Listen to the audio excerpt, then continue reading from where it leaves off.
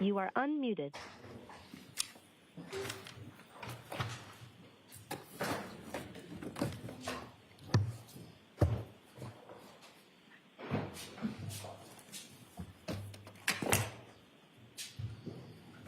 Please be seated. Court is in session. 22 CR 117, the Commonwealth versus Karen Reed.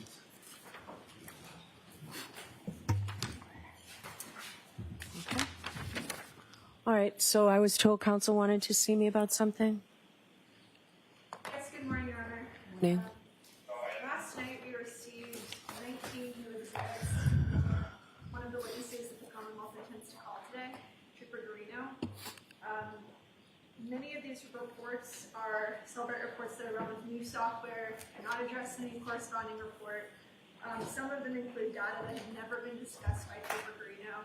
There's at least one PowerPoint that is hundreds of pages long that appears to be cut and copied text messages and various phone calls. But again, we received at 10:45 last night. This is in violation of Rule 14, and we're asking the court to exclude, at the very least, the lengthy PowerPoint of phone calls and text messages that have been copied and pasted into a PowerPoint because we have no ability to go through in a timely manner and review them for accuracy. What do you say about that, Mr. Brennan? Your Honor, all of this information is from the phone discovery, which they've already had. There are a number of different select PowerPoints that were introduced. When did they get it? Last night, No, when did they already have? 2023. Okay. And so what you may remember from the last trial is that there is, for example, Mr. O'Keefe's entire phone log, and then it's separated by his phone calls with the defendant, perhaps another witness. And so what we did is we tried to consolidate. Instead of having 50 of these things, I try to make them more limited. We did use more updated software. The only difference is it shows emojis. In addition, we took the phone calls and the emails or the text messages, which was presented at the last trial. Content has not changed. We just put it in a PowerPoint so that when it's read, instead of just reading the text messages and then searching for the phone calls, where Trooper Garino would then refer to a separate document, they're just simply in order. There is a presentation of a different PowerPoint, which is from the old data, 2023, but it is information that was not introduced at the last trial, although it was clearly provided to the defense in advance. And what it is, it's healthcare data of the defendant's watch, Jennifer McCabe's watch. And what it does is it tracks her heart rate from midnight all the way through the next morning. Now, although that information was available to the defense, they could have done what they wanted with it. That information was never put in a PowerPoint presentation.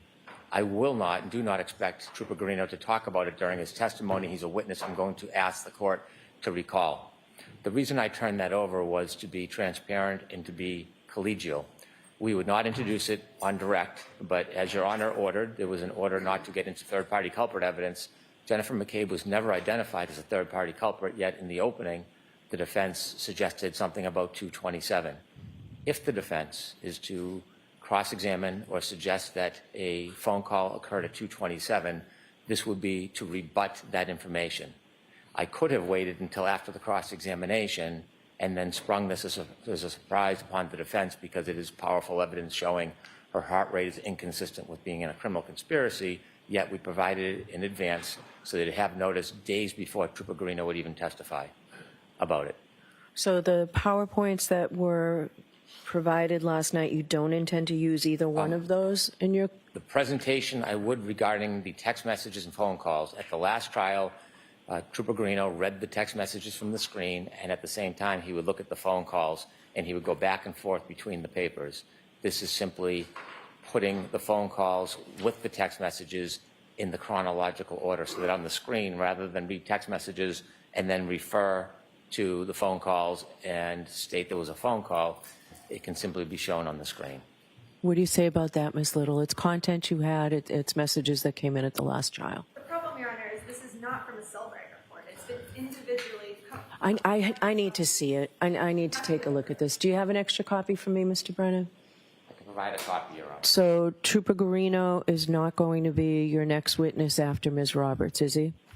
It's going to be Peggy O'Keefe, and then it would be Trooper Garino. As I said I can recall him, and I expect to because there's a number of other events. If it becomes an issue, I can call him to authenticate the phones that we'll need for our further witnesses, which is Ian Whiffen and Jessica Hyde, and then I can simply recall him. I don't need to read these to the jury today, but there's nothing new in it. There's nothing surprising, but I will make this as easy as possible for All everybody. right, I'd like to be able to take a look at this. I'd like the defense to take a look at it. You're right, Ms. Little, you're entitled to be able to spend some time looking at what the Commonwealth intends to put into evidence today. So, yeah, so I just took, I guess, Mr. Lally's copy. So if you can get me, Mr. Clerk, would you give this back to Mr. Lally? If you can get me another copy today, that would be great. He's really being called to authenticate documents. Okay. The defense may have other plans for him. There's no need to introduce any of this today through Trooper Garino. Okay. He will be not only a fact witness for downloading and authenticating, but he is essentially our reader. I can bring him back today. I can bring him back in 2 days. It really doesn't matter. I don't want to deprive the defense of time to review. Okay. And so whatever is the time they need, I'll defer. Okay. So that's what we're going to do. Thank you. All right. And Ms. Little, if you can take a look at them by tomorrow and let me know if you have any objections tomorrow. Does that give you enough time? Yes, thank you. Okay. All right. Was there anything else before we started? Not for the Commonwealth. Thank you. All right. Your Honor, I did email Mr. McDermott yesterday evening. We did speak with Dr. Wolf yesterday, and he is not available on Friday.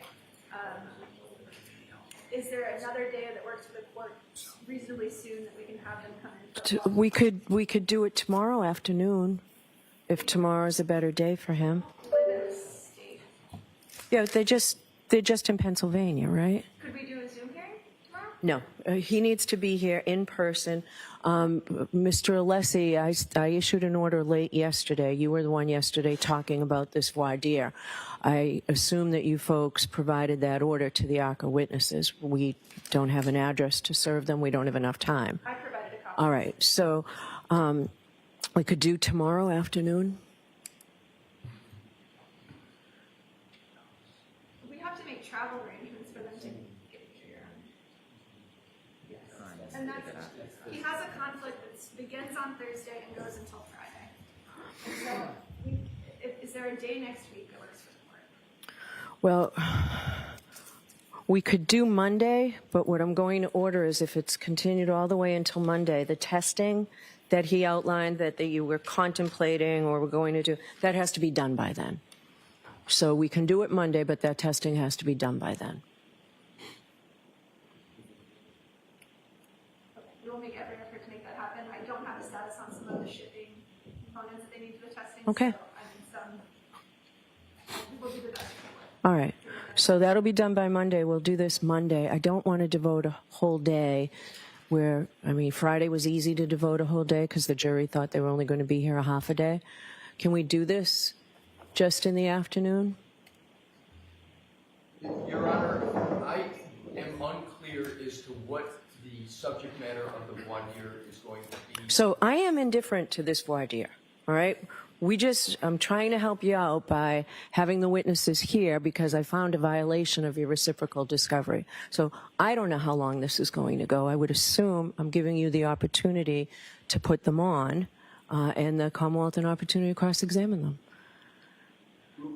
First, in terms of time, we can do it within a half a day. All right. Do you agree with that, Mr. Brennan? Regarding an afternoon voir dire of ARCA on Monday, Yes. we'll defer to the court whenever is available.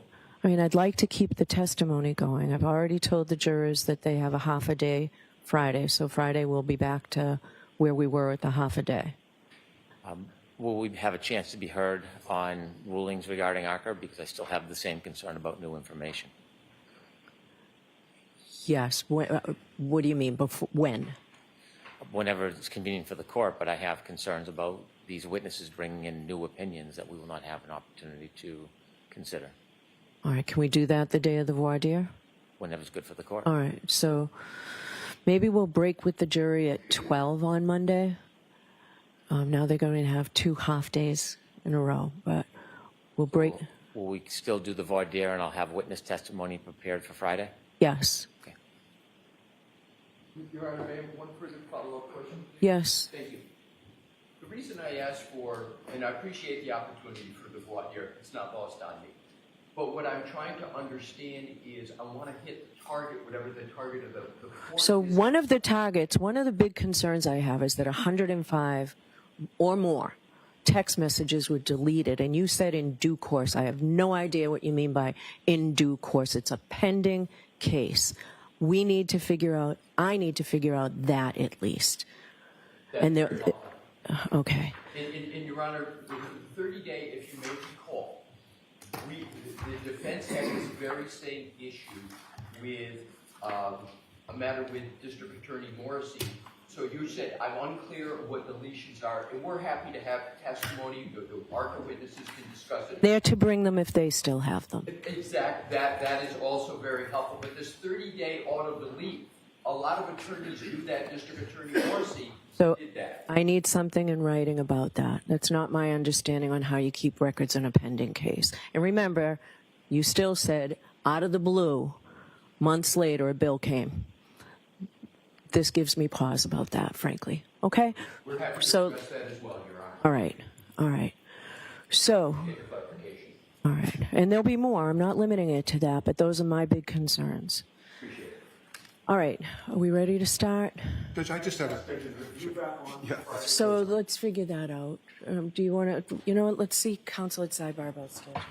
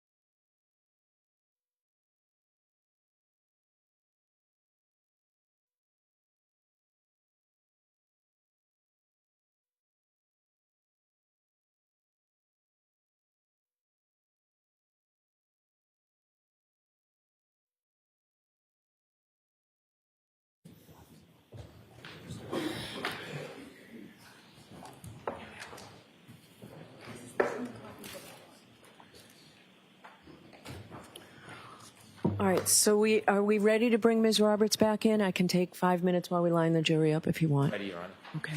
All right, do you want me to get off tonight? All rise.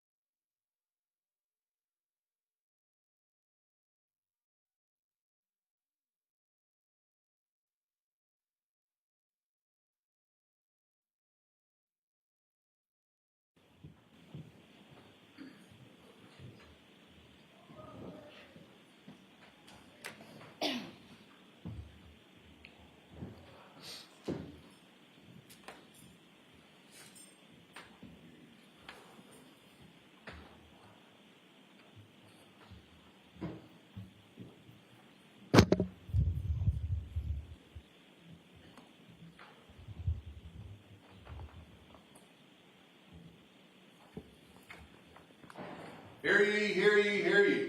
All persons have anything to do before the Honorable Beverly Cannoni, the Justice of the Superior Court, now holding in Dedham within and for the County of Norfolk. Draw near, give your attendance, and you shall be heard. God save the Commonwealth of Massachusetts. This court is in session. Please be seated. 22-117, the Commonwealth versus Karen Reed. All right, good morning again, counsel. Good morning, Ms. Reed. Good morning, jurors.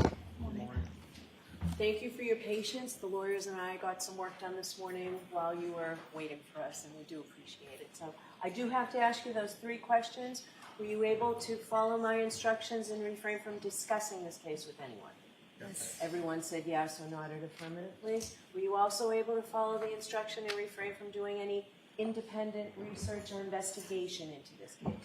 Yes. Everyone said yes or nodded affirmatively. Did anyone happen to see, hear, or read anything about this case since we left yesterday? Everyone said no or shook their heads. All right, thank you very much. Can we have Ms. Roberts back in, please?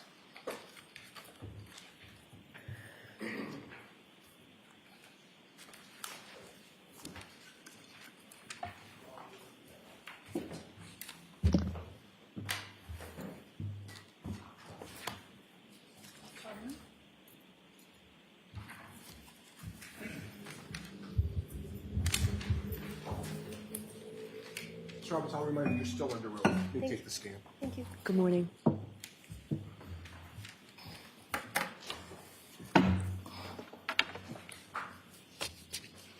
Whenever you're ready, Mr. Brennan. Thank you, Your Honor. Good morning, Mrs. Roberts. Good morning.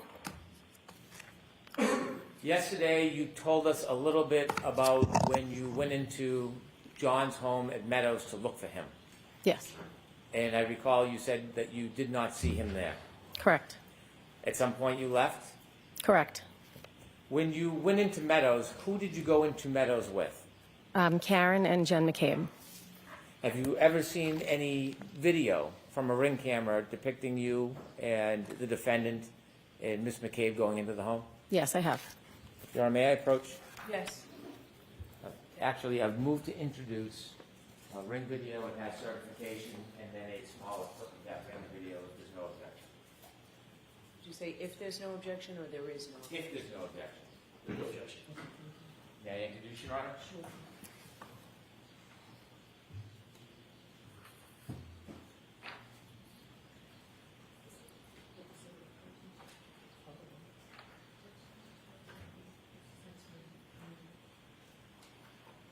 Exhibits 12A and 12B.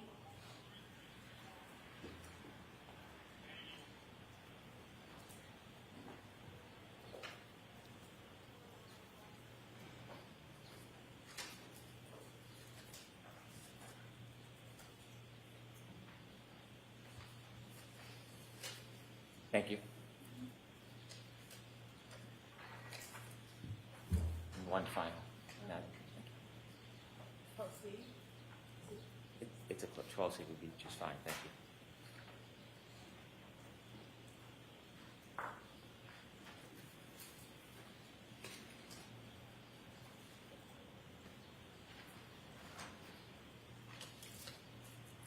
Your Honor, if I may note, 12A is the ring video from 12 Meadows, 12B is the certification from Ring, and 12C is a clip of a piece, a portion of 12A. That's accurate, yes, thank you. Thank you.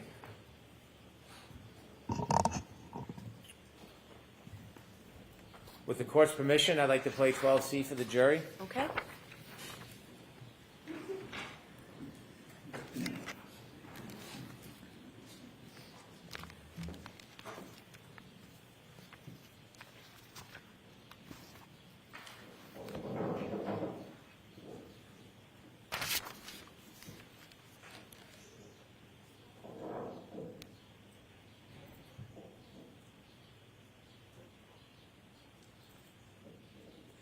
Thank you.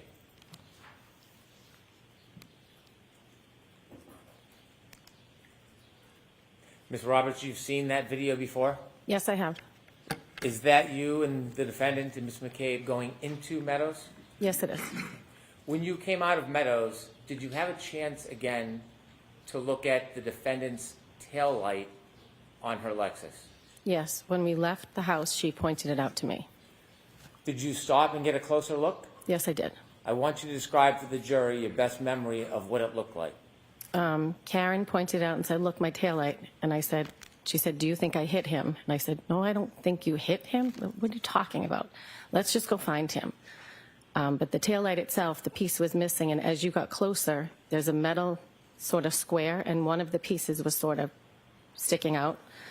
And I only remember it because I thought if someone walks by that, they're going to catch their jacket on it. How long of a time did you have to actually look at the taillight? Under a minute. How close were you to the taillight when you looked at it?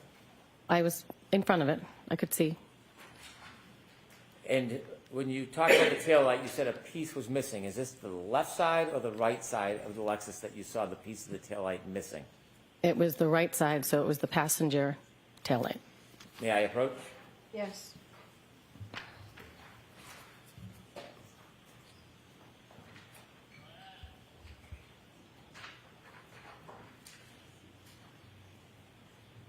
Should I remain, Your Honor? Sure. Thank you. May I recognize what is in that photo? That is Karen's SUV. Is it similar or a fair and accurate depiction of how you saw the vehicle that morning? Without the snow, I can't be positive, but this square piece was missing, as is in this picture. The photograph you look at is not the car in the snow in the driveway the day you saw it. Correct. Putting that aside, is that a fair and accurate depiction of the damage that you saw to the right rear taillight of Ms. Reed's car that morning?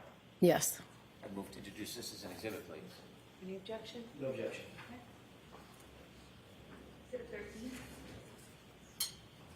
13. Thank you. With the court's permission, I'd like to publish Exhibit 13. Sure.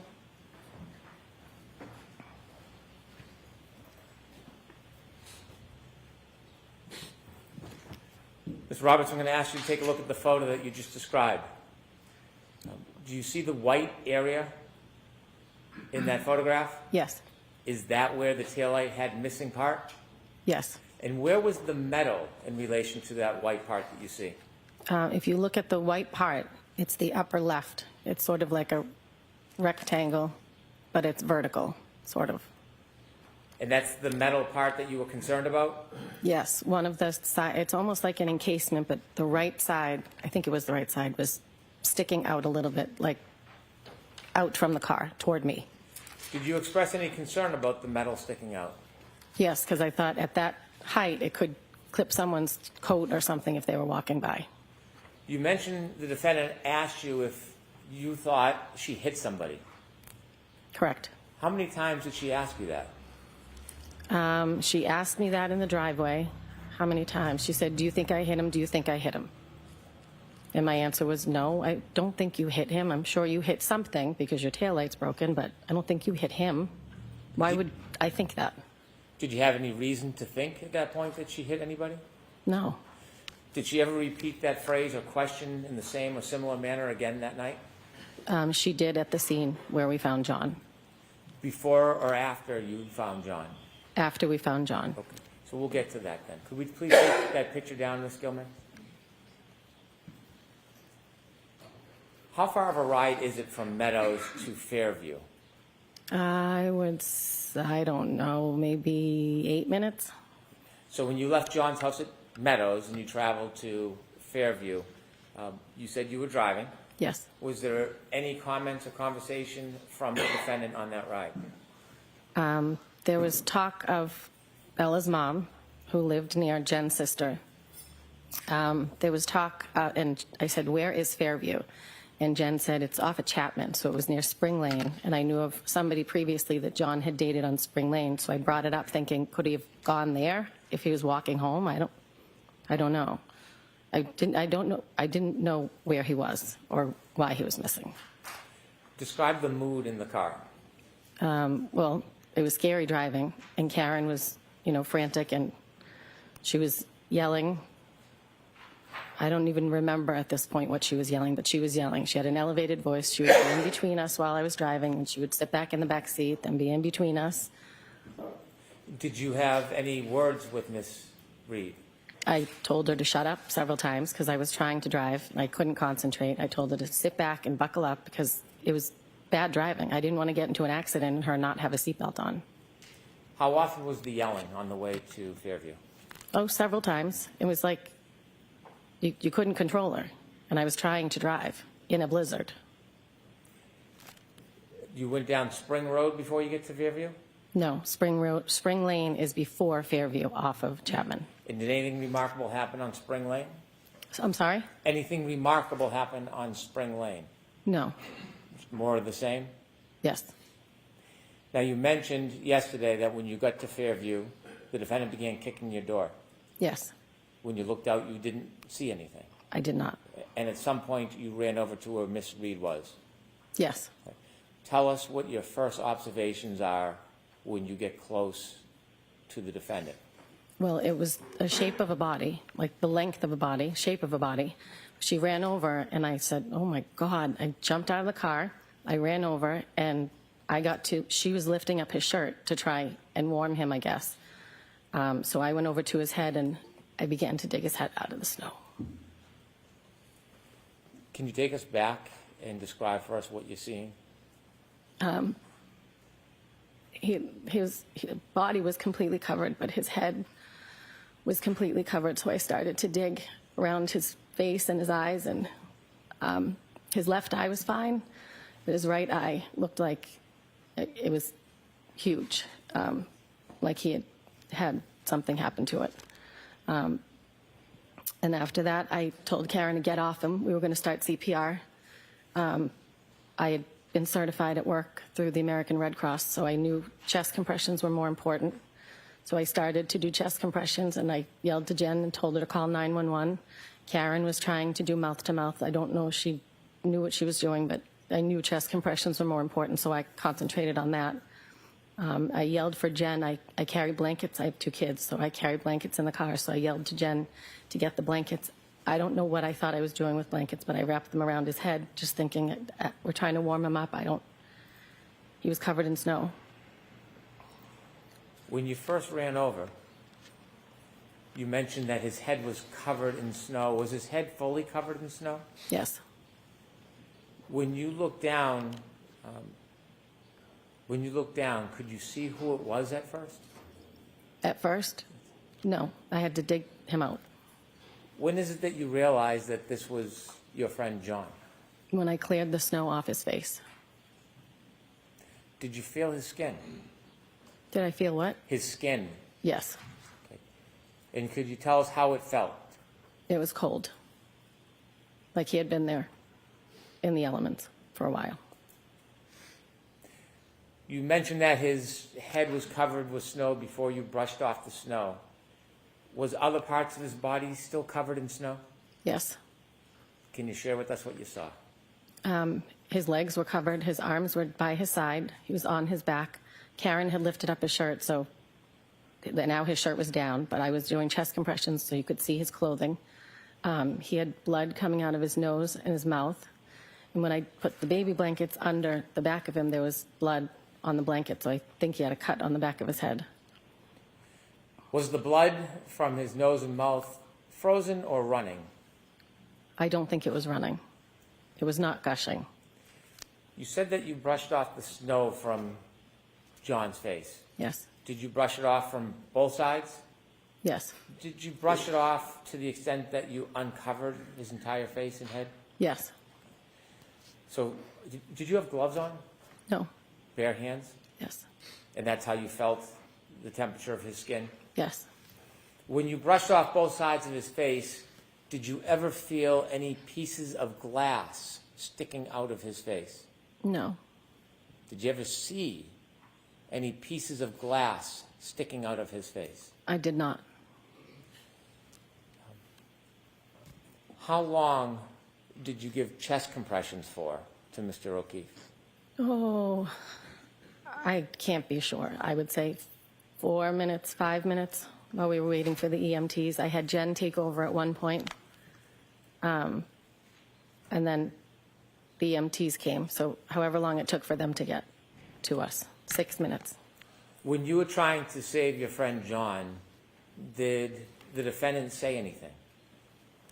She was just running around screaming, Kerry, Kerry, Jen, Kerry, Jen. Was anything said at that point about her taillight? About what? Her taillight. No, when the EMTs were around and they were working on the body, she was running around and saying, did I hit him? Did I hit him? Is he dead? Is he dead? When you were waiting for the police and EMTs, just briefly, what was the temperature like and the visibility like? The temperature was freezing because I remember at one point I couldn't feel my knees, which is why I had Jen take over. And the wind was still whipping and the snow was still coming down. At some point, did help arrive? Yes, they did. And when help arrived, what did you do? I stood back and watched them work on him. Did you see first responders trying to give first aid to Mr. O'Keefe? Yes. How long were you outside for that morning? At that point, Well, the entire morning. maybe a half hour. When the first responders were trying to save John, what else were you doing? I was calling my husband. I called my mother. When they put him in the back of the ambulance, I then made a call to Mrs. O'Keefe. I think I called Mr. O'Keefe first, but he didn't answer. So I called Mrs. O'Keefe and told her John had been in an accident. And she screamed, I can't do this again.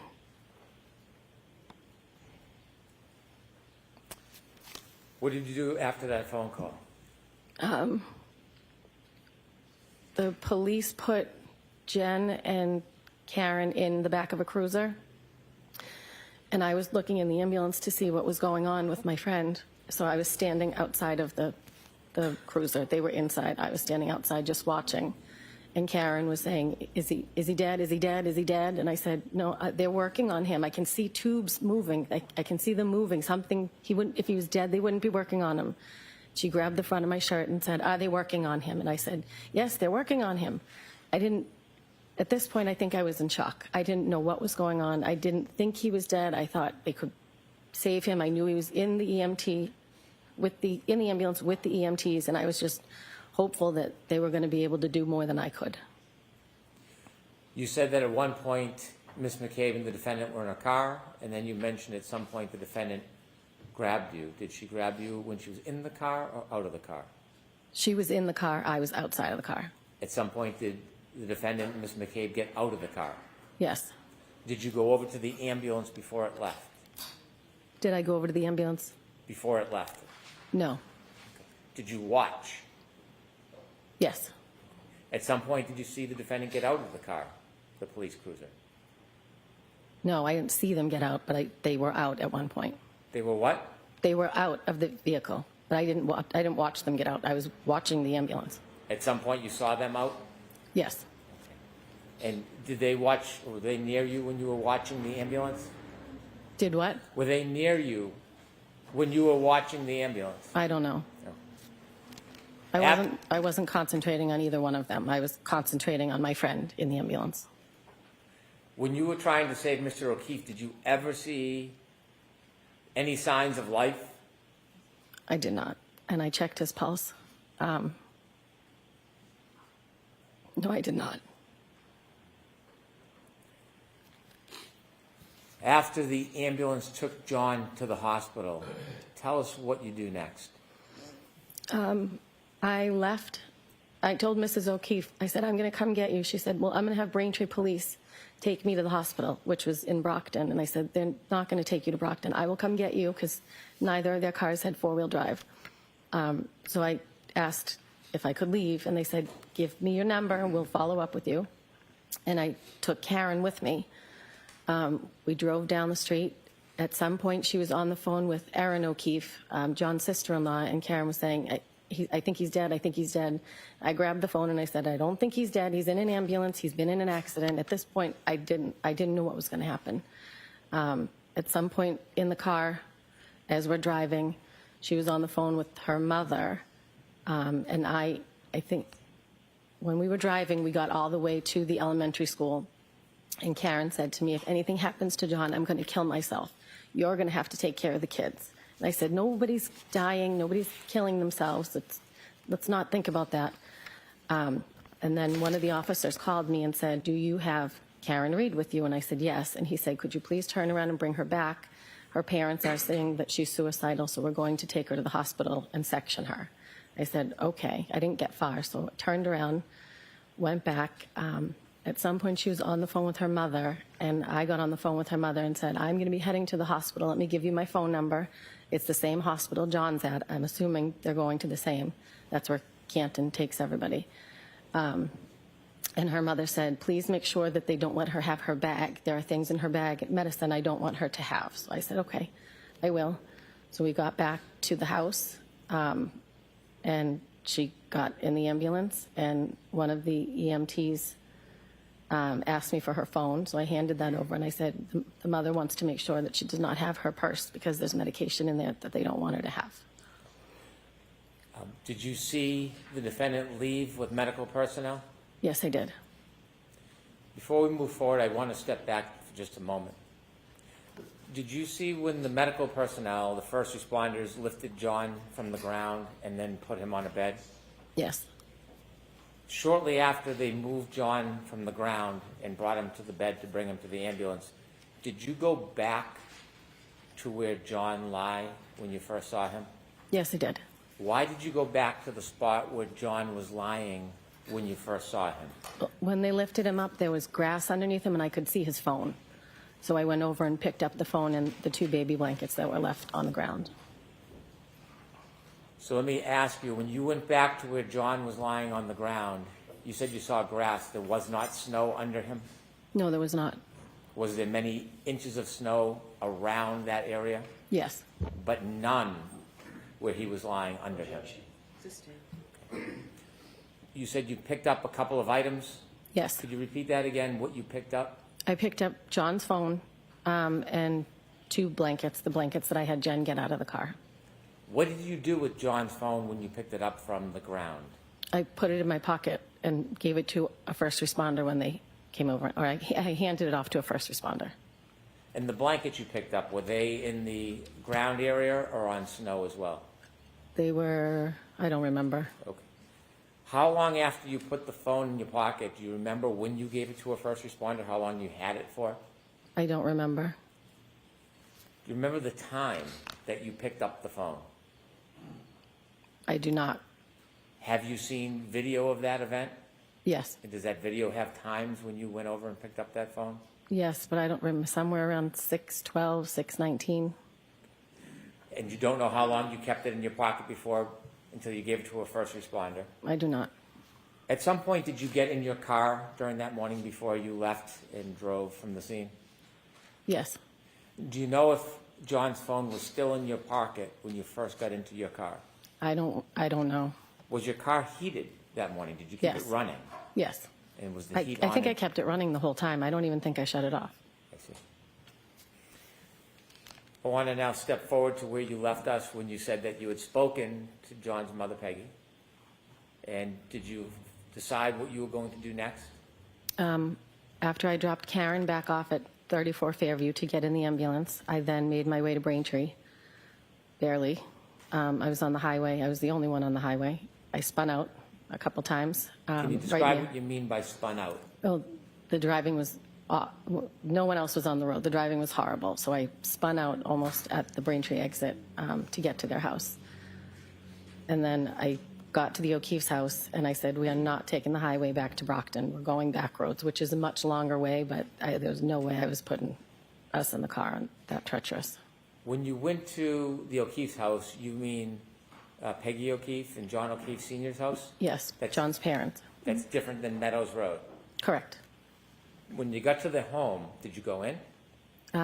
Yes, for a second. They were ready and waiting for me. They wanted to get to the hospital. When you say they, can you tell us who was waiting for you? John's parents, Mr. and Mrs. O'Keefe, were waiting. What happens next? Mr. O'Keefe said something about a Dr. Rice and that they were trying to warm John up. We got into the car. Mr. O'Keefe got in my passenger seat.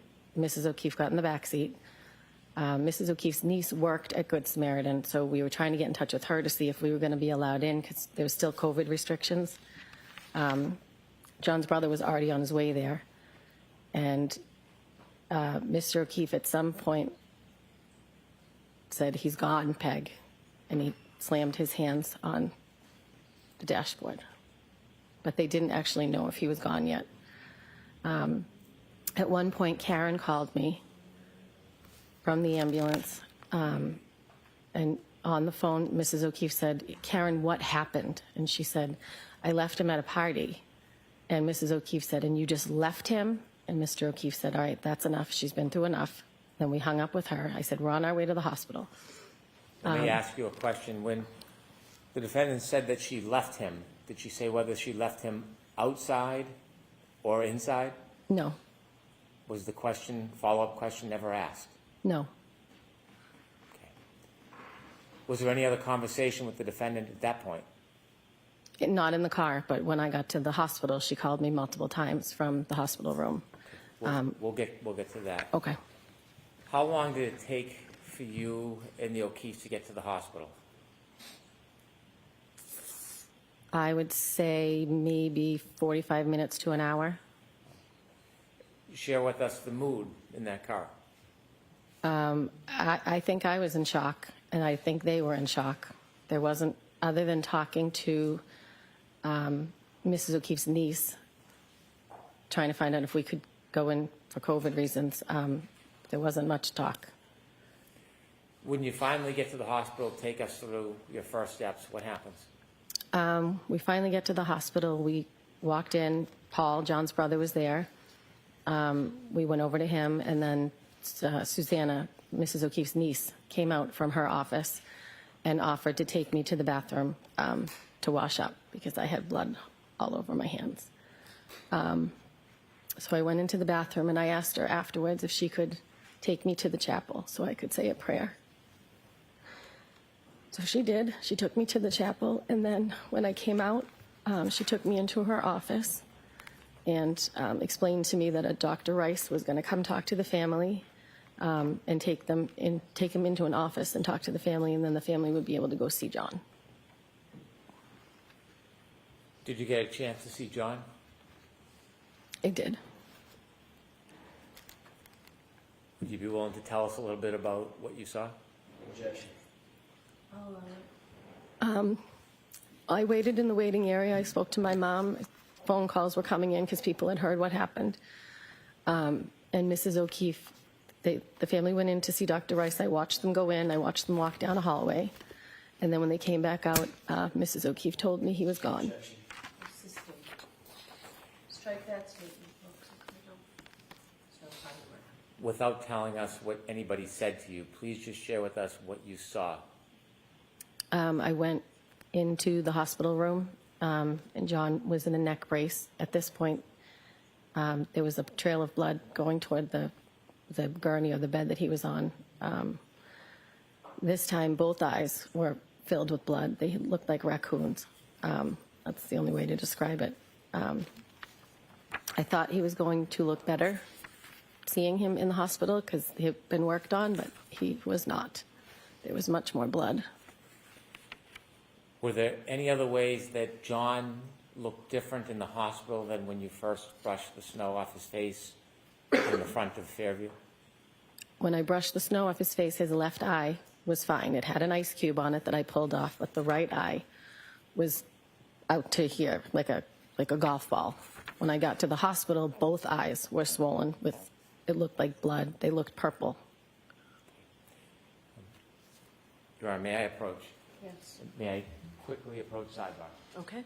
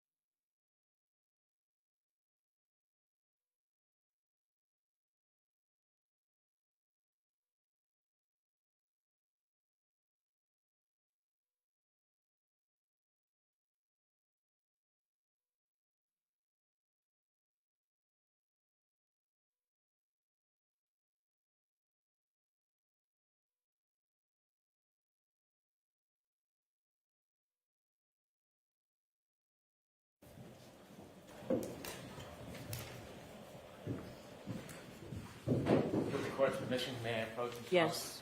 Thank you. I'm going to show you a photograph.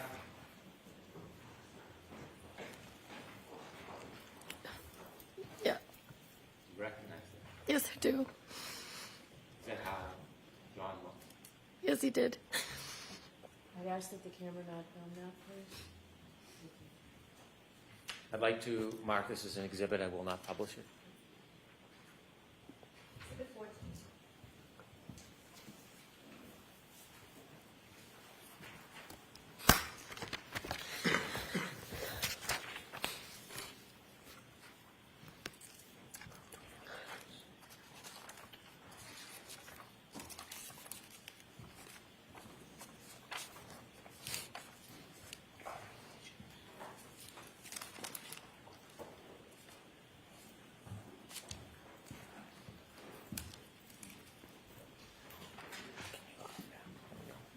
May I approach your honor?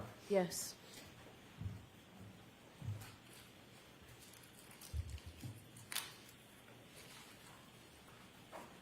Thank you.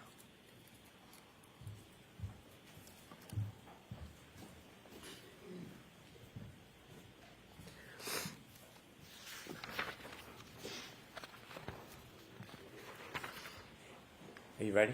Yeah. Okay. After you last saw your friend John, what did you do? After the hospital? I'm sorry, ma'am? After the hospital, Yes. I drove.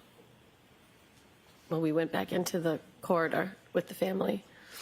And Karen at one point called from the hospital asking me, she said her father was on his way and could I go over and greet him or bring him to the O'Keeffe's when he arrived, and she described him. Her father did arrive, so I went over and said, "Are you Mr. Reed?" or something of that nature, and I said, "Mr. O'Keeffe would like to speak to you." So Mr. Reed went over and spoke to Mr. O'Keeffe, and Paul and John's parents and I, we didn't know next steps. We were waiting to see if we could leave or if we have to give information, and eventually we were able to leave. So I drove Mr. O'Keeffe home, and Paul drove Mrs. O'Keeffe home to John's house. Before you left John, did you take a bracelet from him? When Mrs. O'Keeffe and I went in to see John in the hospital, there was a bracelet that was on his right wrist. It was a blue, like, rubber bracelet. And that bracelet was made when his sister passed away, and her husband, and he wore it all the time. Mrs. O'Keeffe still wears it to this day. Did you drive the O'Keeffes back to their home? I drove Mr. O'Keeffe back to John's house, and Paul drove Mrs. O'Keeffe back to John's house. You went back to John's house on Meadow. Yes. When you arrived at Meadow with Mrs. O'Keeffe, did you go in? I arrived with Mr. O'Keeffe, and no, I did not go in. What did you do next?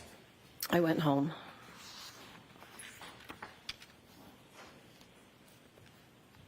At some point after you went home, did you return to the O'Keeffe residence or Meadows? Not that day. The next day I did. Where did you go? Where did I go? Yes. I went to go to see the family the next day. And where were they? They were at John's house at Meadows. So they were then staying at John's house at Meadows? Yes. Did you go and visit them? Yes, I did. Why did you do that? Because my friend had just died, and I wanted to be with the family. Were there other people that were coming and going? Yes. Describe the level of traffic of people coming and going to Meadows that next day. There were people coming from all over. John's friends, people from Canton, people we went to high school with. There was people coming in and out, dropping off food. When you were there the next day, how long did you stay for? Several hours. Maybe like 2.5, 3 hours. Did you ever see the defendant there? I did not. Now, you told us that you had only met Miss McCabe once before that night, Yes. and after that night, shortly after what happened, did you speak to Miss McCabe again? Yes. How often? Very often. We wanted to know what happened to our friend, so she would call me. I'm going to allow that. Not what you said. Next question, please. Would you speak to her on the phone often, Yes. regularly? Yes. And so things changed Yes. after that moment. Yes. Did you start to see her in person, Yes. spend time with her? Yes. For somebody who was not your friend, why did you, at this point, form this close bond? I think because we went through something horrific together, we bonded over it. Mrs. O'Keefe at one point did say, you two need to sit. Did you ever write down a list of things that had happened to try to remember? Yes. When you were spending time with Miss McCabe, did you become friendly? Yes. Friends? Yes. How close of friends did you become She, to this day, is a close friend of mine. to this day? Yes. When you were at the scene, when you were trying to help John, there were police officers and first responders? Yes. Now, you're from that area, Well, yes. I'm from Canton, but not that side of town. and you are active in the community at all? Yes. Sports, children? Yes. Yes. Do you know a lot of people from Canton? Yes. Did you know any first responders? Yes. Who did you know that you saw that night as a first responder?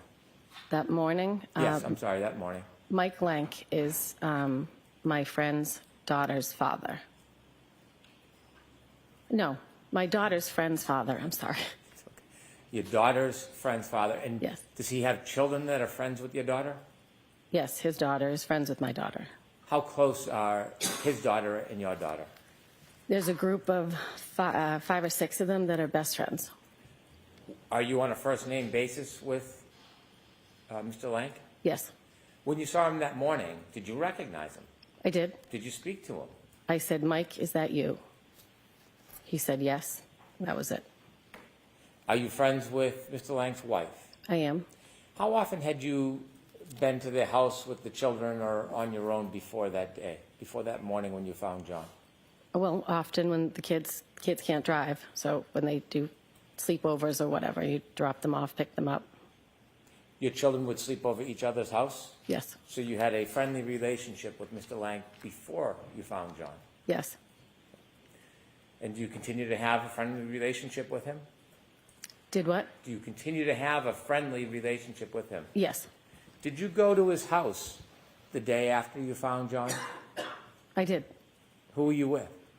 Well, Jen and I had gone to the O'Keefe's house together with, I don't know if it was 1 or 2 of her daughters and both of my kids. And then when we were leaving, my daughter said, can you drop me off at Mike Lank's daughter's house? So I dropped her off. And did you do that?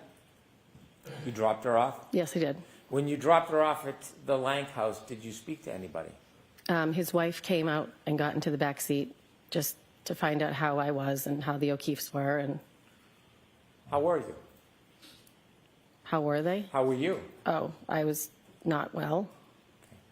And did you have a long conversation with Mr. Lank's wife?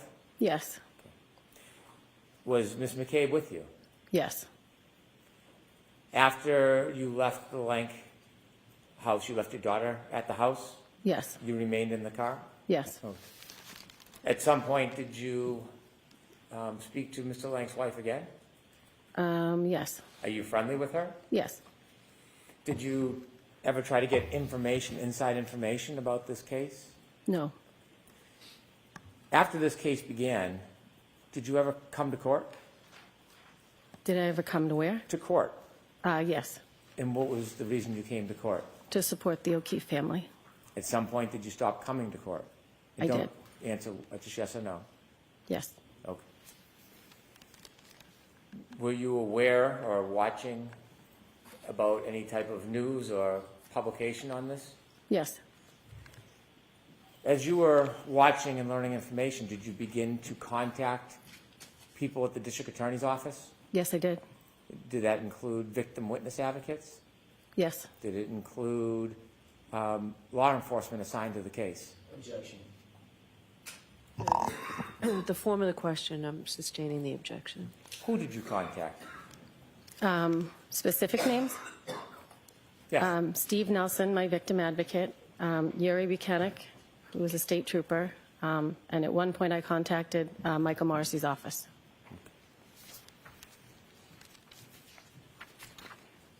Do you remember at any time being interviewed by police officers or state police about this case?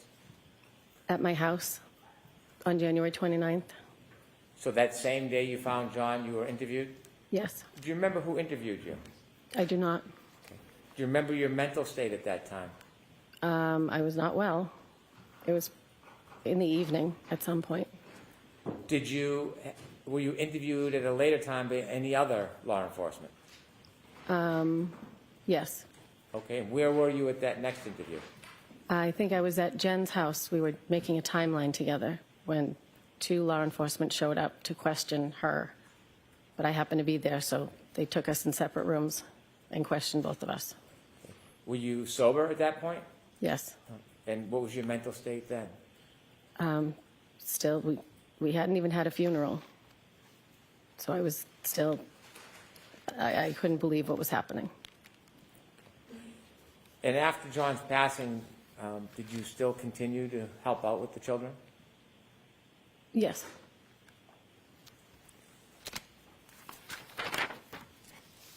With the court's permission, I would like to play an exhibit that's already in evidence. Okay. It's Exhibit 4.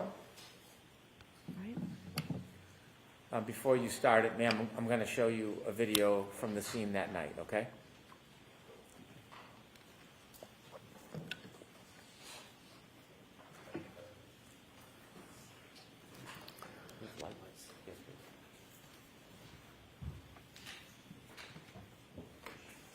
Ms. Gilman, is this sound? Thank you. Could we start at 6:09:50, please?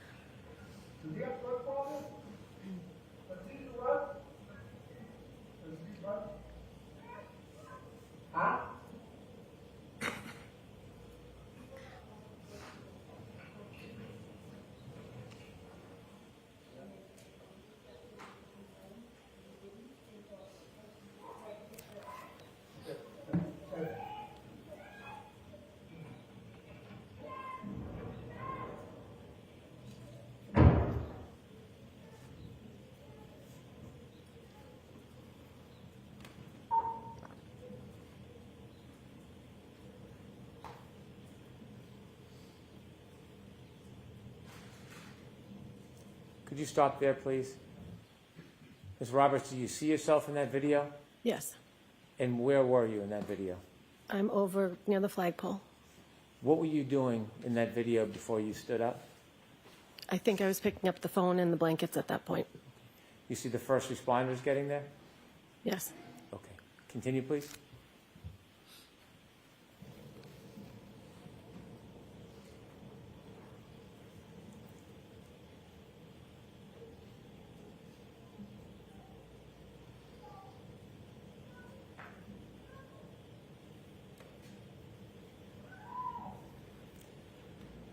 Is that you with the fur on the hood? Yes.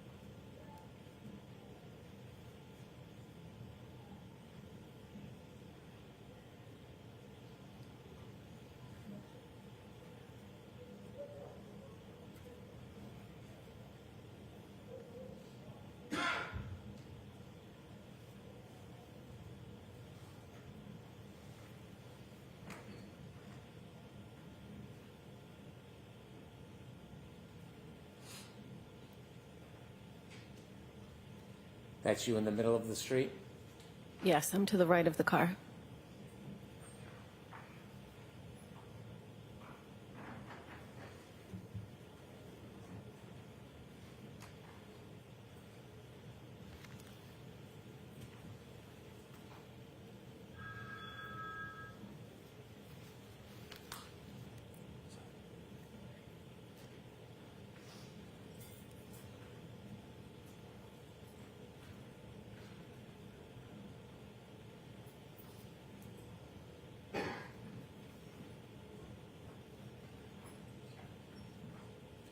Could you stop for one moment, please?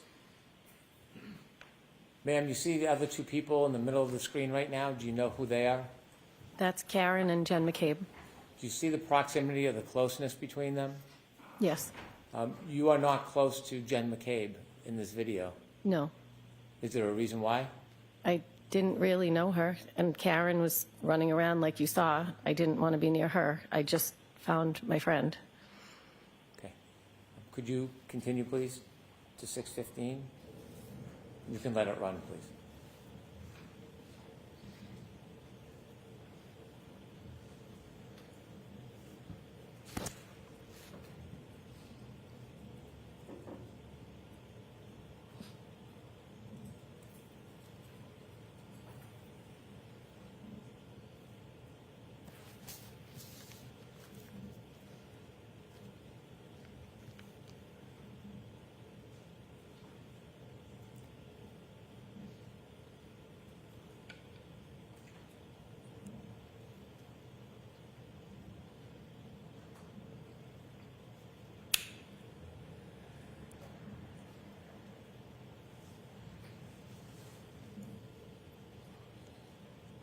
Stop, please. Thank you. Ms. Roberts, is this when the first responders were moving John from where he was laying? Yes. Please continue.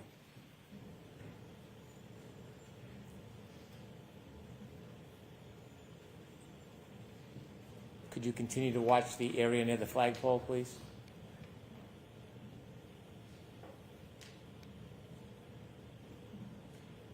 Oh.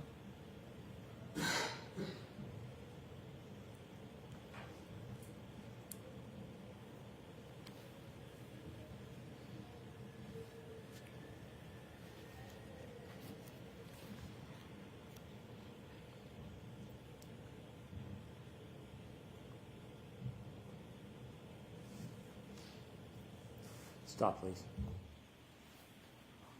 That last 15 or 20 seconds of video, did you pay attention to that, Ms. Roberts? Yes, that was the moment that I picked up the phone and blankets. Not before. I don't know what I was doing before when you asked me. And that location where you picked up the phone and blankets, was that where John was lying? Yes, it was. And is that where you saw the ground that did not have snow? Yes, it was. At that point, had you put the cell phone in your pocket? Yes. If there's no objection with the court's permission, I'd like to watch a little more of the film, but if we can double speed it so we get an opportunity to view it, I want to get to another moment in it. Okay. Any objection? No objection. Thank you.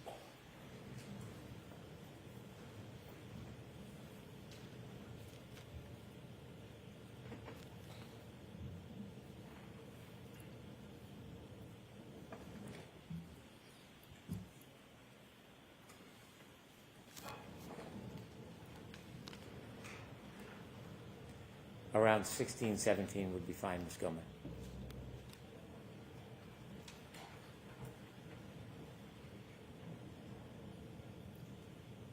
Stop, please. The person in the blue jacket, do you know who that is on the right side of the screen? That's Jen McCabe. And do you, well, you can't see you now. Do you know where you are at this point? I don't know where I am. Continue, please.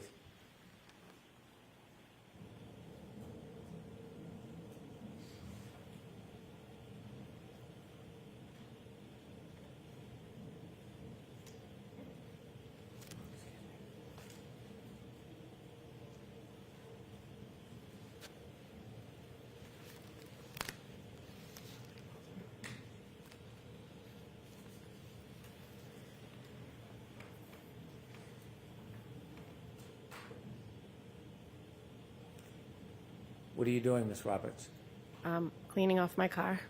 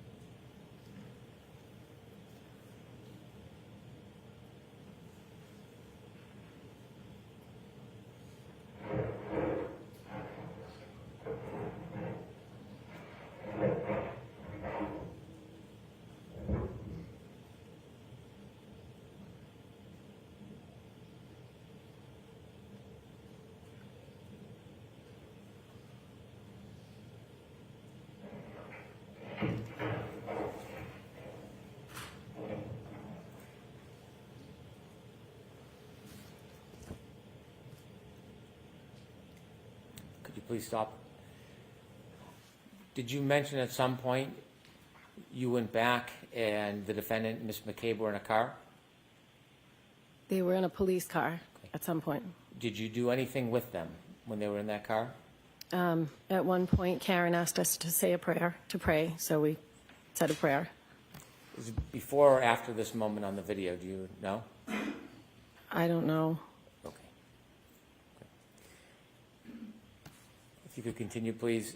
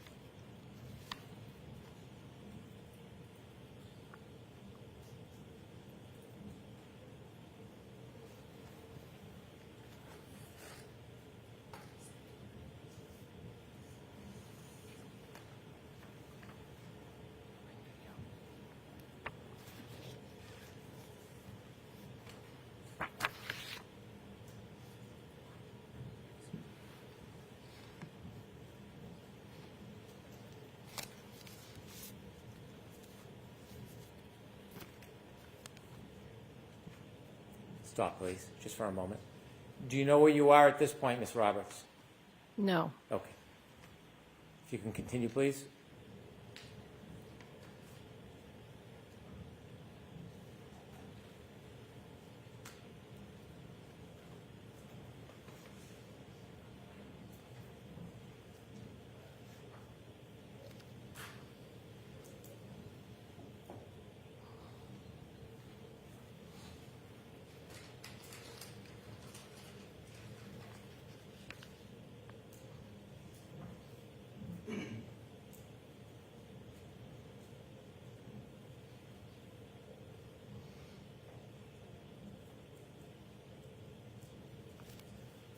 Was that you walking by, Ms. Roberts? Yes, it was. Note the time is 6:21:22.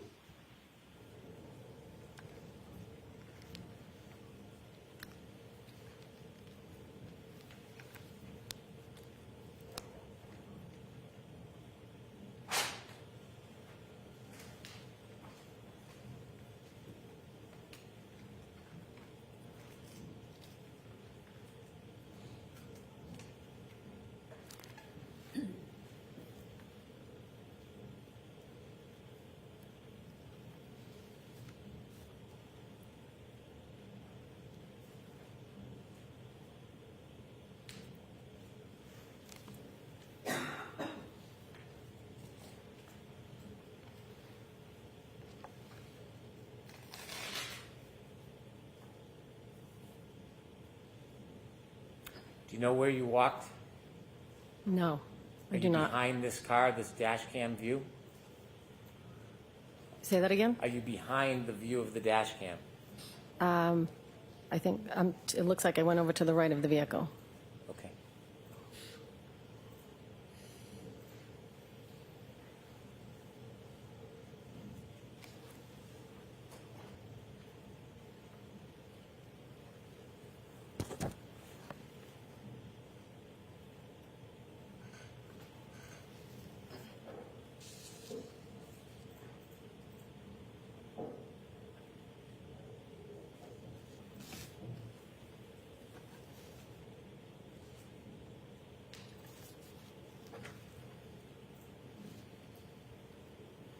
Stop, please.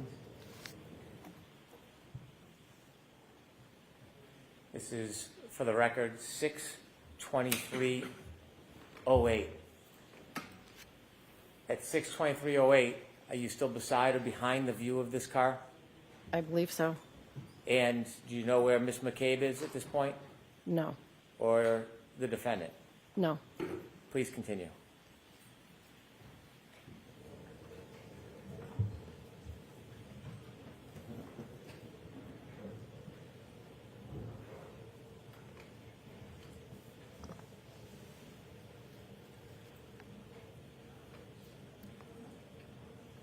Ms. Gilman, when it reaches 6:24:18, if you would stop again.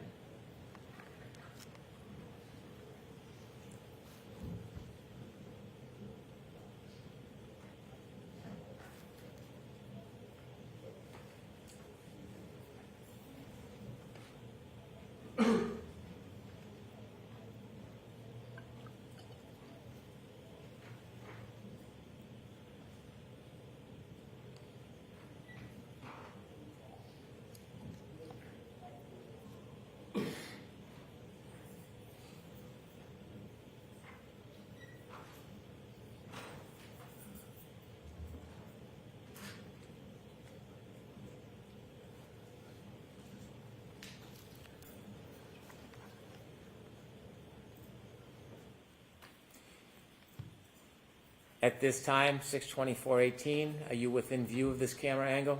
No, Where do you think you are in relation to this camera angle at this point? I'm still either to the right or behind the dash camera. And do you see the defendant or Ms. McCabe in this view? No, And this is at 6:24:18. Could you continue to 6:26:25, Ms. Gilman?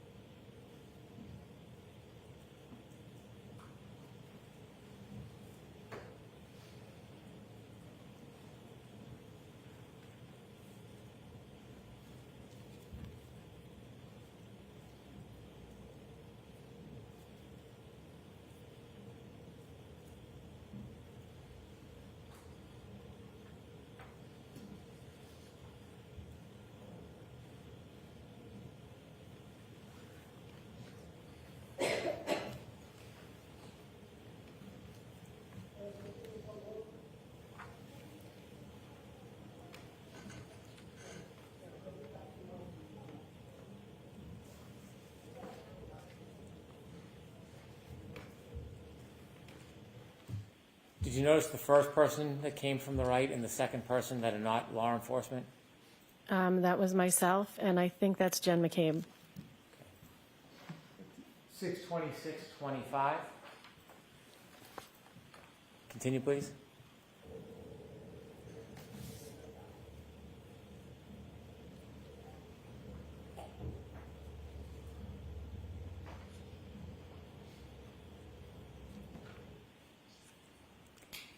And do you know who that is on the right with the police officer? That was Karen.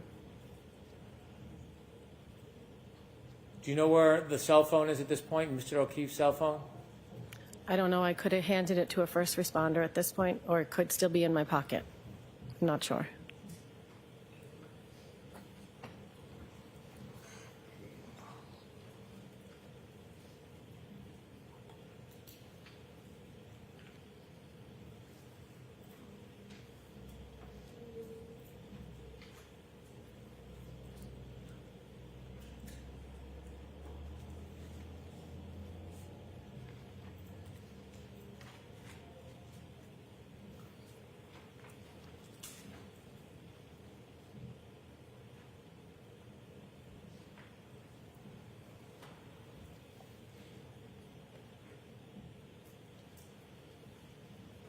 Ms. Gilman, if you could next stop at 63448.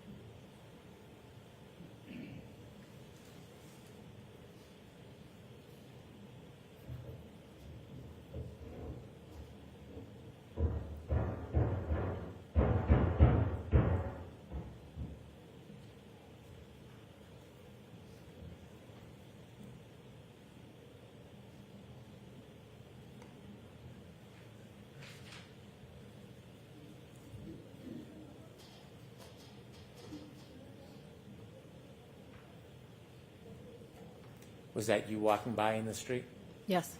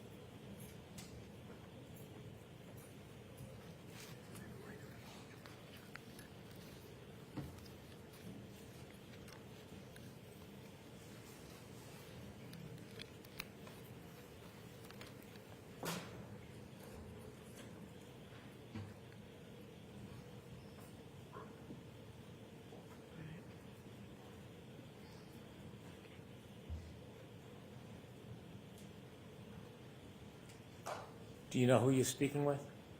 I don't know.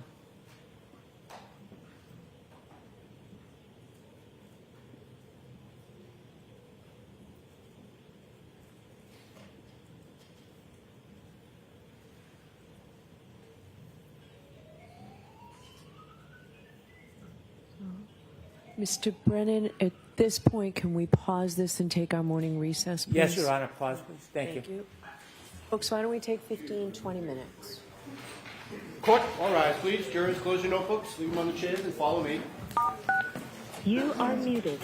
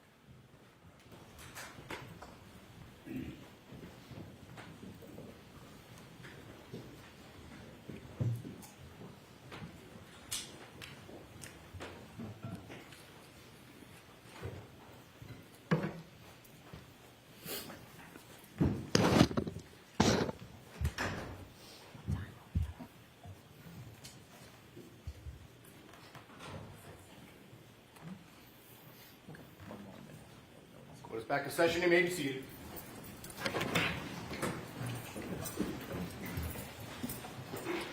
Yes. Thank you.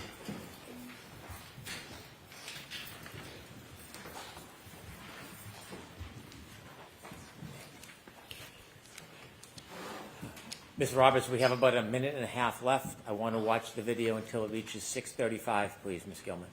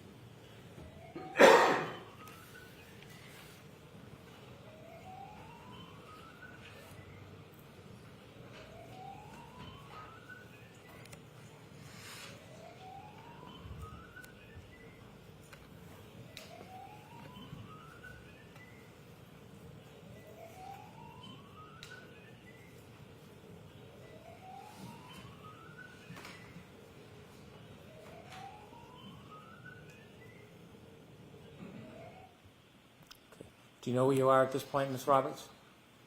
No. Could you fast forward just a little bit more, please?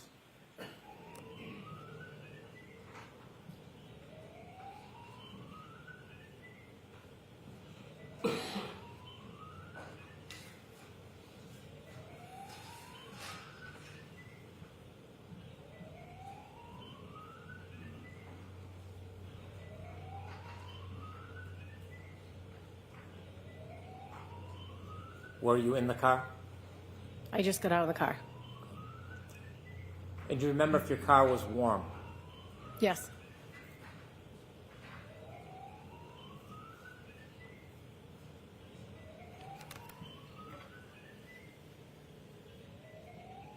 Stop, please. 6:34:36. Do you see yourself? Yes, I just got in the driver's side of my car. And at that point, do you remember whether you still had John's cell phone or you had given it to a first responder? I don't remember. Between you having it in your pocket and giving it to a first responder, did you put it or place it anywhere else? No. Did you take it out of your pocket and place it in the elements at all? No. So it was either in your pocket or in the hands of a first responder? Yes. Thank you for your time.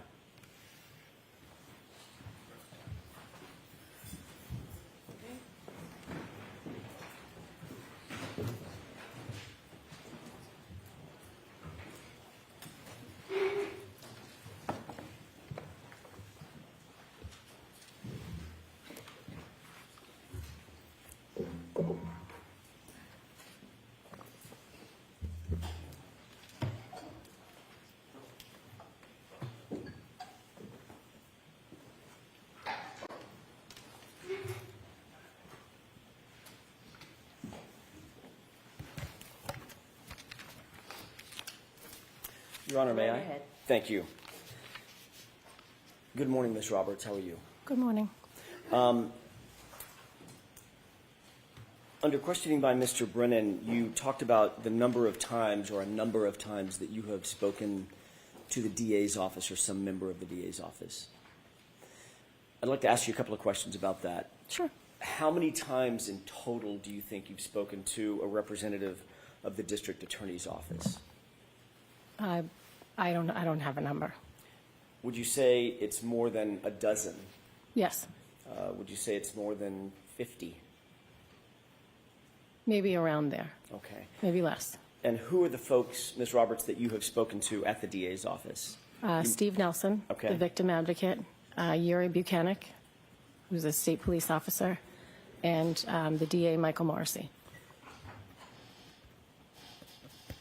And what was the, I want to take those in order, and two of those are at the DA's office. One of those is not. Yuri Buchanan is not at the DA's office. He's actually a Massachusetts State Police officer. Is that right? Yes. Okay.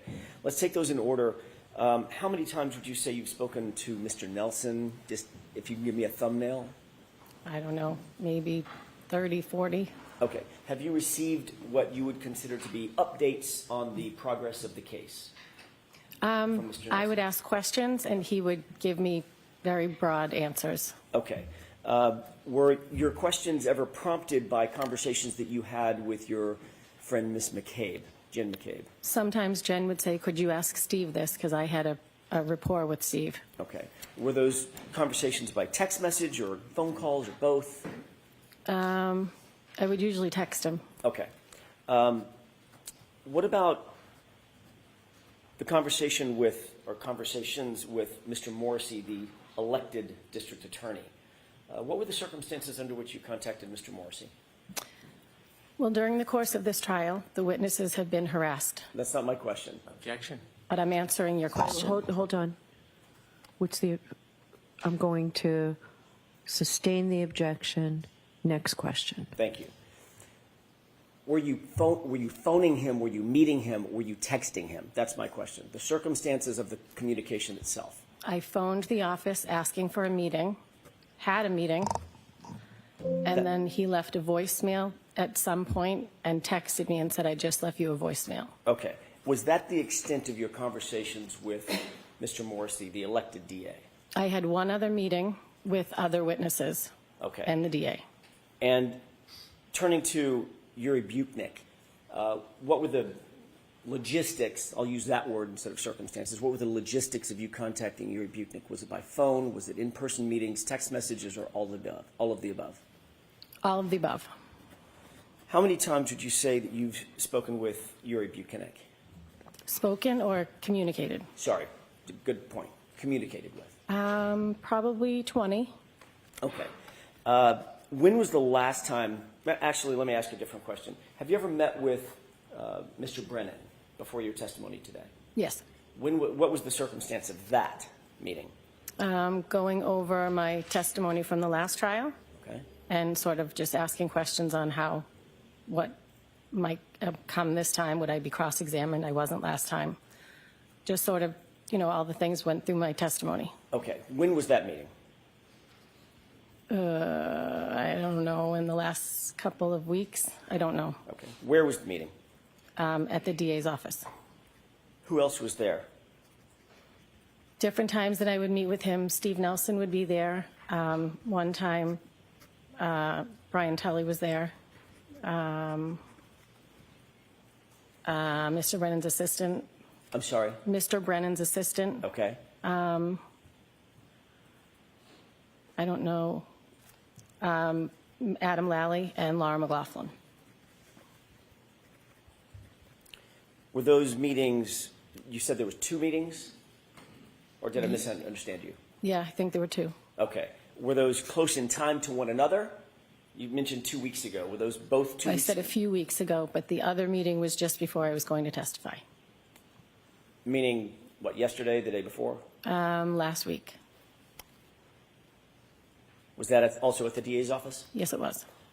Were you shown anything at that meeting? Was I shown anything? Videos, testimony, transcripts, No.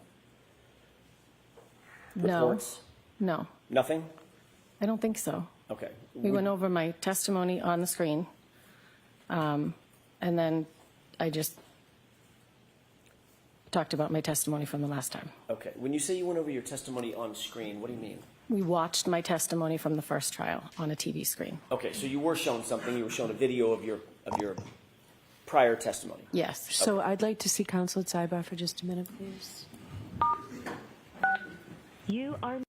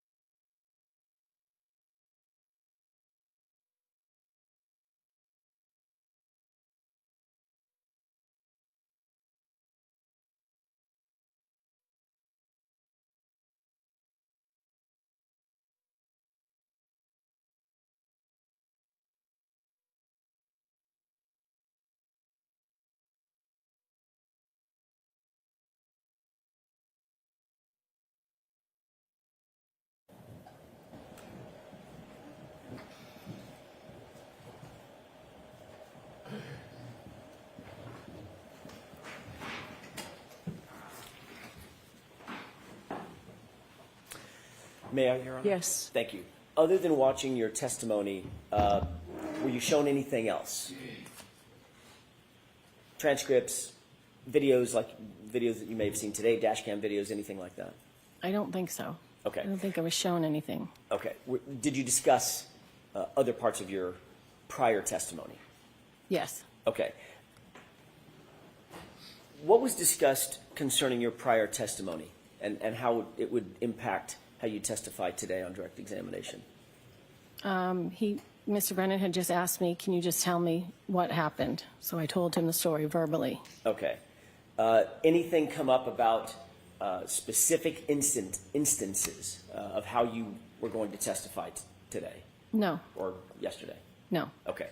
I want to talk to you a little bit, Ms. Roberts, about the video that you were shown by Mr. Brennan. It's the dash cam video of Officer Seraph. I'm not sure if you know which officer that is. No, I don't. It's the one that you've been watching. Okay. That dash cam that shows your car in the foreground. Yep. I'd like to ask you a couple of quick questions about your memory of that incident and then perhaps show you the video depending upon what the answer is. Sure. Do you remember when the officer first arrived, you and Miss Reed specifically were at Mr. O'Keefe's body? Yes. Where was Miss McCabe at that moment? She was there too, but she was waving down the first responders because it was dark out and he couldn't see us. He had a spotlight. You and Miss Reed were both providing some level of CPR, some level of life-saving efforts. Yes, as was Miss McCabe. What was Miss McCabe doing? When I was doing chest compressions and Karen was doing mouth-to-mouth, Jen was either on the phone with 911 or handing me baby blankets. Okay. At some point, she did take over doing chest compressions because I asked her to. Okay. So Miss Reed was focused on Mr. O'Keefe's head, face area. Correct. You were focused on the chest. Correct. Miss McCabe was, at some point at least, she had called 911 or dialed 911. Yes. When Miss McCabe dialed 911 and was on the phone with 911, isn't it true that she was actually in a vehicle at the time? That is not true. She was outside? She was outside. That's your memory? Yes. Okay. Have you heard the 911 tape of that call? Yes. Okay. You're aware that that tape was also captured by an open line on Miss Reed's phone? Yes. That open line that phone was dropped inside the cab of an SUV? It was in the back seat, I believe. Right. So in order for that for that open line to capture sort of the background of Miss McCabe's side of the 911 call, Miss Yep. McCabe would have had to have been either at or in the cab of the truck? The back of the SUV was open. She was standing there. Got it. Okay, so she was right next to or adjacent to the cab of the SUV. She was in back of it with the back was up. I see, that back hatch? Yes. Okay. Do you remember Miss Reed's statement, her initial statement to Officer Seraph when he got out of his patrol I do car? not. Do you remember her saying something to the effect of, "My boyfriend, I left him, he never came home"? I do not. Okay.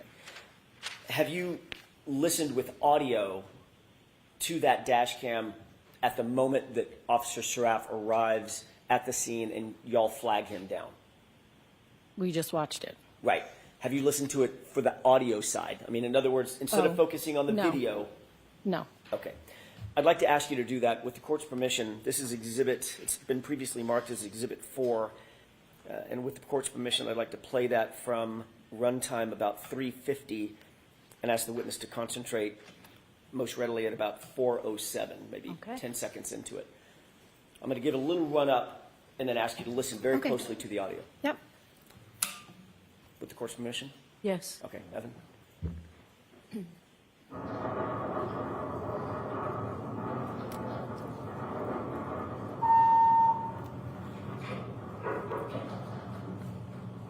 Stop. Do you recognize the video as being the same video that you saw and you looked at on direct examination? Yes. Okay. In just a quick second, The door to the car, you're going to hear it open. I'd like to ask you to pay special attention to the audio portion and Miss Reed's voice, Okay. if you can hear it. Go ahead.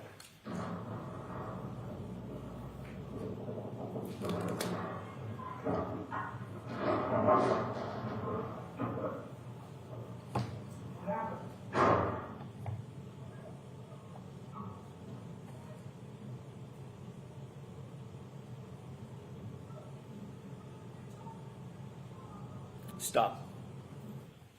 Did you hear that last statement?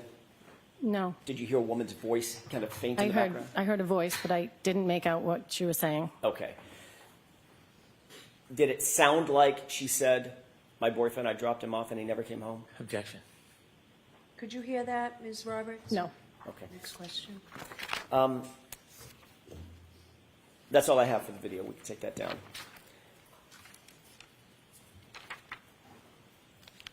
You talked about, on direct examination, some of the injuries that you saw Mr. O'Keefe having suffered, both what you observed at the scene and then what you observed later at the hospital. Yep. And you noted those injuries, correct? Say it again? You noted those injuries. Those were, Yes. You made note of those, Yes. or at least some of them. You said that you saw a hematoma of some sort over his right eye. Is that right? Correct. And there was some significant swelling to his right eye Correct. at the scene. Correct. Did you also notice a laceration just above his right eye, just under the eyebrow? I saw it at the hospital, but I don't know if at the scene I saw it. Fair enough. At some point, you saw that laceration to his right eye? Yes, I did. Did you also see a laceration to the left side of his nose, a smaller laceration to the left side of his nose? I don't recall. I know there was blood coming from here, but I don't know if it was coming from inside his nose or from a laceration. I don't know. When you said here, you're pointing to the left side of your nostril. Yes. And basically just above the nostril, correct? Yes, right around the nostril, there was blood coming this way. Okay, draining to the left side of his cheek? Yes. Okay. You also saw, once you got to the hospital, that his left eye had swollen as well. Now, both eyes were swollen and filled with what looked like blood. And his left eye was black as well as his right eye. Correct. Okay. You also indicated that you saw, well, actually, I don't know if you did or not, so I don't want to put words in your mouth. I apologize. Did you see his right arm? I did. Did it appear to you that he had some abrasions or lacerations, parallel abrasions and lacerations and punctures on his right arm? They were scratches. Scratches.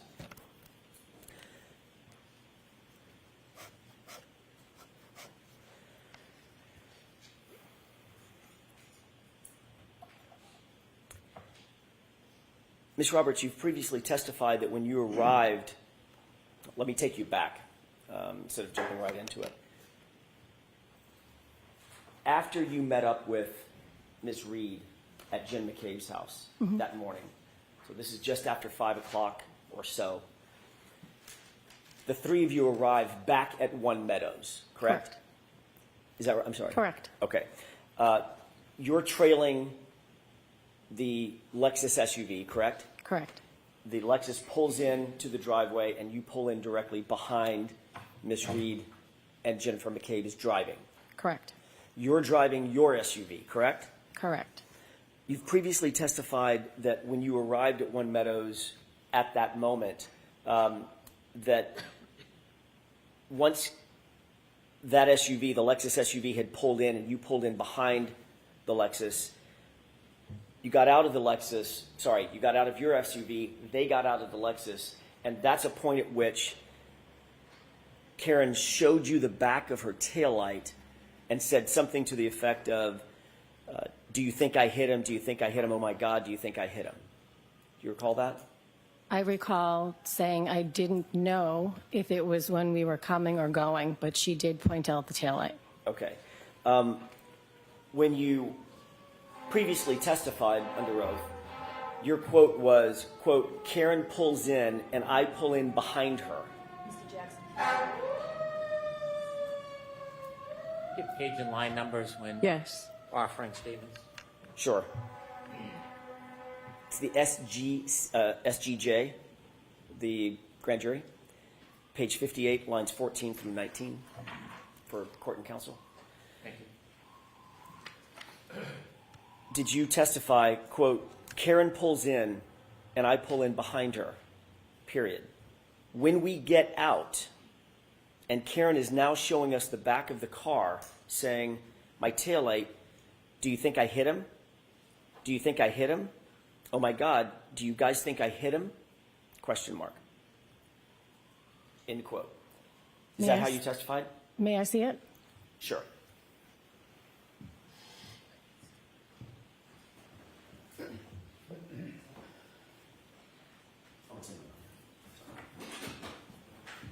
I apologize, I've already got it up here. Does it have a date on it, Mr. Jackson? It does.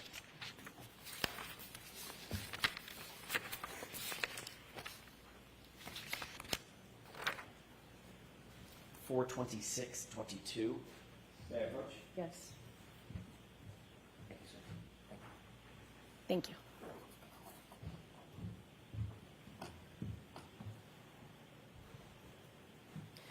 Do you have the pages after this? I'm sure I do. Because in the pages after this, I say, My question, Ms. Roberts, is that a quote that I just said, is that accurate? Do you see it in the, yes, it is. okay. May I approach? Yes.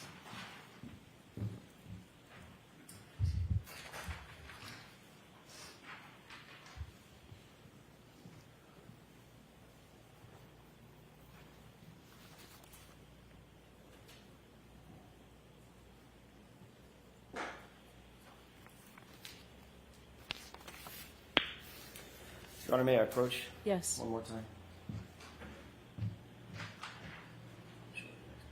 Thank you.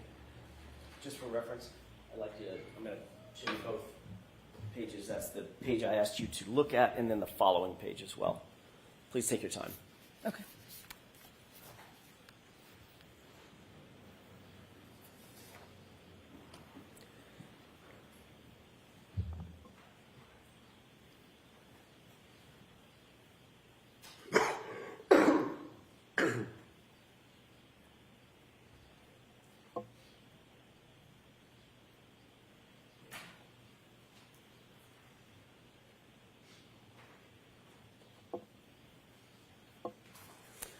What I'm looking for is still not here, because I did say I wasn't sure if it was Yes. before or after. Ms. Roberts, you do have to wait for questions.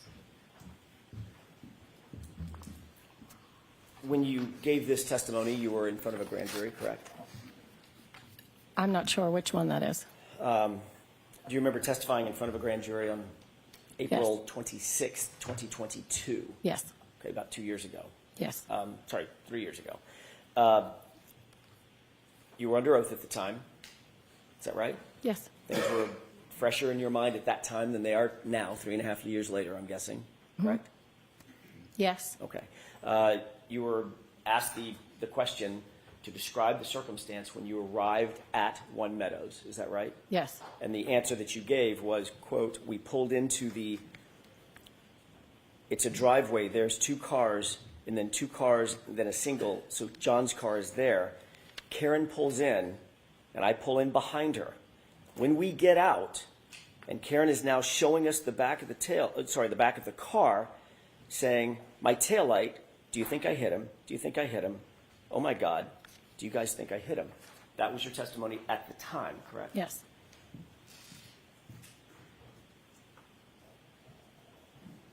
And just to be clear, I'd like to take a look at a quick video that you may or may not have seen before. We'll find out. Your Honor, I'd like to have this. Actually, this has already been previously marked as Exhibit 12C, as in Charlie, Okay. and it's a short clip. So I'll play the entire clip with the court's permission. Okay. Let's go ahead and take a look at that video.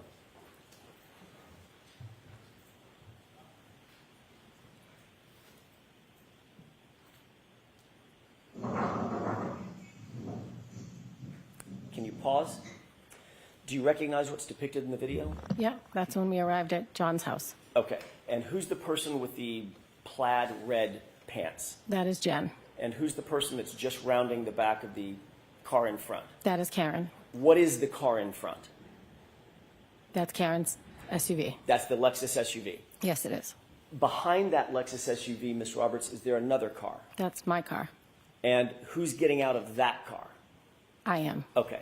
And this is the point that you were describing in your, at least in the grand jury testimony at that time. Yes. This is the time that you're describing. That I thought it was when we walked in. This is the time that you were describing, right? When you arrive at the scene. Yes. Or, sorry, arrive at One Meadows. Yes. Okay. Let's go ahead and play this through.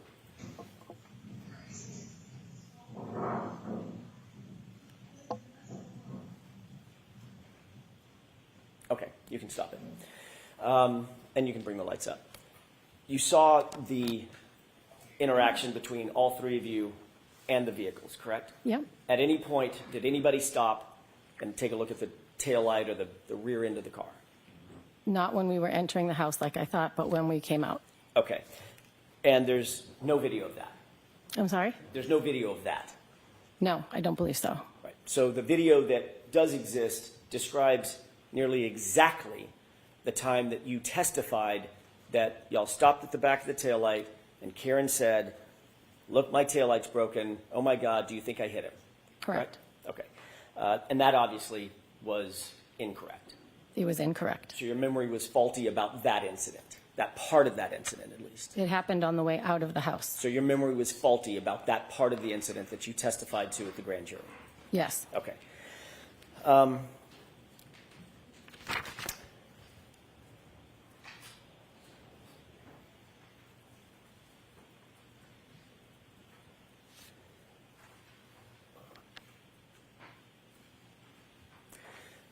You were interviewed on January 29th. You've already testified to that, correct? By Yes. Troopers Dunn and my memory's failing me now. There were two. I don't know who they were. Okay. I'm sure it's in my notes somewhere. Two individuals that interviewed you on January 29th, correct? Yes. Obviously, things were very, very fresh in your mind at that point. Yes, but I believe I was in shock. So, The incident had just happened. yes. Okay. And you were asked to recount certain of the specifics about the incident that you had just experienced, not days or weeks, but just hours before, correct? Yes. Okay. And you did your best, I'm sure, Ms. Roberts, to be as full-throated as possible, to provide them with as much detailed information as you could, and to be as honest as you could. Yes. I mean, you weren't going to lie to these police officers, right? No.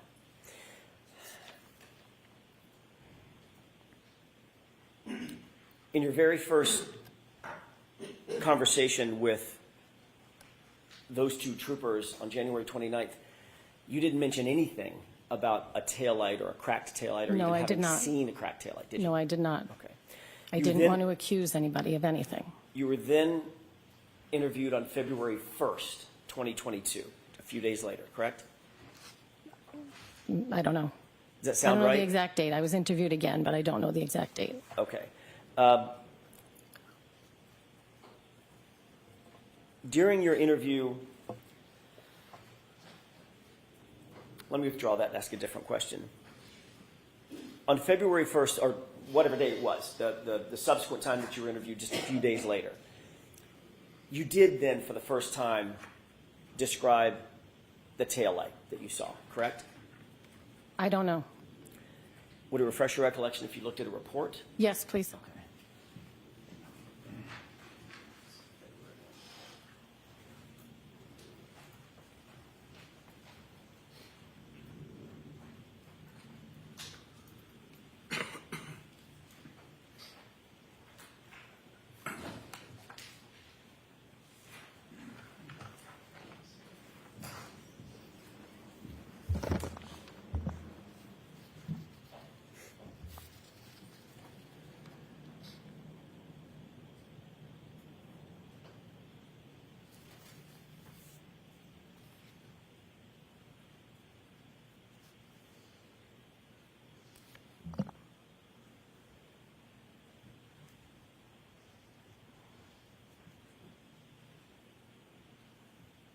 If I may have just a moment, Your Honor. Sure.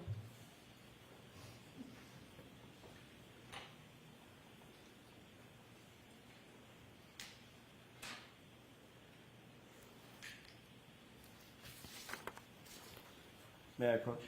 Yes.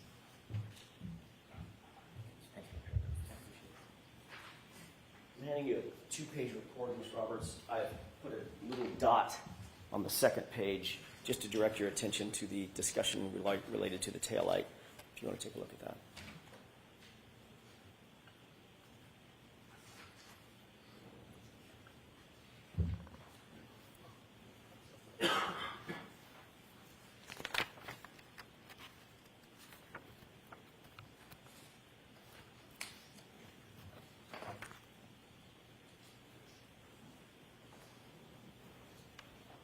Okay. Okay. May I? Yes.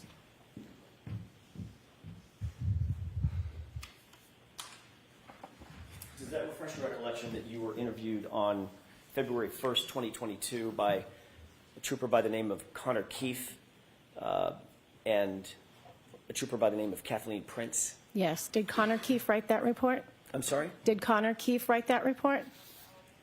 Trooper Kathleen Prince wrote the report. Okay. Does that matter? No? Nope. Okay. Does that refresh your recollection that you did discuss the taillight at that time? Yes.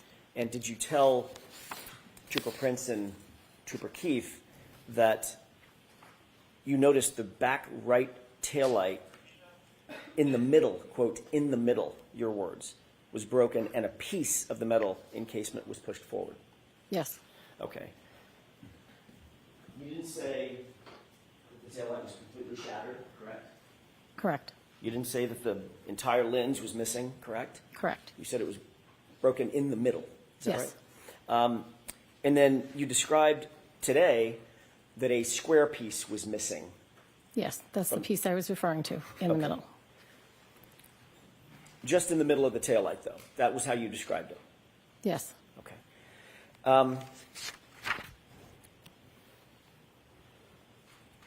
I'd like to shift gears for a quick second and talk about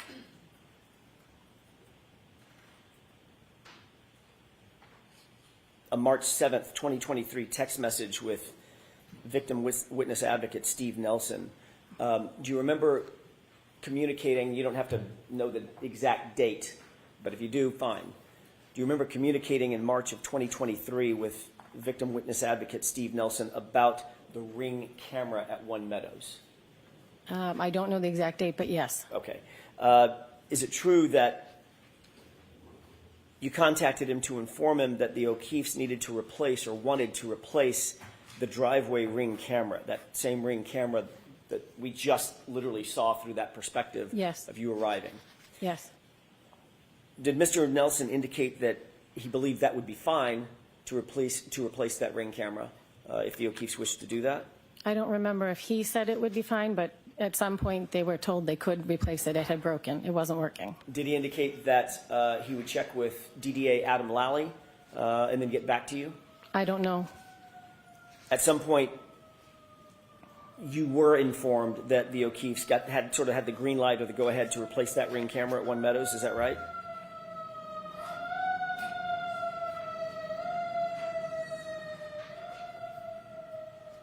Yes. Okay. And then ultimately, you then relayed that to the O'Keefes that they had the green light. You've talked to somebody at the DA's office, and they said, yeah, go ahead and replace the camera, correct? Yes. Okay.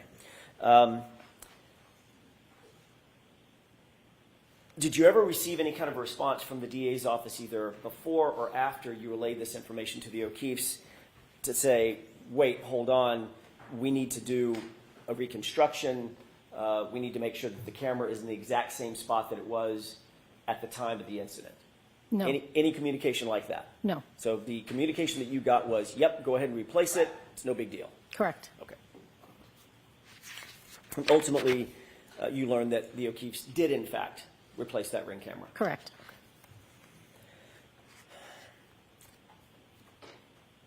You have already described your relationship, at least in part, with Canton Police Officer Sergeant Michael Lank, correct? Yes. He is friends with you? His daughter is friends with my daughter. You're friendly with the family? Yes. Okay. And you're aware that he's also friends with the Albert family? No. Well, no. Were you aware that Michael Lank grew up with Chris Albert? I was not. Have you ever been in a social setting with both the Lanks and the Alberts? No. You're aware, obviously, you were at the scene. He was the first officer to respond to the crime scene at 34 Fairview on January 29th after Officer Seraph and after Mulaney arrived. Right? Then it was Sergeant Lank. I don't know which order. I did see Sergeant Lank there, yes. Was he the, excuse me a second.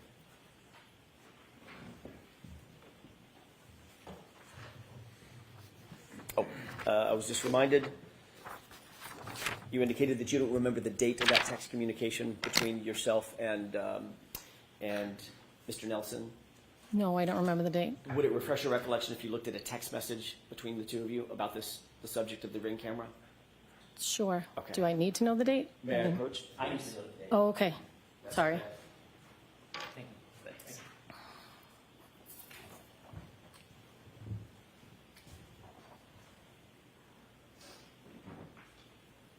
Is it March 7th, 2023? Does that refresh your recollection?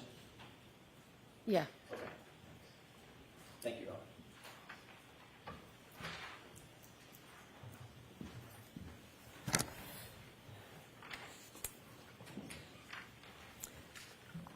You indicated that you did recognize Sergeant Lank at the scene. Yes, I did. You had a conversation with him.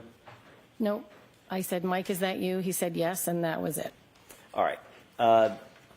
Following that, the next day, you did go to his house. You've already described that. I did. You indicated that you went to his house to drop off your daughter for a play date. Is that right? Yes. But you She's also 13. indicated that you took Jennifer McCabe with you. Yes, because I drove Jen McCabe to the O'Keefe's house, so she was leaving to go home with me. So I was So- going to drop her off. Okay, so your memory is you took Miss McCabe from where over to the Lanks house? I think she was at home. So you picked her up Yes. at her house Yes. with anybody else? With my daughter, my son. I picked up her and either one or two of her daughters, I don't remember.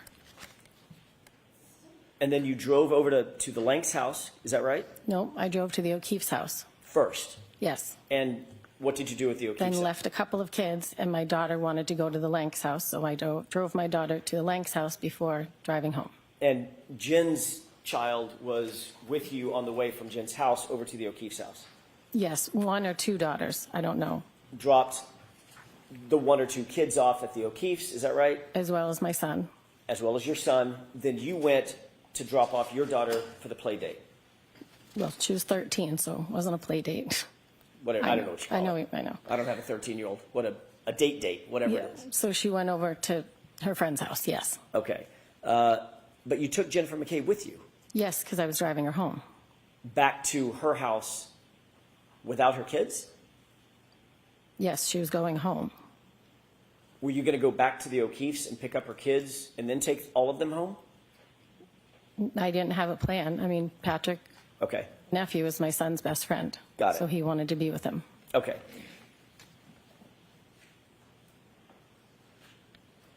Did you, I think you just answered this, but I want to make sure I'm clear about it. You didn't take separate cars.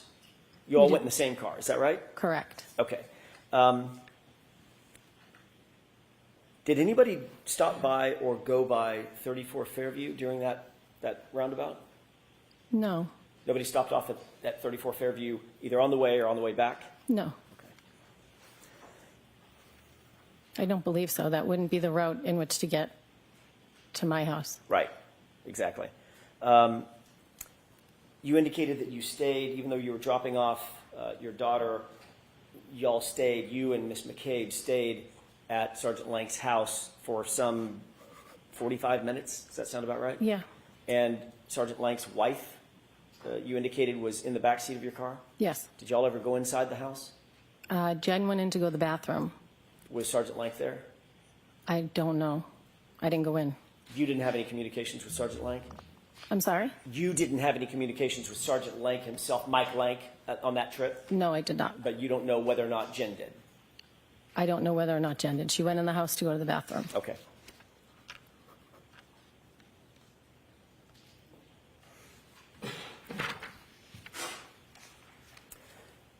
You've indicated that there have been occurrences in which Jennifer McCabe has asked you to contact the DA's office on her behalf to ask a question here or there, get some information, correct?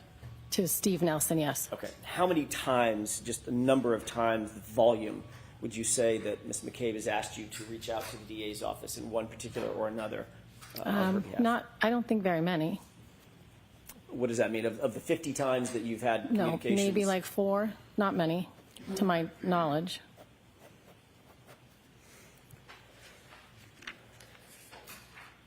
When you would, on these 4 occasions or 4 or so occasions, when you would reach out to the DA's office, gather information, whatever that information may be, would you then report that information back to Ms. McCabe? Yes.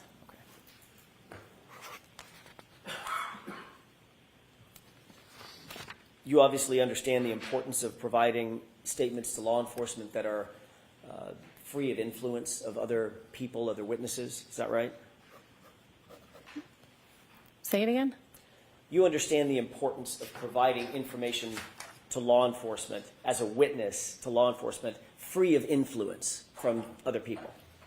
Yeah. In other words, you want to be as accurate and as independent as possible. Yes. And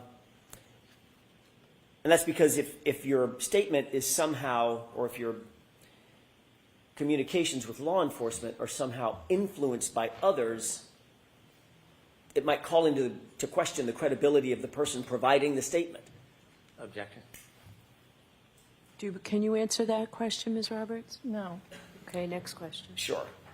A statement that's been colored by influence from someone else would lack credibility, right? Objection. Sustained. I want to talk about the statements in the prior testimony that you have provided in this case, Ms. Roberts. There's been several of them. The first time you told your story to law enforcement was on January 29th. We've already established that, correct?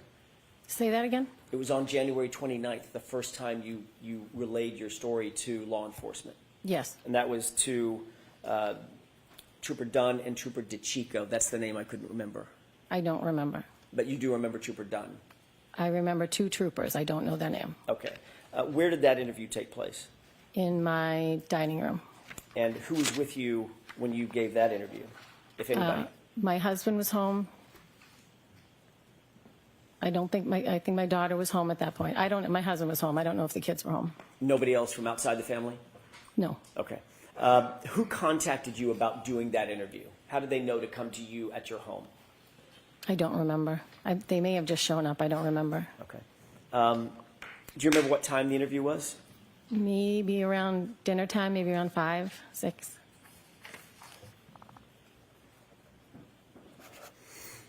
Was it recorded? I'm sorry? Was it recorded in any way? Tape recorder running? I don't think so. The troopers were taking notes, obviously? I believe so. During your conversation with, and I'm jumping around a bit, so I apologize. During your conversation or conversations with Mr. Brennan and the members of the DA's office in preparation for your testimony, were any of those interviews recorded? No. Was anybody taking notes? No. No, none of the DAs were actually taking notes, the ADAs? I didn't look around the table to see if anyone was taking notes, but I didn't see them taking notes. No pads and pens on the table? There was a lot of stuff on the table, but I didn't see anybody taking notes. Okay.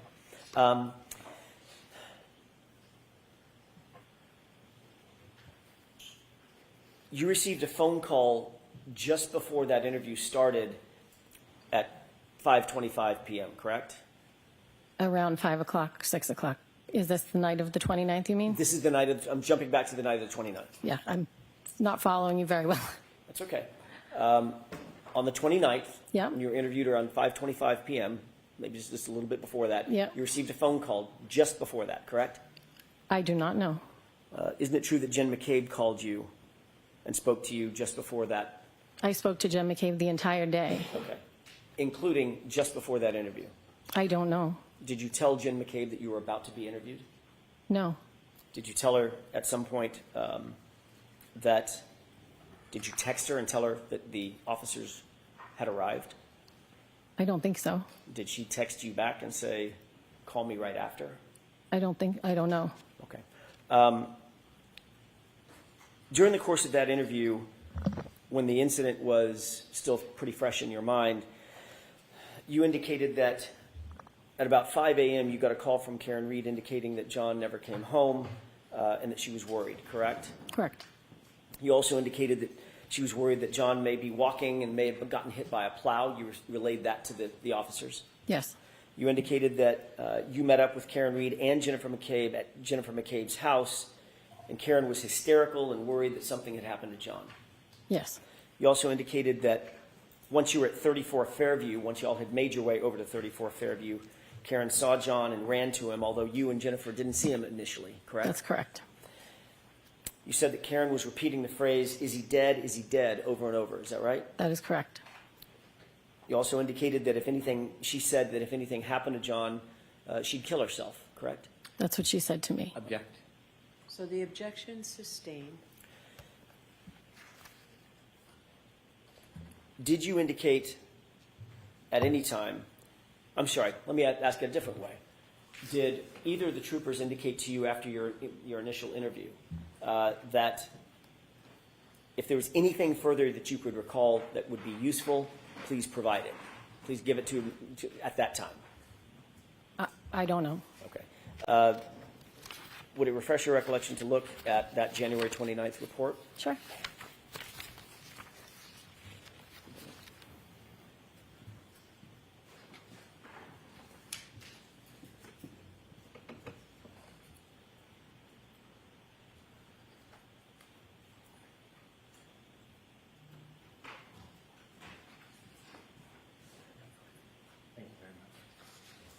Thank you. Show the second page of that report, January 29th. And there, I put a little mark by paragraph 5. You could take a look at that.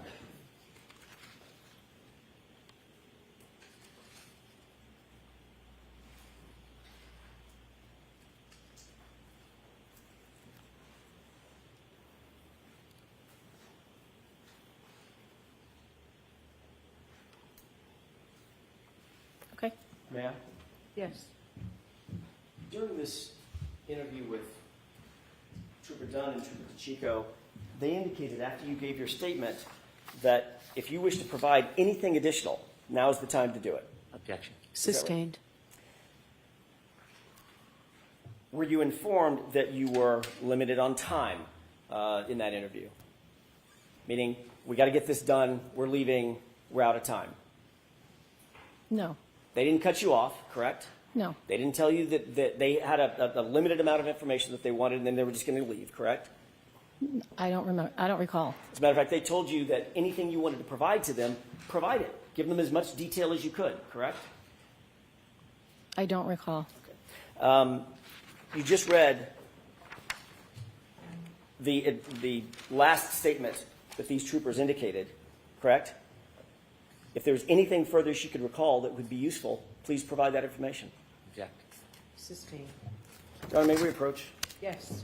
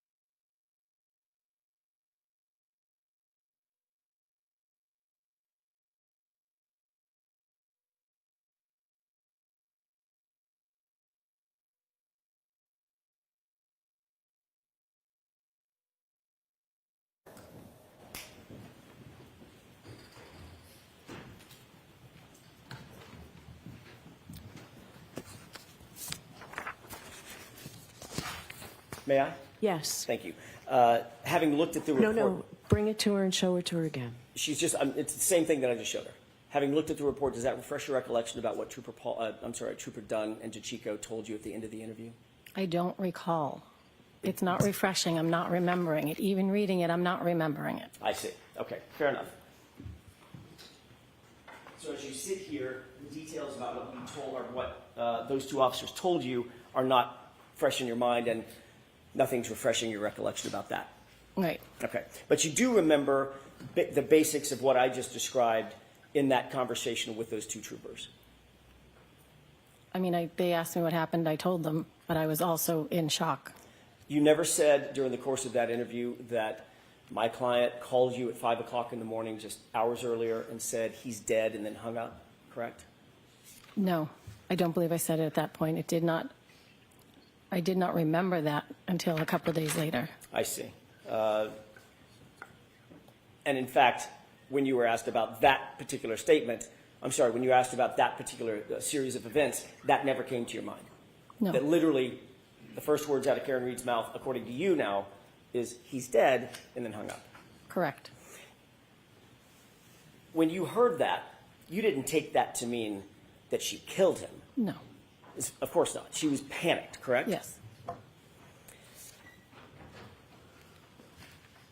You did add that,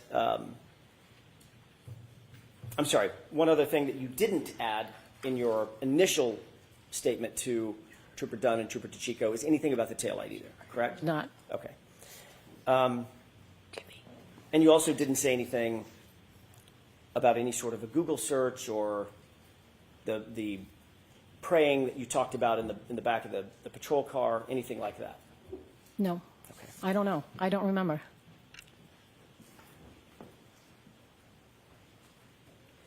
The second time you were interviewed, that was the February 1st interview. That was with Kathleen Prince and Connor Keefe, correct? And you just looked at that report, at least part of that report. Is that right? Say it again? Connor Keefe and Kathleen Prince, that was on February 1st, 3 days after your initial statement, correct?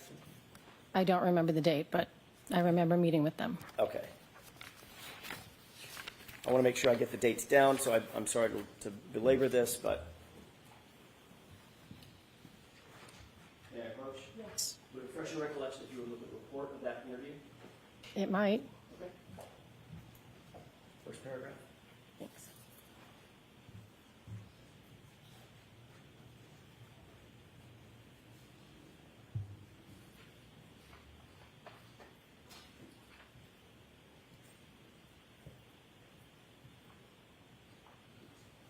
Am I reading the whole thing or just the part where you dotted? Just if it refreshes your recollection Oh. of the dates.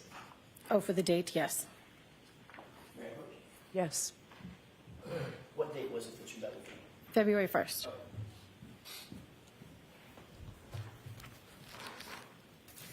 That second interview was conducted at 12 Country Lane, correct? Yes. And who again lives at 12 Country Lane? Jennifer McCabe. So the second time you told your memory, your story to law enforcement, you were literally sitting in Jennifer McCabe's house. Yes. And you had met with Jennifer McCabe before your interview, correct? Yes. We were putting a timeline together. So you two were actually prepping, if that's a valid term, prepping for your interview, putting a timeline together, correct? We were putting a timeline together at the request of Mrs. O'Keefe. And Jennifer McCabe, was helping you with the timeline, and you were helping her with the timeline. Yes, we were putting together the events of what had happened. So she was helping you, and you were helping her, yes or no? Yes. Okay. So both of you were assisting in each other's memories, correct? Yes. I remember this, and you remember this, and okay, now I remember this, correct? Yep. Obviously, that would help influence your memory, going Yes. over the event with someone else, correct? Yep. So what's on that timeline, you would agree, is not completely independent, your memory. It's a combination of your memory and Jennifer McCabe's memory. Isn't that right? Yes.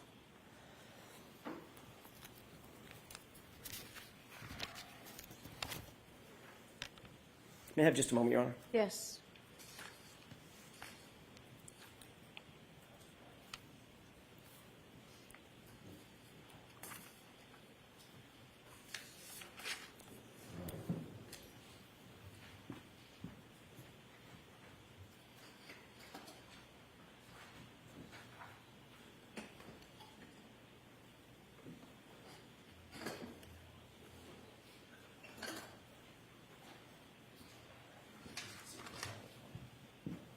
Thank you, Your Honor.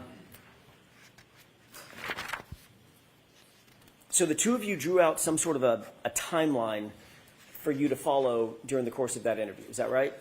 For me to follow what? During the course of that February 1st interview, as you were interviewed in Ms. McCabe's house. I mean, that was the purpose of the timeline, to help you with that interview? No, that wasn't the purpose of the timeline. You used it for that purpose, though, obviously. We did not. I was at Jen's house making a timeline, and the two officers showed up to interview her. I just happened to be there. Right, and when they interviewed you, did you have that timeline in front of you? That's my question. No, I did not. Okay, but you had just created it along with Jennifer McCabe. Some of it. Okay. And then it was after that that this timeline was coordinated between the two of you, that you actually told your second story to Trooper Prince. And when I say second story, I mean the second time you were interviewed on February 1st as opposed to January 29th. Is that right? Yes. Did you ever become aware of text messages that Jennifer McCabe was sending to others in a group chat talking about you in that interview? No. You were never told or became aware that she sent text messages to a group as she listened in on your interview? No. I don't think she could listen in. She wasn't anywhere near me. You weren't aware that or are you aware as you sit here that she sent a text message that said she's telling them everything, all the stuff? Sustained. Have you ever been provided a text message or told about a text message that perhaps Jennifer McCabe was sending to a group? No. Listening to your suggesting that she was listening to your interview? No.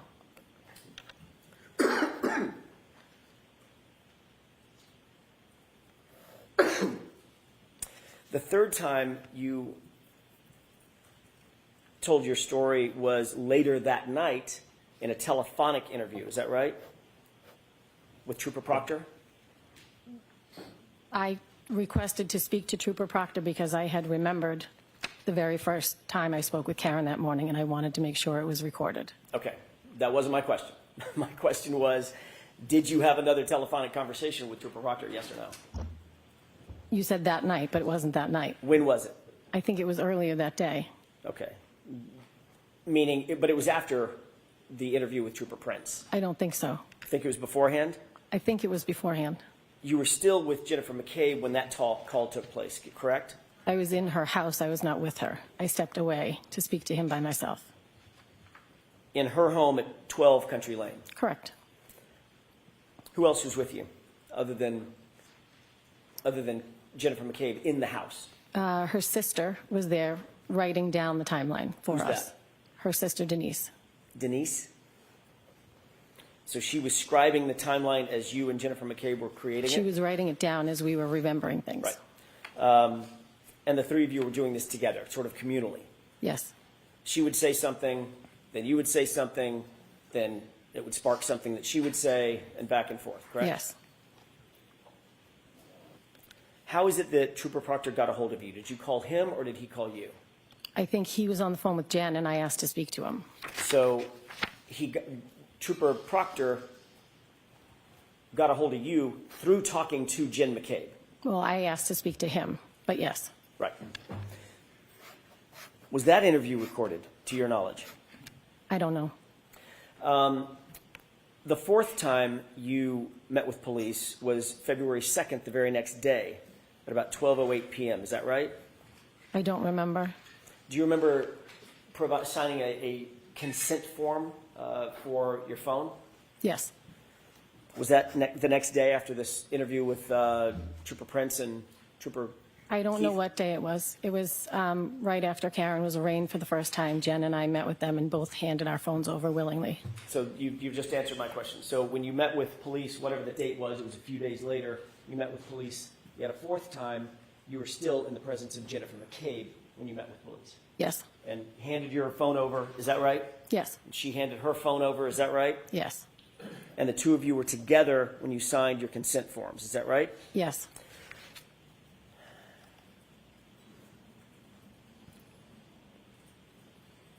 The fifth time you told your story was in front of a grand jury, is that right?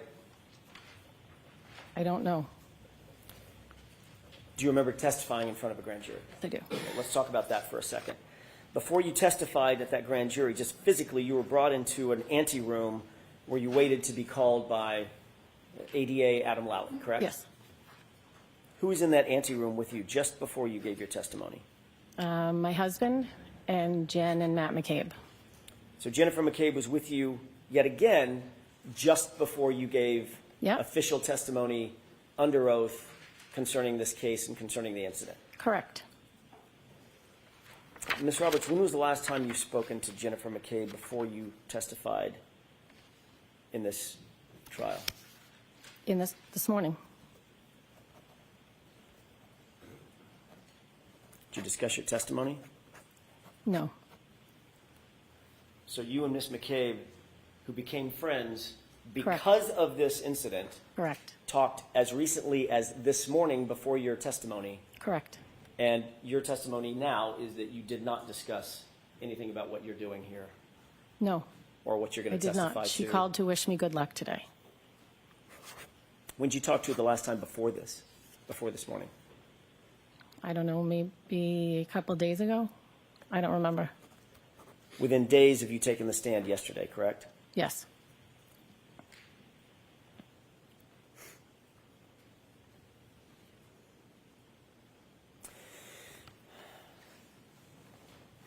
Did you ever... May I have this one? Yes.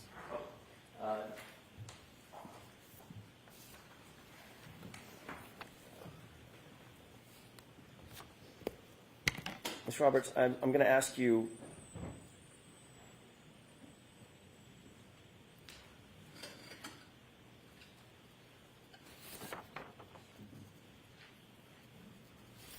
to take a look at, actually, let me ask it a different way.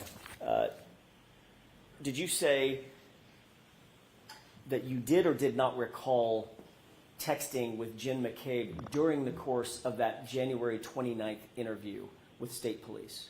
Do you recall that or no? No. Okay. During the interview, I didn't text anybody. Okay. Are you saying you didn't text anybody, or you don't recall? Whether I don't you... recall. I don't think I had my. I wouldn't be texting somebody if I was being interviewed by the state police. Right. Okay. Would it refresh your recollection to take a look at a report of text messages? Sure. May I approach you? Yes.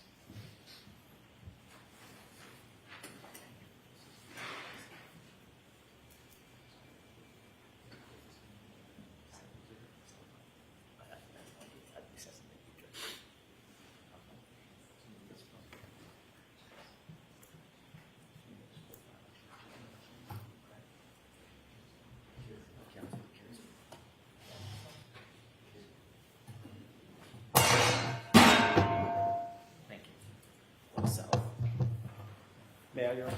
Yes. Take a look. There's two tabs. Take a look at the tabs and the data across the two tabs, if you don't mind.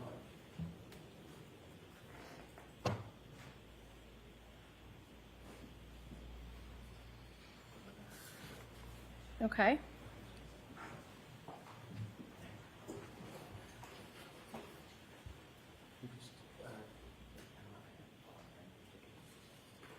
Absolutely. Absolutely. I'm in no rush. So may I? Yes. Take this back?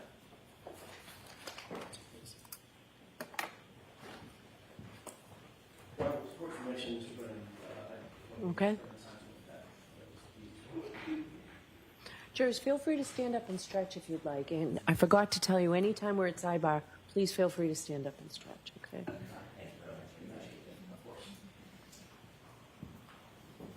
that was quicker than we thought, Judge. May I Okay. proceed? Yes. Okay. Did you take a look at this document? Yes. Does that refresh your recollection that there were two text messages at around the time of your interview with those two troopers? No. Do you recall, as you sit here, texting Ms. McCabe that the state troopers were arriving or they're just getting there? No. Do you recall Ms. McCabe texting you anything back about calling me after? No. Okay. Did you, in fact, different question, did you, in fact, call Ms. McCabe right after the interview and talk to her? I don't know.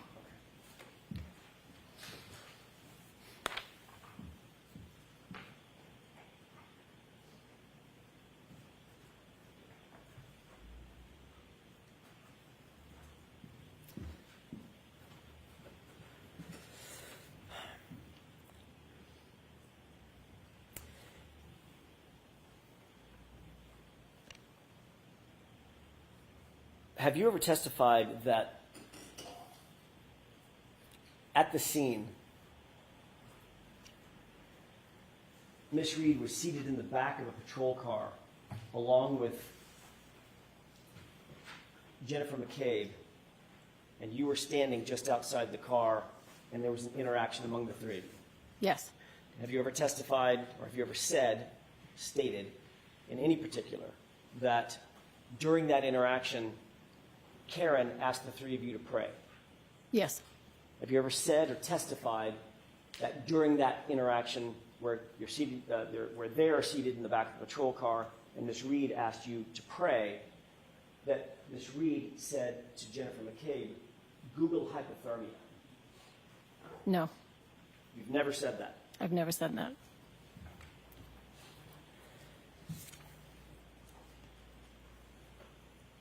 You testified at the grand jury on April 26th. Is that right? April 26th, 2022? I do not know. Right?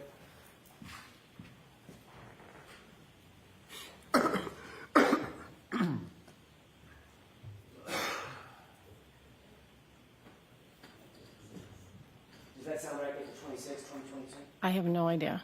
Late April 2022. Does that sound right? I don't know. It was 2022. You testified under oath, correct? Yes. Swore the same oath that you swore here. Yes. Tell the truth, the whole truth, and nothing but the truth, but penalty of perjury. Is that right? Yeah.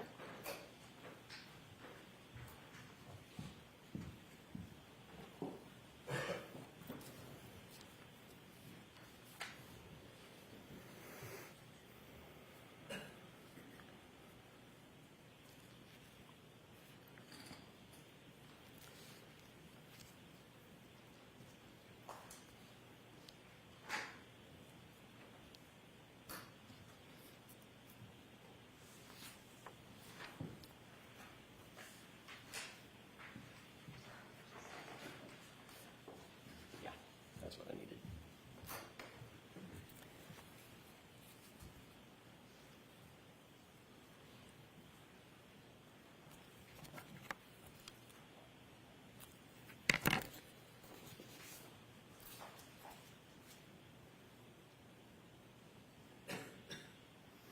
Is it your testimony that you have never said that Karen told Jen to Google hypothermia, or that you don't recall saying that? I don't recall saying that. Would it refresh your recollection to look at a portion of your grand jury testimony from that day? It might. May I approach? Yes.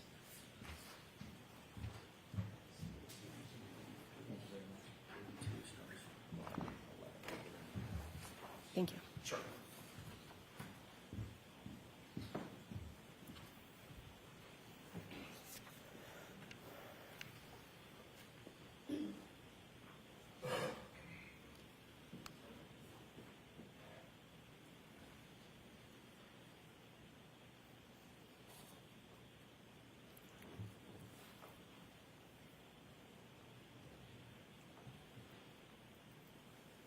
And if you could read on to page 83 as well.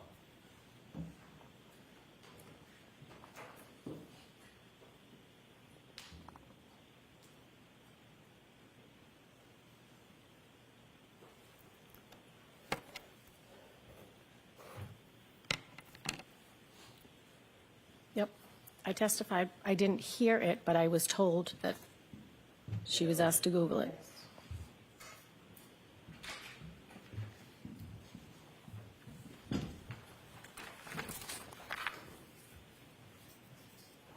You testified under oath at the grand jury that at some point Karen was in back of the police cruiser, correct? Yep. Objection. No, I'll allow that question. Does that refresh your recollection as to what you told the grand jury? Yes. And isn't it true that at some point during the course of your testimony under oath, you said that Karen was in the back of the police cruiser? Yes. And then you went on to describe that Karen and Jen and I were standing outside, and she made us all start holding hands and starting to pray. Yes. I mean, the she being Karen Reed, correct? Yes. And at this point, they had lifted John up and taken him onto the gurney, correct? I That's don't what you know. described. I don't recall. Okay. I'm going to do this again, just so we're clear.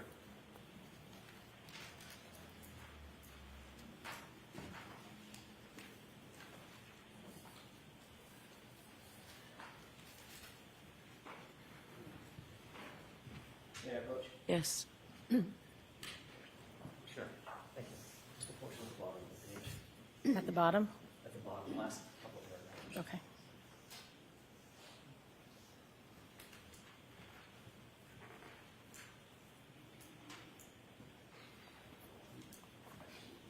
Yep, I say I think, so I'm not I positive. have a question for you. Okay. Is that fresh recollection? Yes. Okay, thanks.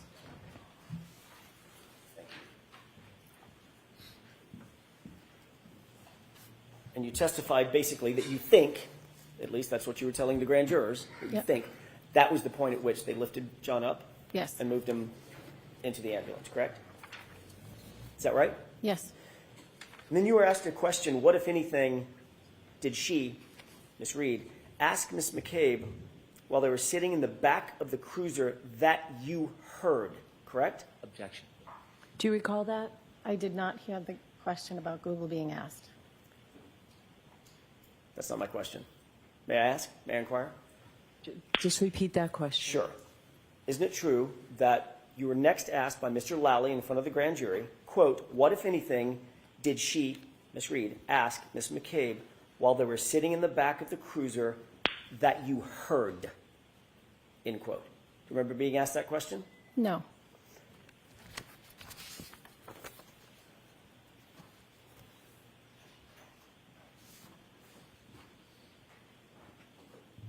May I approach? Yes. Thank you. Thank you. So if you look at lines 16 through 18.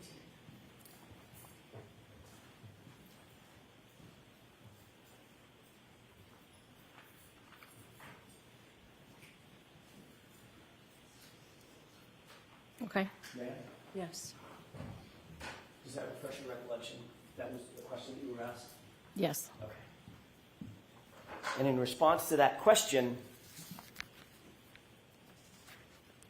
you stated, quote, at one point she asked her to Google hypothermia and how long Google hypothermia. Correct? Mm-hmm. I'm sorry? Yes.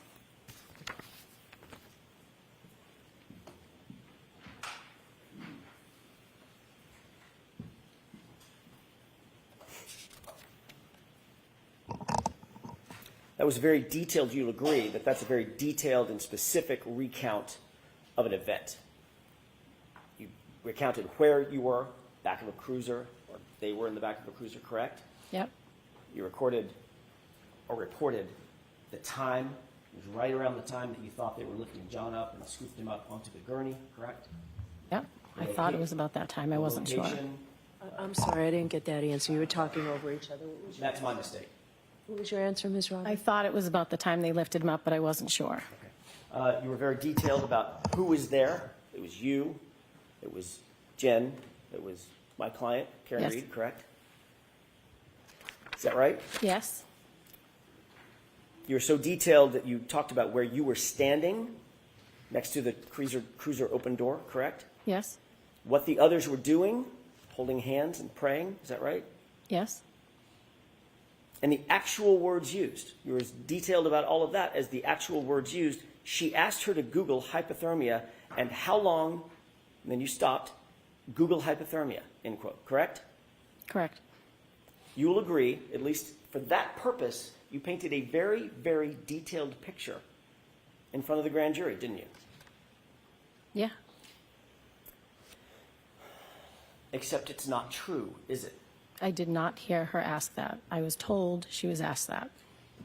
In The the answer to my question, Ms. Roberts, and I'm not a trick question, what you told the grand jurors was not true. You never heard her, my client, ask anyone to Google anything, did you? I did not. And yet, that's what you testified to under oath, under penalty of perjury, in front of the grand jury, didn't you? I did. And the reason you did that, the reason that you said that false statement, was because someone told you to say it, correct? Object.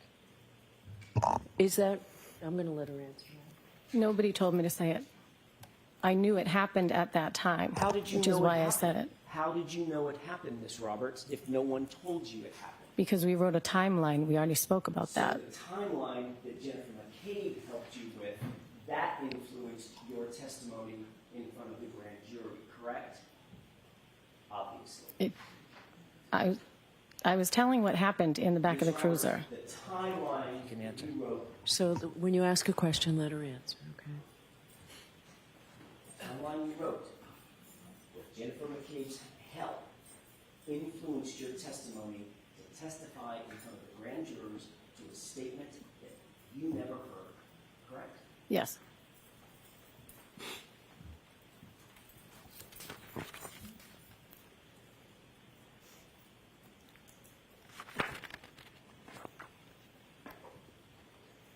You were later asked about that statement in another investigation, by another investigator or set of investigators, correct? I don't know. Were you interviewed by a different law enforcement agency, a separate law enforcement agency from the Massachusetts State Police at any time? Yes. And you were told that to lie to those agents would be a crime, correct? Yes. Punishable by prison, correct? I was not told that. They asked you whether or not you heard Karen Reed ever say anything to Jennifer McCabe about Googling anything, correct? I don't know. Isn't it true that you told them what you've just now told us, which is, I did not hear Karen Reed ask Jennifer McCabe to conduct any Google searches? I don't recall. Would it refresh your recollection to look at a copy of that interview and that report? Sure.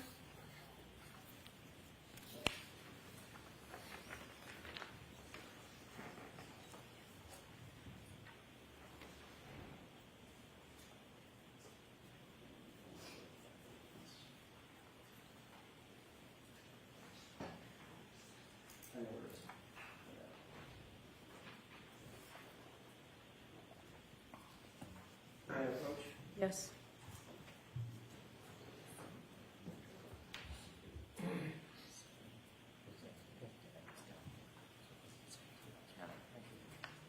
I'm going to ask you to take a look at the entire document just to familiarize yourself with it, if you don't mind, including the front page. And don't answer anything about the document until I ask you a question, if you don't mind, please. Sure. Thank you.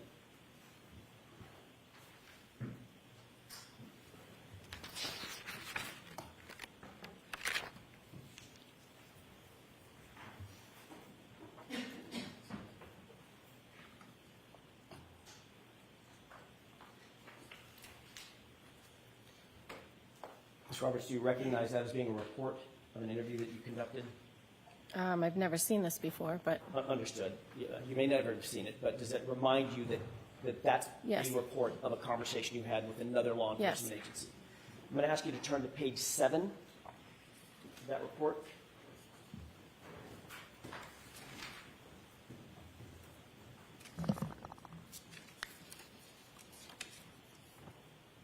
And if you look, there's a small paragraph, about 2 paragraphs up from the bottom. I think I may have put a little blue dot by it, but I'm not sure. Please read that to yourself. correct.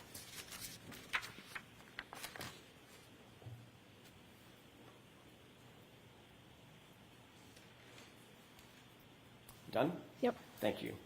May I approach? Yes. Thank you. Ms. Roberts. Ms. Roberts, does that refresh your recollection about what you told these investigators? Yes. And what you told them was you, quote, did not hear Karen Reed ask Jennifer McCabe to conduct any Google That is searches. correct. And you went on to say you saw McCabe on her Objection. phone. I'll allow it. You saw McCabe on her phone, but you did not hear Karen ask Jennifer to Google anything. Correct.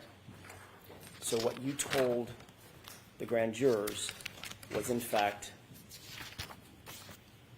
false. I misunderstood Mr. Lally's question. Got it. Thank you, Your Honor. Okay. Mr. Brennan, any questions? Thank you. Thank you.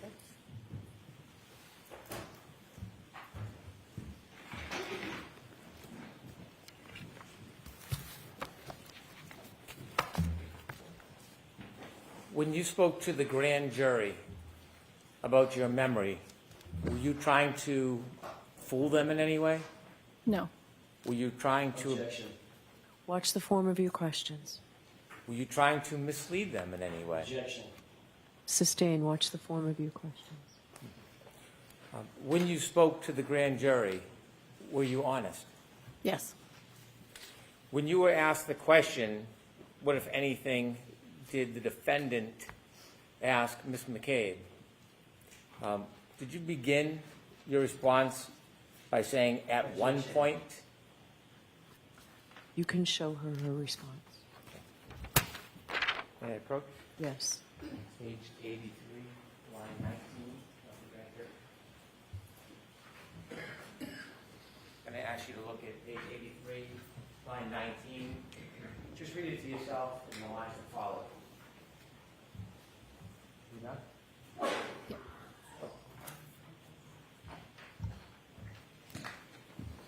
When you were asked that question by Mr. Lally at the grand jury, did you ever say you specifically, personally heard that statement? I'll allow that. Did you No, ever I tell did the not. grand jury you actually heard that statement being made? I did not. And when you spoke to the people in that report that you looked at on page 7, did you ever tell them you specifically heard that statement being made? No. Were you consistent in both of those statements? Sustained. Did you say anything different as No. far as what you personally observed between those statements? I'll allow that. No. And when you were asked about what the defendant may have said to Ms. McCabe or Mrs. McCabe, did you generalize your answer? Sustained. Did you begin your answer with "at one point"? Yes. When you chose the words "at one point," what were you trying to convey to the grand jury? I'll allow that. I didn't know at what time it was done. Was that a topic of conversation around the time you were brought to the grand jury? Around the time what? That you were brought to the grand jury to testify? This Google search. Was it? I don't know. Okay. Were you asked here in front of this jury whether or not you personally heard that statement? Yes. By me. Did I ask you that question? No. Did you personally hear that statement? No. After this happened, you discussed what had happened with people, didn't you? I'm sorry, say it again? After you found John lying in the snow, did you discuss what had happened, what you saw with other people? Yes, of Did course. anybody tell you that you couldn't discuss the trauma that you had been through? I'm going to allow that. Say it again? Did anybody tell you that you couldn't discuss what you had just seen? No. Say it again? I'm Yeah. sorry. After you found John that morning, did anybody, civilian or law enforcement, ever tell you you weren't allowed to discuss what you had just went through? No. Did anybody ever tell you that you couldn't have support of other people? No. I'll allow that. No. Was this a traumatic event? Yes.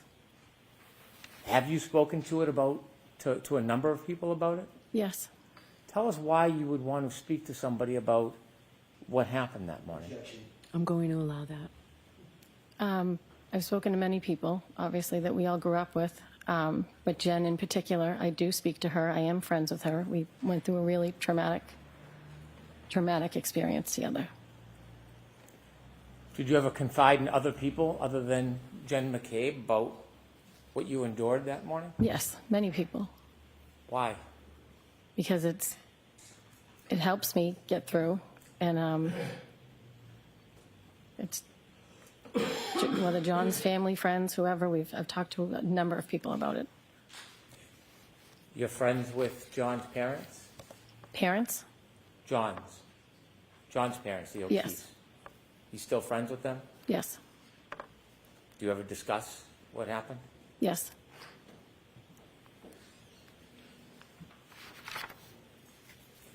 You were asked by law enforcement if they could have your telephone? Yes. Was there a warrant? Sustained, ask it differently. Did you feel like you had any obligation, legal obligation, to give your phone to law enforcement? I'll allow it. No, they asked for my phone. I handed it over willingly. Did you think you had to? No, but there was no reason not to. When they went through your phone, do you know whether they saw all of your phone calls that were on that phone? Do you know that? I don't know. They cloned my phone, so I assume they saw everything. I'm going to strike that answer. So the answer is I don't know. What type of information did you have on your phone when you voluntarily gave it?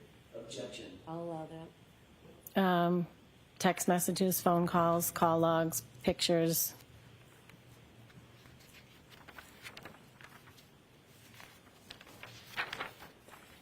You said that you stayed friendly and still are friendly with Peggy O'Keefe and John Sr.? Yes. Okay. At some point, at times, do you try to help them with things? Daily. Do you try to help them with the children? Sustained. Well, you were asked about contacting the district attorney's office about replacing a Ring camera. Yes. Whose Ring camera was that? It was at One Meadows where Mr. and Mrs. O'Keefe, John's parents, are now living. What motivated you to call the district attorney's office about the Ring camera? Because we knew the Ring might be some sort of evidence that they didn't want to take the camera that was not working down without permission. Do you have a Ring camera? I do. Do you know if there's a difference between the actual physical camera and the iCloud storage that keeps the actual video on it? I don't know the difference. Okay. Did you ever ask to replace any hard drives or storage, or were you asking to replace the camera itself? Just the camera. And that was in March 7, 2023? I don't know when.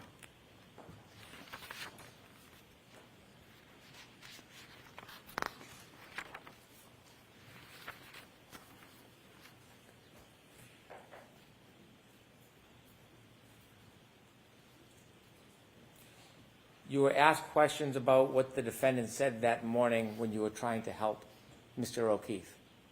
Yes. You were asked whether you heard any comments about her, from her, about dropping John off. Say that one more time. You were asked whether you heard any comments about her saying she dropped him off. In the car on the way to the hospital. Okay. She said it to Mrs. O'Keefe. When you were outside trying to help John, were you ever told where the defendant dropped John off? No. Were you ever told where he was left? No. Was it ever suggested that he went into 34 Fairview? No.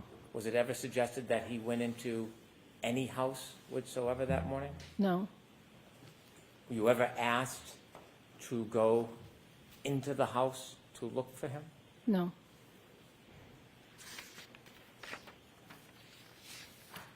When you were being interviewed by law enforcement, did you ever refuse to be interviewed? No. Were the interviews all the same or different? They were all different. They were all different. Were you ever asked to give a complete review and detail of everything that you knew? I was just asked to tell me the story of what happened that morning.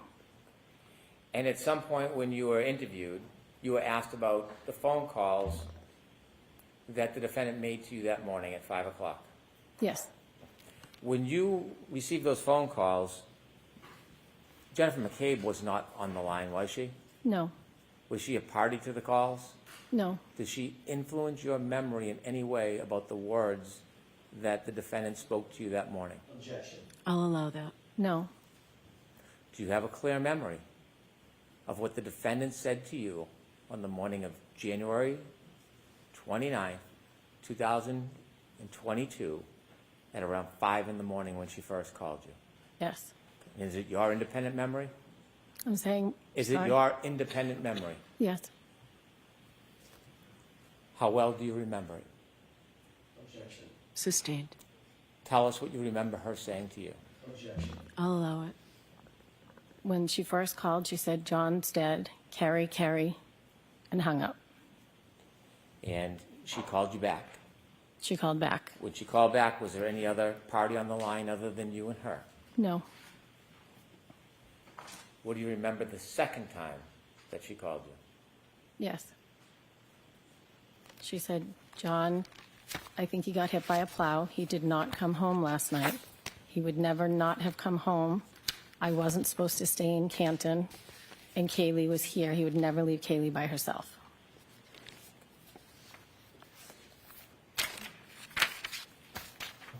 Did anybody ever ask you to lie No. or exaggerate? No. Would you? Say that? Would you? No. Sustained. You were asked whether or not you told people on January 29th about the missing pieces to the defendant's taillight. And you began to say you didn't tell anybody that morning. I didn't think it had anything to do with John. I didn't want to point fingers at anybody Why not? because I had no idea what had happened to him. I wasn't going to point fingers at his girlfriend. Was it, in fact, broken with missing pieces that morning? Yes.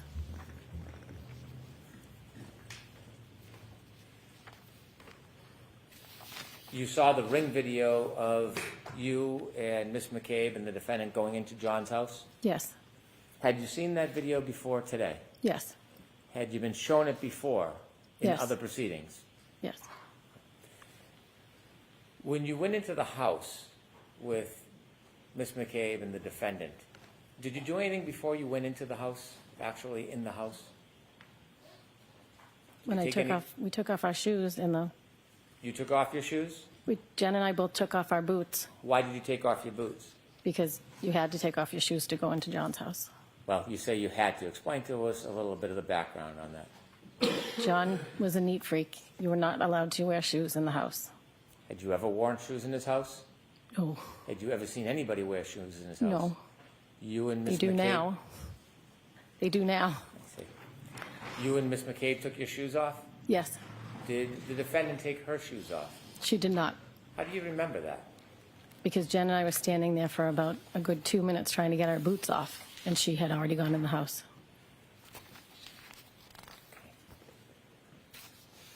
Do you know why you were called that morning? No. Did you volunteer to be part of this Yes. after the call? Yes.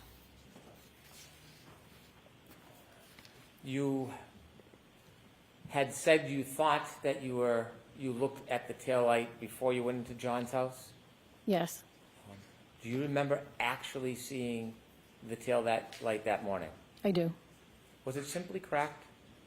No.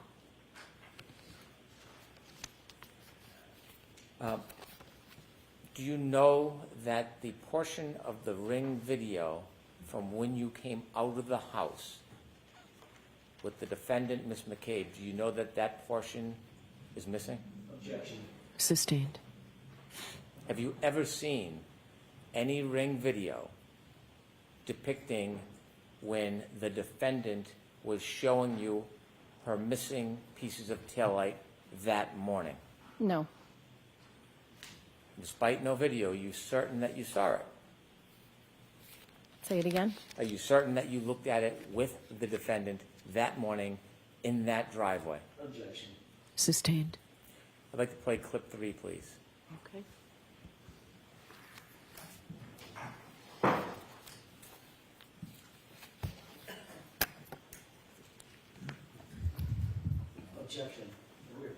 Okay.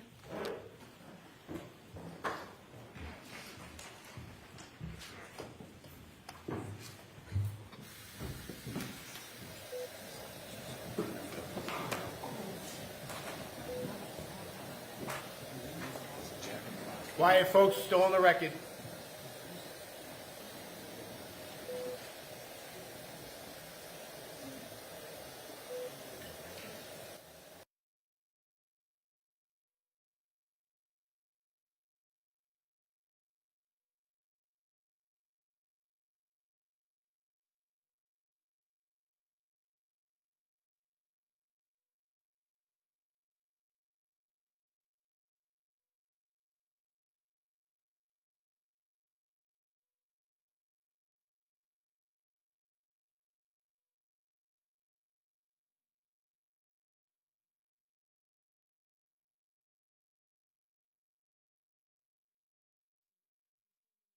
This now.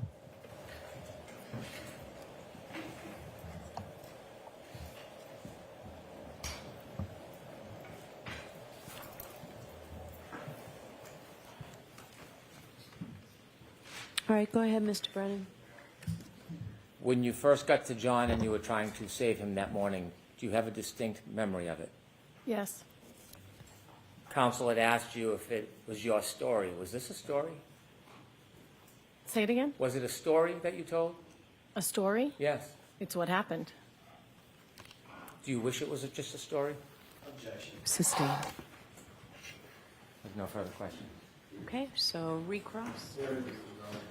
You just asked, just a few minutes ago.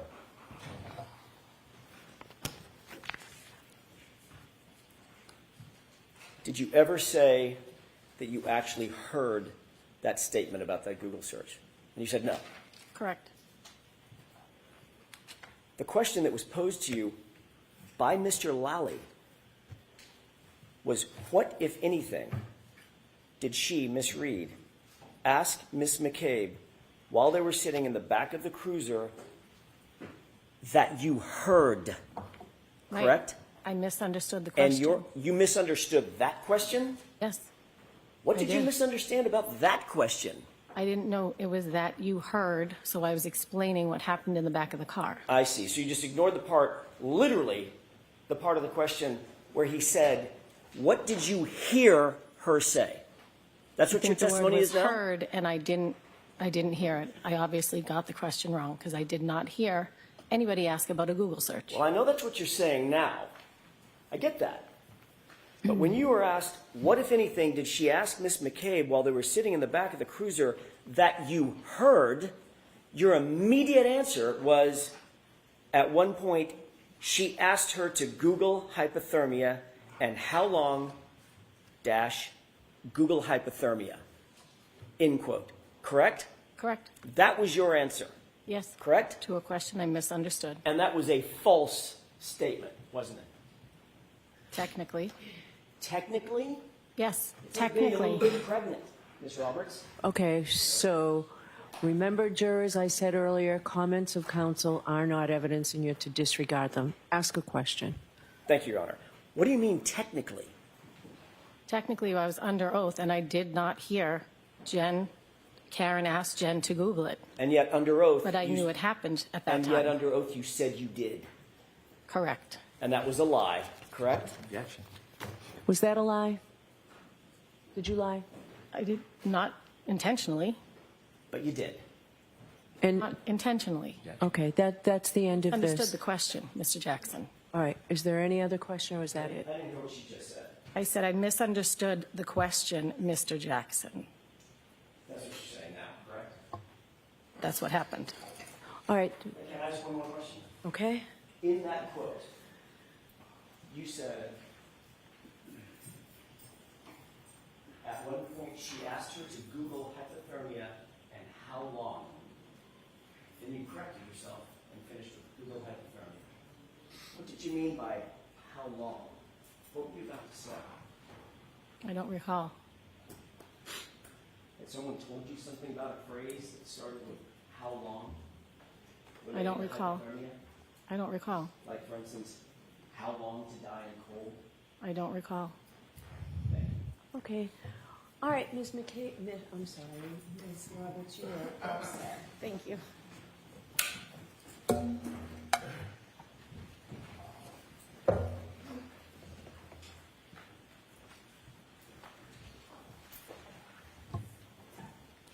May I? Yes. I'd like to play clip 3, please.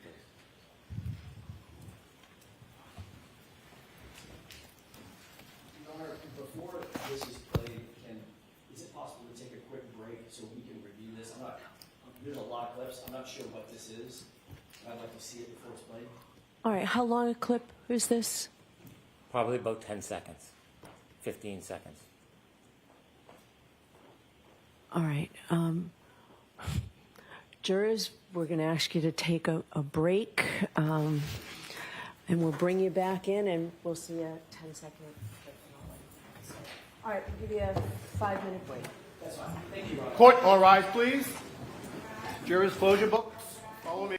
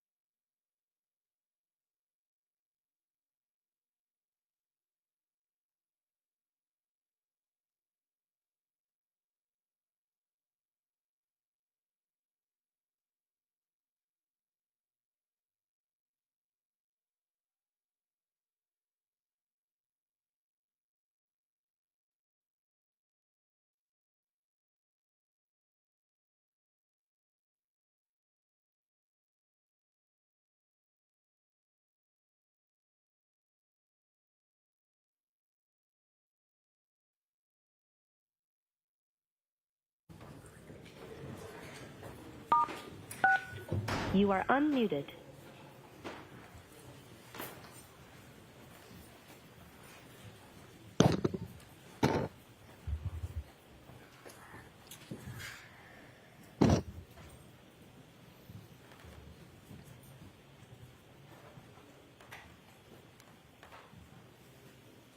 Court is back in session. You may be seated.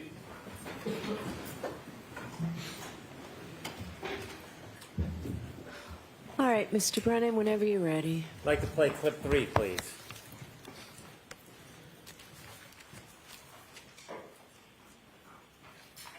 When my car was seized, there was a few small pieces of taillight missing that I had picked out at John's at 5:45 before we drove over to Fairview. I'm showing Jim and Kerry, look what I just did to my light, and I'm worried that there's gonna be some kind of electric short circuit. There's the bulb is showing, and some of the red plastic's missing. So I picked pieces out of the light housing that had kind of collapsed within the light and dropped them in John's driveway. I'd like to have that marked as an exhibit, please. Okay. No objection. Right.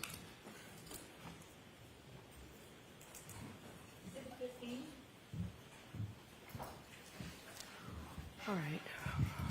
Rather than calling your next witness, who it'll take 10 minutes to bring a witness in and do all of that. Yes, Your Why don't Honor. we take the lunch and recess? I'm sorry, is the food here?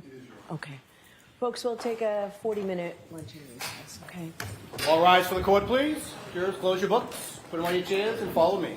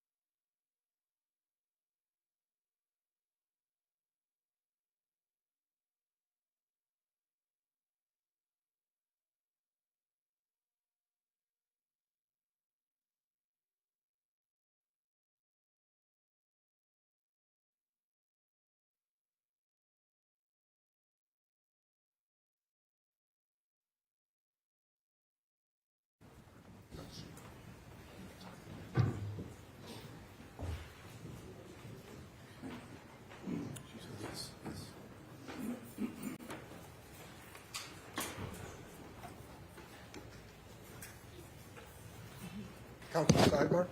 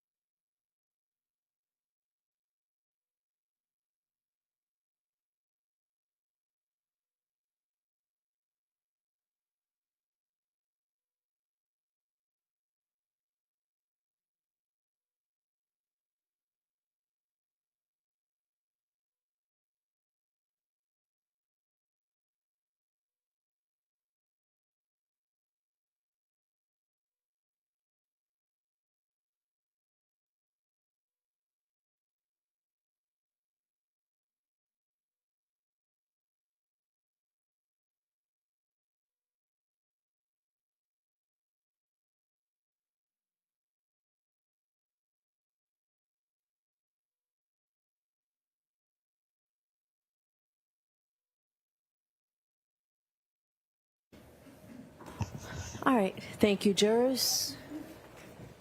Thank you.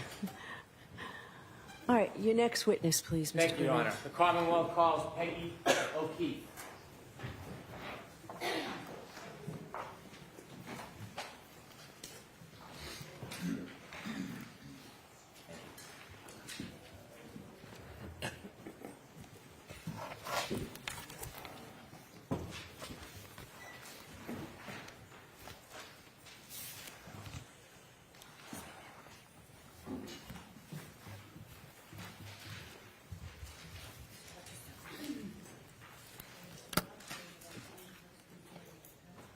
You solemnly swear the evidence here before the jury in the case now hearing should be the truth, the whole truth, and nothing but the truth, so help you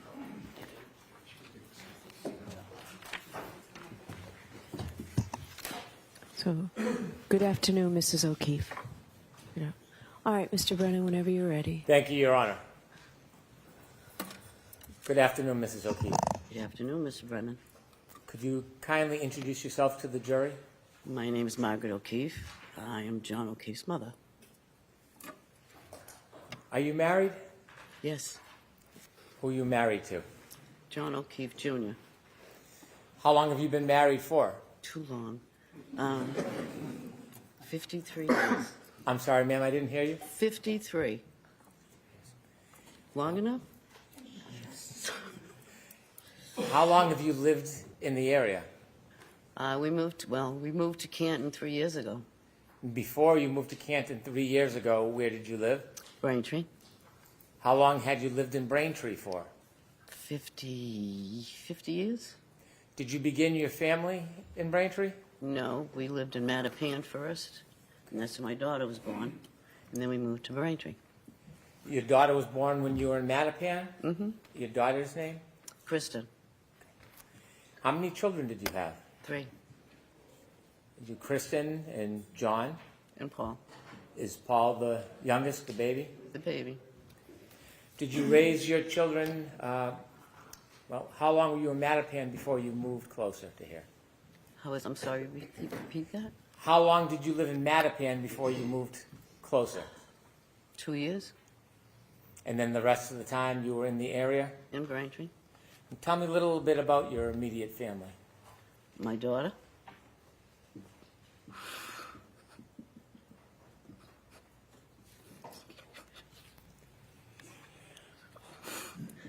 My daughter Kristen had a tumor, a cancerous tumor that she had for 5 months. And she died in November of 13. She had 2 children. And then 2 months after she passed, her husband passed from a heart attack. And then you all know about John. And then my son Paul is over there. That was 2013, ma'am? Could I ask you about her children? She had 2 children, Kaylee, who's now 17, and Patrick is 14. And he's a run for my money. Do you remember how old the children were when your daughter passed? 3 and 6.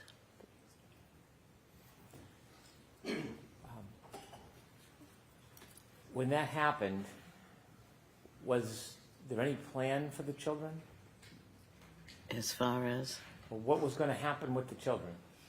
when she passed Yes, ma'am. and when he passed, Yes, ma'am. my son decided to be the head guardian, and then we had, I was the other guardian, and there was Steve's brother and sister were the other 2 guardians. There's 4 of us. May I approach you, adjust the microphone? Yes, please. Thank you. Talking too soft? Okay.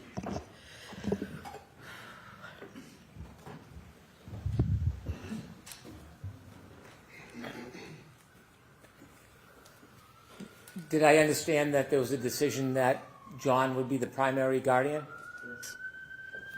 Can you share with us how that decision came about? Well, he was single. The other 2 guardians were married, and they didn't have children, but he decided to do it himself, and then I was the second one in case he needed me. So I was over there most of the time, like when the kids get home from school or, take them places, and then have them on weekends so he could have a break. So that's what I did. Did other people help out in addition to you and John? Yes, my husband was there, and Paul and Erin were there, and the other members of Steve's family. I understand at some point John worked in law enforcement. Yes. Besides that, could you just share just a little bit about him with us? He was a police officer at headquarters. And when he first started, he was in Hyde Park, and then he moved to Dorchester, and then into Boston itself, and that's what he did. I was hoping if you could tell us a little bit about John besides his work. He was enthusiastic with sports. He was wonderful with the kids. He took care of them and did everything for them. Take them places on vacations and everything. He was their number one, and they called him JJ. Would you mind if I showed you a photograph? No. May I approach? Yes.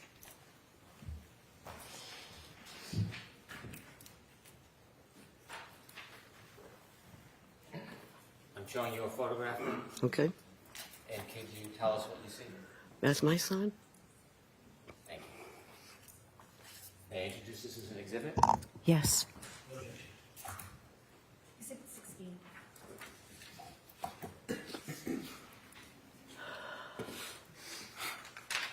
Thank you. With the court's permission, I'd like to publish. Yes.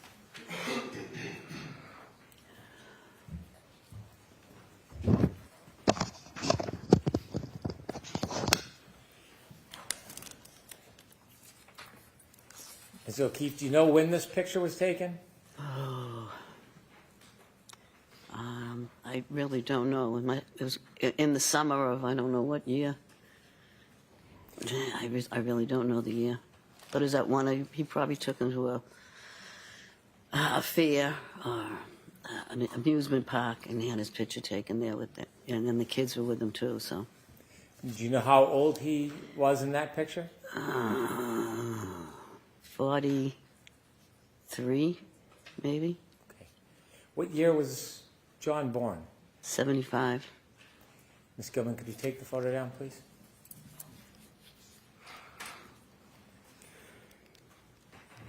How old was John when he passed? 45. My mind's not working right now. I understand. It's okay. Can I ask you a few more questions? Okay. You let me know. I want to go back to the morning of January 29th, 2022. that okay? Yeah.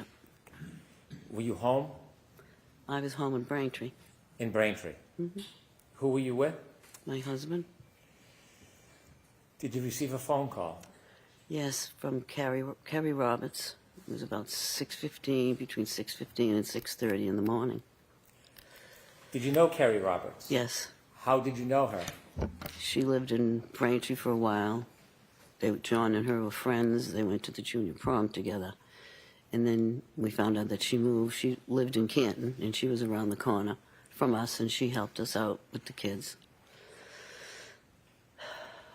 And when you were helping take care of the kids, would you often see Miss Roberts? Yeah, because she'd take Patrick and her son Ryan places.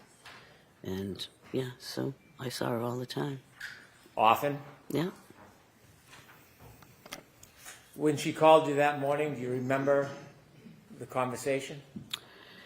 Yeah, she said John was found in a snowbank. And I didn't understand, which I said, what do you mean found in a snowbank? She says, they found him in the snow. They don't know what happened. She says he's brought up to the Good Samaritan Hospital. So she says, I'm going to come get you and Papa because I don't want you driving. And I says, we can drive there. We both have four-wheel drives. And she says, no, I'm coming. So she came to get us. And it took a while to get there because the snow was bad. And in the meantime, I had called one of my nieces to find out because one of my other nieces worked at Good Samaritan. I just wanted to know if she could find out anything about it. And I just couldn't get a hold of her. So when we get up there, they told us to sit in this room, and they would bring us down shortly. So finally they said, okay, you can go down. So we started walking down the corridor, and as I'm walking down, I hear Karen Reed yell, Peg, is he dead? Is he dead, Peg? Peg, is he dead?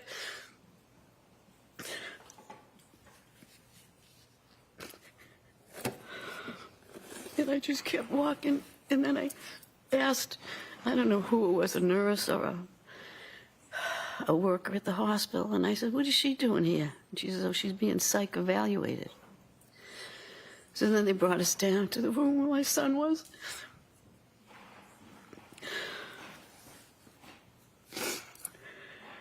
He's bruised up, his eyes were closed. It's just not a good scene. Okay.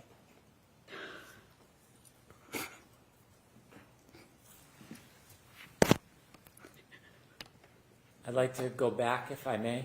Okay. May I? Yep. When Kerry Roberts picked you up in the car, did anybody go with you and Miss Roberts on the drive from your home in Braintree to Good Samaritan Hospital? No, we were the only three in the car. Who was the third person? My husband. During the drive to Good Samaritan Hospital that morning, Yep. did you ever have a chance while you were in the car to speak to the defendant? Yes. Please tell the jury about that conversation. She, I asked her what happened, and she said, we went to a party. I left him there. I said, you just left him there? She said, yes, I just left him there. Did she say whether she left him inside or outside? No, she just said, I left him there. Did she tell you whether or not she left him in the driveway or the street? She just said, no, I just left him there. You told us that when you got into Good Samaritan Hospital, you were walking down the hallway and you had another interaction with the defendant. Yes. And you told us that she was asking if he was dead. Mm-hmm. Can you describe a little bit where in the hospital you had this interaction with her? When they took us down to the emergency room, the doors open, and there was a corridor to go down to the other rooms, and she was on the left-hand side, and that's when she saw me come in, and that's when she started yelling, is he dead, Peg? Is he dead, Peg? So when she was yelling, could you describe her mood or demeanor? Was she animated? She's loud, and I don't know. She was just loud, and as you were saying it. And when she was asking you, is he dead, is he dead, did you again ask her a question? I just asked the nurse, what is she doing here? Okay. And did you speak to Miss Reed herself? No. No. At some point, and you and your husband got to see John? Yes. And were you with Kerry at some point? Kerry was there, and then my son Paul was there. How did you get home? I think I went home with Paul, and I think my husband went home with Kerry. We went back to Canton at the time. Do you remember generally the time frame? Was it morning, afternoon, evening? No, it was morning. Do you remember getting home that day? Yeah. It was snowy, icy. Was anybody home when you got No. back? No, it was just us. And then the kids started coming home. And that's when I was trying to, take care of them. And then there was a knock at the door. And it was Karen, her father, and her brother asked if they could come in. And I was just trying to calm the kids because Patrick was just out of control, yelling. And then they came in. And then he said, do you mind if we go upstairs and get a couple of her things? Which I never should have let them go up there. But at the time, I just couldn't think straight. And I really didn't have anybody else to help me keep them down in the kitchen. So I don't know what they got up there, what they did up there. How long were they, when you say upstairs, do you know what room they went to? I assumed the bedroom. So I'm going to start that, Mrs. O'Keefe. If you could just, what you actually know, okay? And Mr. Brennan can ask a better question. Thank you. Could I lead a bit? Yes. Ma'am, how many rooms are upstairs in John's home? 1, 2, 3, 4 bedrooms and an office. And off the master bedroom, there's a bathroom, and then there's a closet. It's a big house. Did you see the defendant and her father go upstairs? I didn't really see them go up, but I knew they were up there because I could hear them. You didn't follow them up or go to look? No. You didn't know which room or rooms they were in? No, I'm assuming the bathroom and the master bedroom. My question was poor. You didn't see which rooms they actually went in? No. How long was the defendant upstairs in John's home with her father? I don't know, maybe 10, 15 minutes. Did you see them come back down? No, I did not. When they were upstairs, what were you doing? I was trying to calm the kids. Both of them? But yeah, well, mainly Patrick. How was Patrick reacting? He was very upset once we told him because he slept over a friend's house the night before, and he just said, I'll never see him again.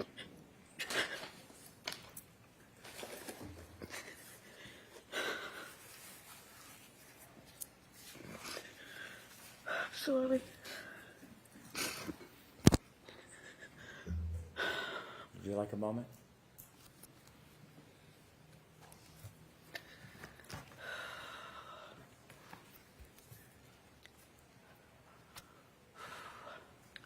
Mrs. O'Keefe, would you like to take a short break? No, that's fine. Thank you. You can just let me know when you're ready. Take your time. Okay, go ahead. You ready? Go ahead. Okay.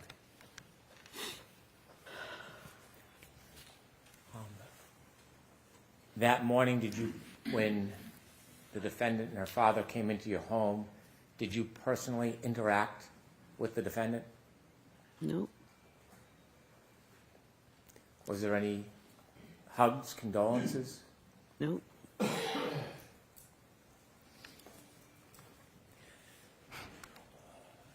Did you ever confront the defendant with any accusations when she was in your home that morning?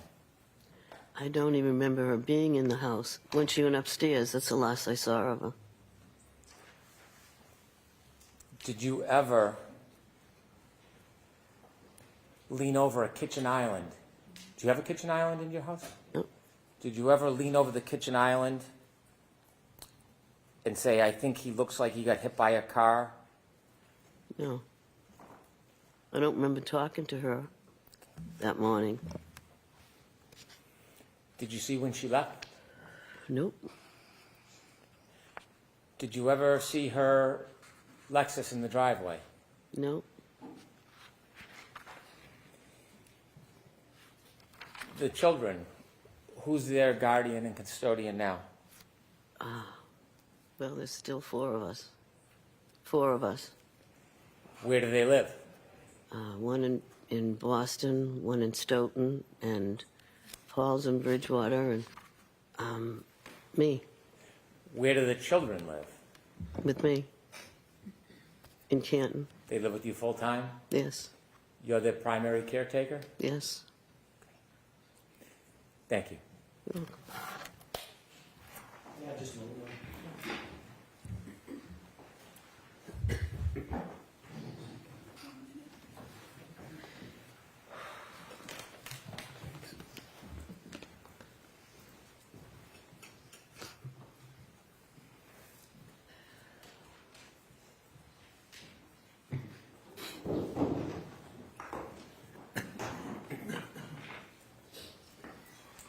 There you go. Okay.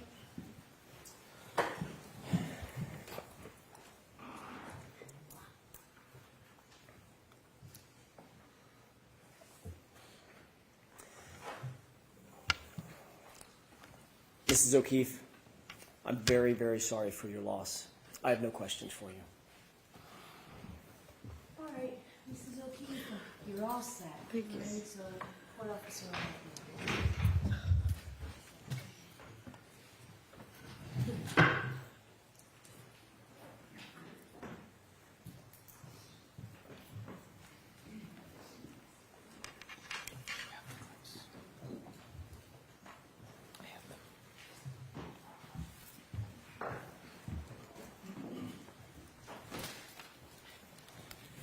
I would like to introduce 2 clips, labeled 4 and 5.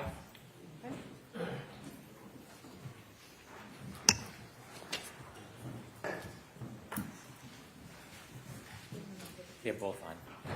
Both, Can you explain? both clips 4 and 5 are on that zip drive. Okay. 17.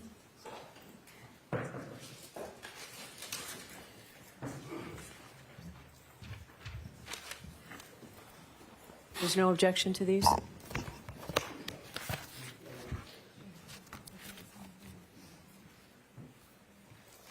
I don't know what they are. Is there a second, please?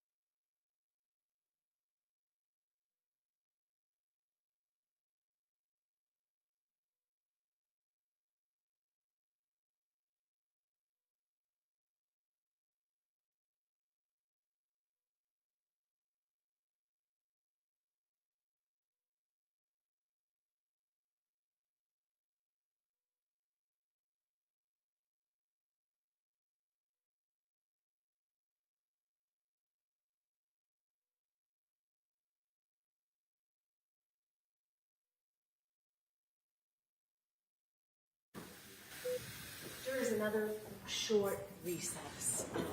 Hopefully you'll get to walk right through the first section courtroom this time. Thank you. Court, all rise, please. Jurors, close your notebooks and follow me.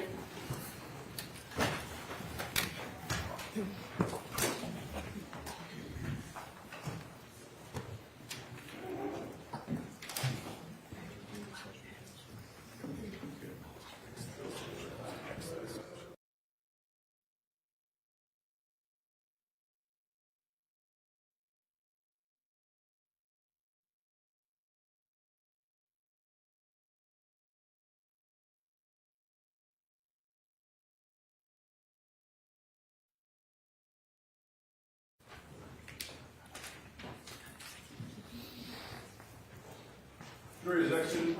Please be seated.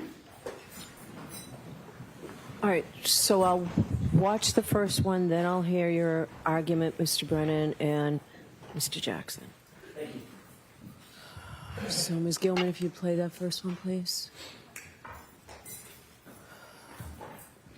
They had pulled into the driveway before me, so I was presuming she saw my cracked tail light and was thinking, did you hit my son? I could sense from her that she was looking at me very warily. And then when John's nephew came home, I just wanted to see him and squeeze him. It was quite uncomfortable. I said, Dad, come upstairs to the master bedroom. I said, I think I need to leave because I think John's mother thinks I did something to John. All right, so tell me why I should admit that clip. You should admit this clip because it demonstrates consciousness of guilt. On the morning of John's death, Miss O'Keefe sees her son at the hospital and goes back to Mr. O'Keefe's home. In the driveway is the alleged murder weapon, the Lexus with the broken taillight. It's the middle of a snowstorm, and a prelude to that is there is a phone call from the defendant's father to the Dighton police looking for a ride to go in and see his daughter at the Good Samaritan Hospital. He's looking for a police ride because the weather conditions are so terrible. When the Dighton Police Department declines that ride, he gets the assistance of his son and his son's wife pick him up and bring him to the hospital. At the hospital, there are a number of comments made. I think I hit something.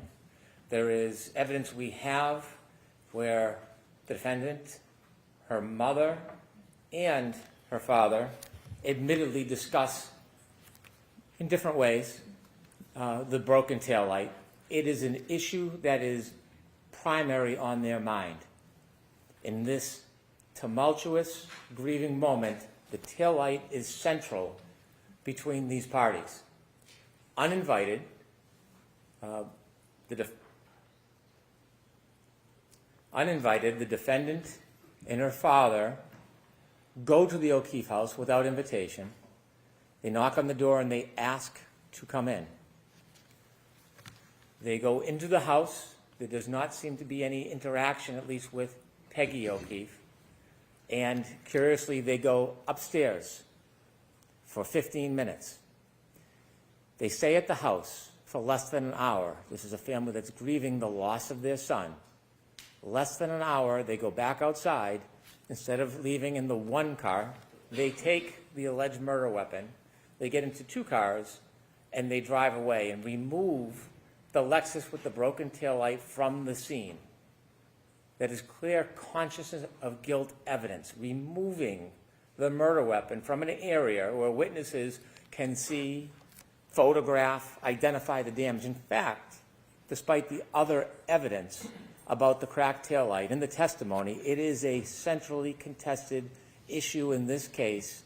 The defense has already questioned and confronted, as they have a right to do, about the shape, manner, and extent of that broken taillight. The removal of it is helpful for the defendant. And so the fact that they stay for less than an hour, remove the Lexus from the scene, is important. This statement by the defendant is clearly an attempt to create an excuse, a ruse, for why they removed the murder weapon from the scene. It is an attempt to suggest that she somehow is targeted. She somehow on that morning is victimized. She somehow on that morning is the intent or the object of something that is abusive from Peggy O'Keefe. And so this evidence will demonstrate a key part of our consciousness of guilt evidence on this issue, that there was no viable reason to take that evidence from the scene other than to obscure it. It was not because Peggy O'Keefe yelled at her or intimidated her or threatened her. This was, again, a central conversation between her, her father, and her mother in those early morning hours. This is what was foremost in their mind. And so that's why it's not only relevant, it is an extraordinarily strong piece of the consciousness of guilt evidence. And inevitably, the defense may or may not try to provide some type of explanation or excuse, but we have a right to the full force of our proof, and this is part of it. All right, thank you, Mr. Jackson. Thank you, Your Honor.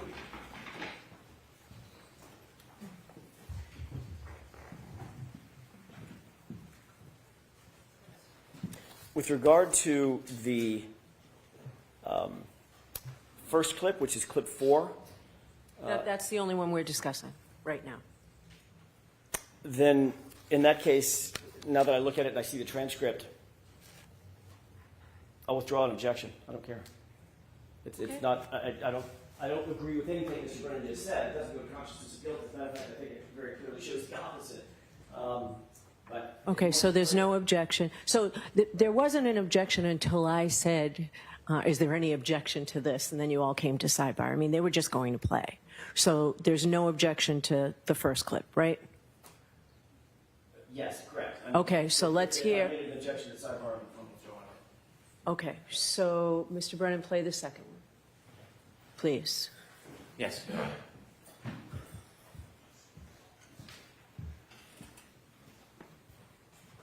And his mother leans over the kitchen island and says to me, I think it looks like he got hit by a car. It looks like he got hit by a car. Okay, so tell me how this comes in. Similarly, consciousness of guilt evidence, the defendant making what we allege is a false statement to try to excuse her conduct of removing evidence of a crime from the scene. This has additional import. It has two facets to it. One, equally as important for consciousness of guilt in the first part, as I supported for clip number 4 or 5. Secondly, it is important because we've heard testimony from Peggy O'Keefe that this claim never happened. So we now have direct testimony that she did not have a conversation with the defendant, did not make these claims to the defendant. And so while also consciousness of guilt evidence, it has additional support from the previous clip. Right, Mr. Jackson? Thank you. With this video clip, Your Honor, it's very different. It has absolutely nothing to do with consciousness of guilt. The argument is baffling. How could that possibly be consciousness of guilt if my client is simply reiterating something that she believes somebody else said? This clip is obviously, very obviously, and strategically being used to try to vilify my client with something that's completely irrelevant. In Massachusetts, you can't call a witness just for the purposes of impeaching them. What this clip would be doing is purporting to impeach Mrs. O'Keefe, who just testified, I never said that.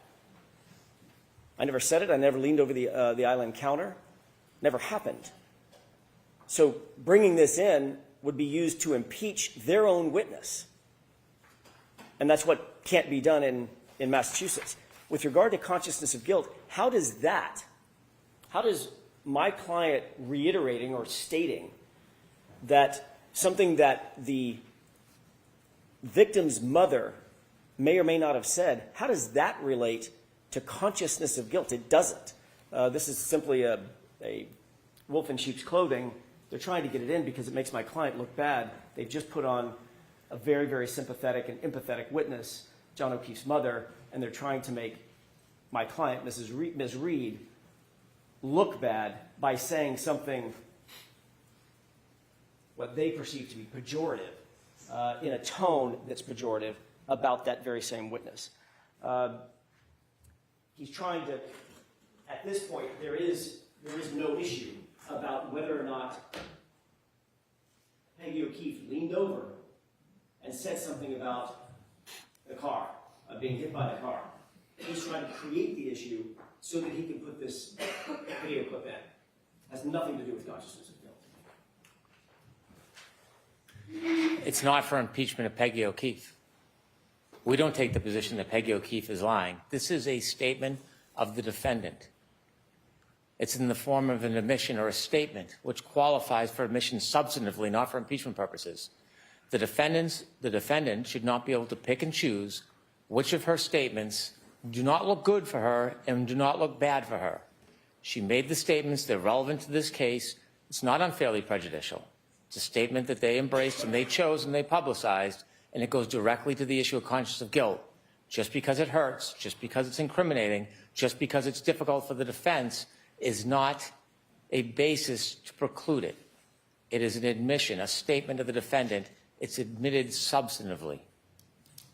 If that were true, Your Honor, then they would simply put in the transcript. They wouldn't need to play the video. Transcript is one line. And his mother leans over the kitchen island and says to me, I think he looks like he got hit by a car. He looks like he got hit by a car. Sorry. I think he looks like he got hit by a car. It looks like he got hit by a car. They can just put that statement in. They want to play this because of its prejudice, because of the tone that it sets. It's not in evidence at this point. The witness who supposedly said the statement has denied having said it and said it never occurred. This is far, far more prejudicial than it is probative. If they want to simply use the transcript, that's one thing. But playing this video is simply being used to vilify my client because of the tone of voice she used in the clip. That's it. That's what's not allowed. That's overly prejudicial, and it's not relevant. All right. So what I'm going to do is I'm going to think about this. And if I decided to let it in, you can let it in first thing tomorrow morning. I'm not going to let it in now. May I ask for a ruling in the morning? Yes. May I introduce the one that was not objected to? Yes. Do you want a consciousness of guilt instruction, Mr. Jackson? No, we don't believe that So you're in agreement that that statement just comes in? we're not objecting. I'm not trying to introduce it. Don't put words in my mouth. I'm not trying. No, to I introduce said it. you're But, okay. But I'm not objecting that it at this point that it shouldn't come in. Okay. We'll bring the jurors back and we'll do that. Tony, can they come right in, or is it going to be 5 minutes? Can they come right in? Thank you.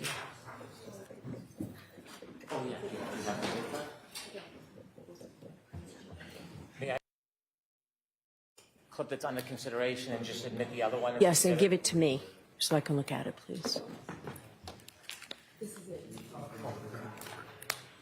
So I'm sorry, Your Honor, do you want me to leave that on there so you can look at it tonight? And if we decide to take it off in the morning? Yes. Okay. Thank you. Because you can just single it out and play one, right? It'll be over in a moment. Okay, thank you. Chrissy.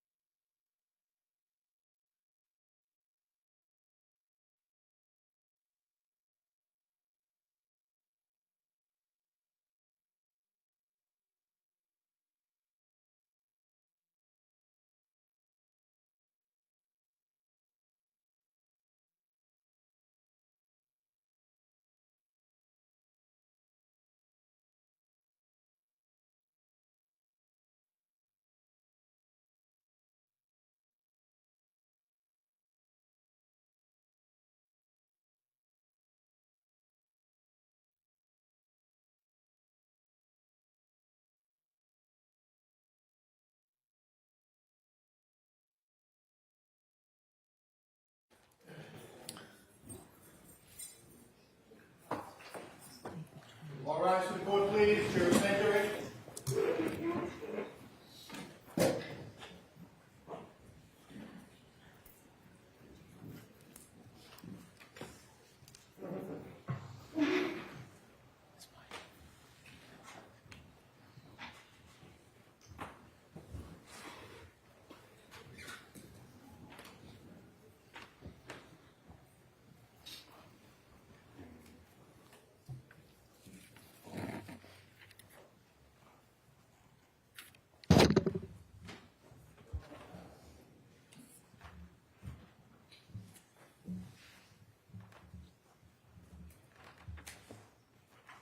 Court is back in session. You may be seated.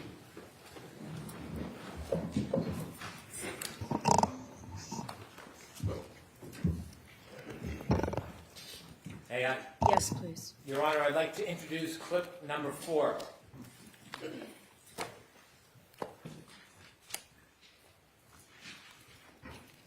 They had pulled into the driveway before me, so I was presuming she saw my cracked tail light and was thinking, did you hit my son? I could sense from her that she was looking at me very warily. And then when John's nephew came home, I just wanted to see him and squeeze him and hug him. It was quite uncomfortable. I said, Dad, come upstairs to the master bedroom. I said, I think I need to leave. I said, I think John's mother thinks I did something to John. May I call my next witness, Your Honor? Please. The Commonwealth calls Nicholas Garino.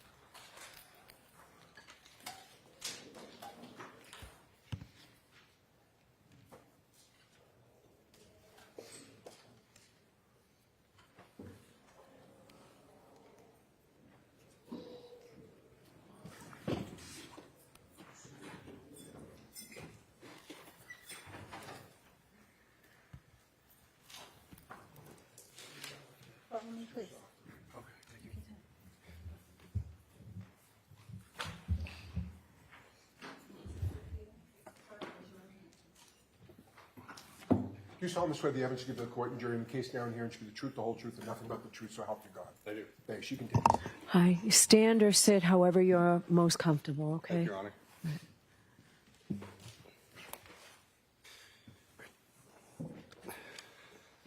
May I proceed? Yes.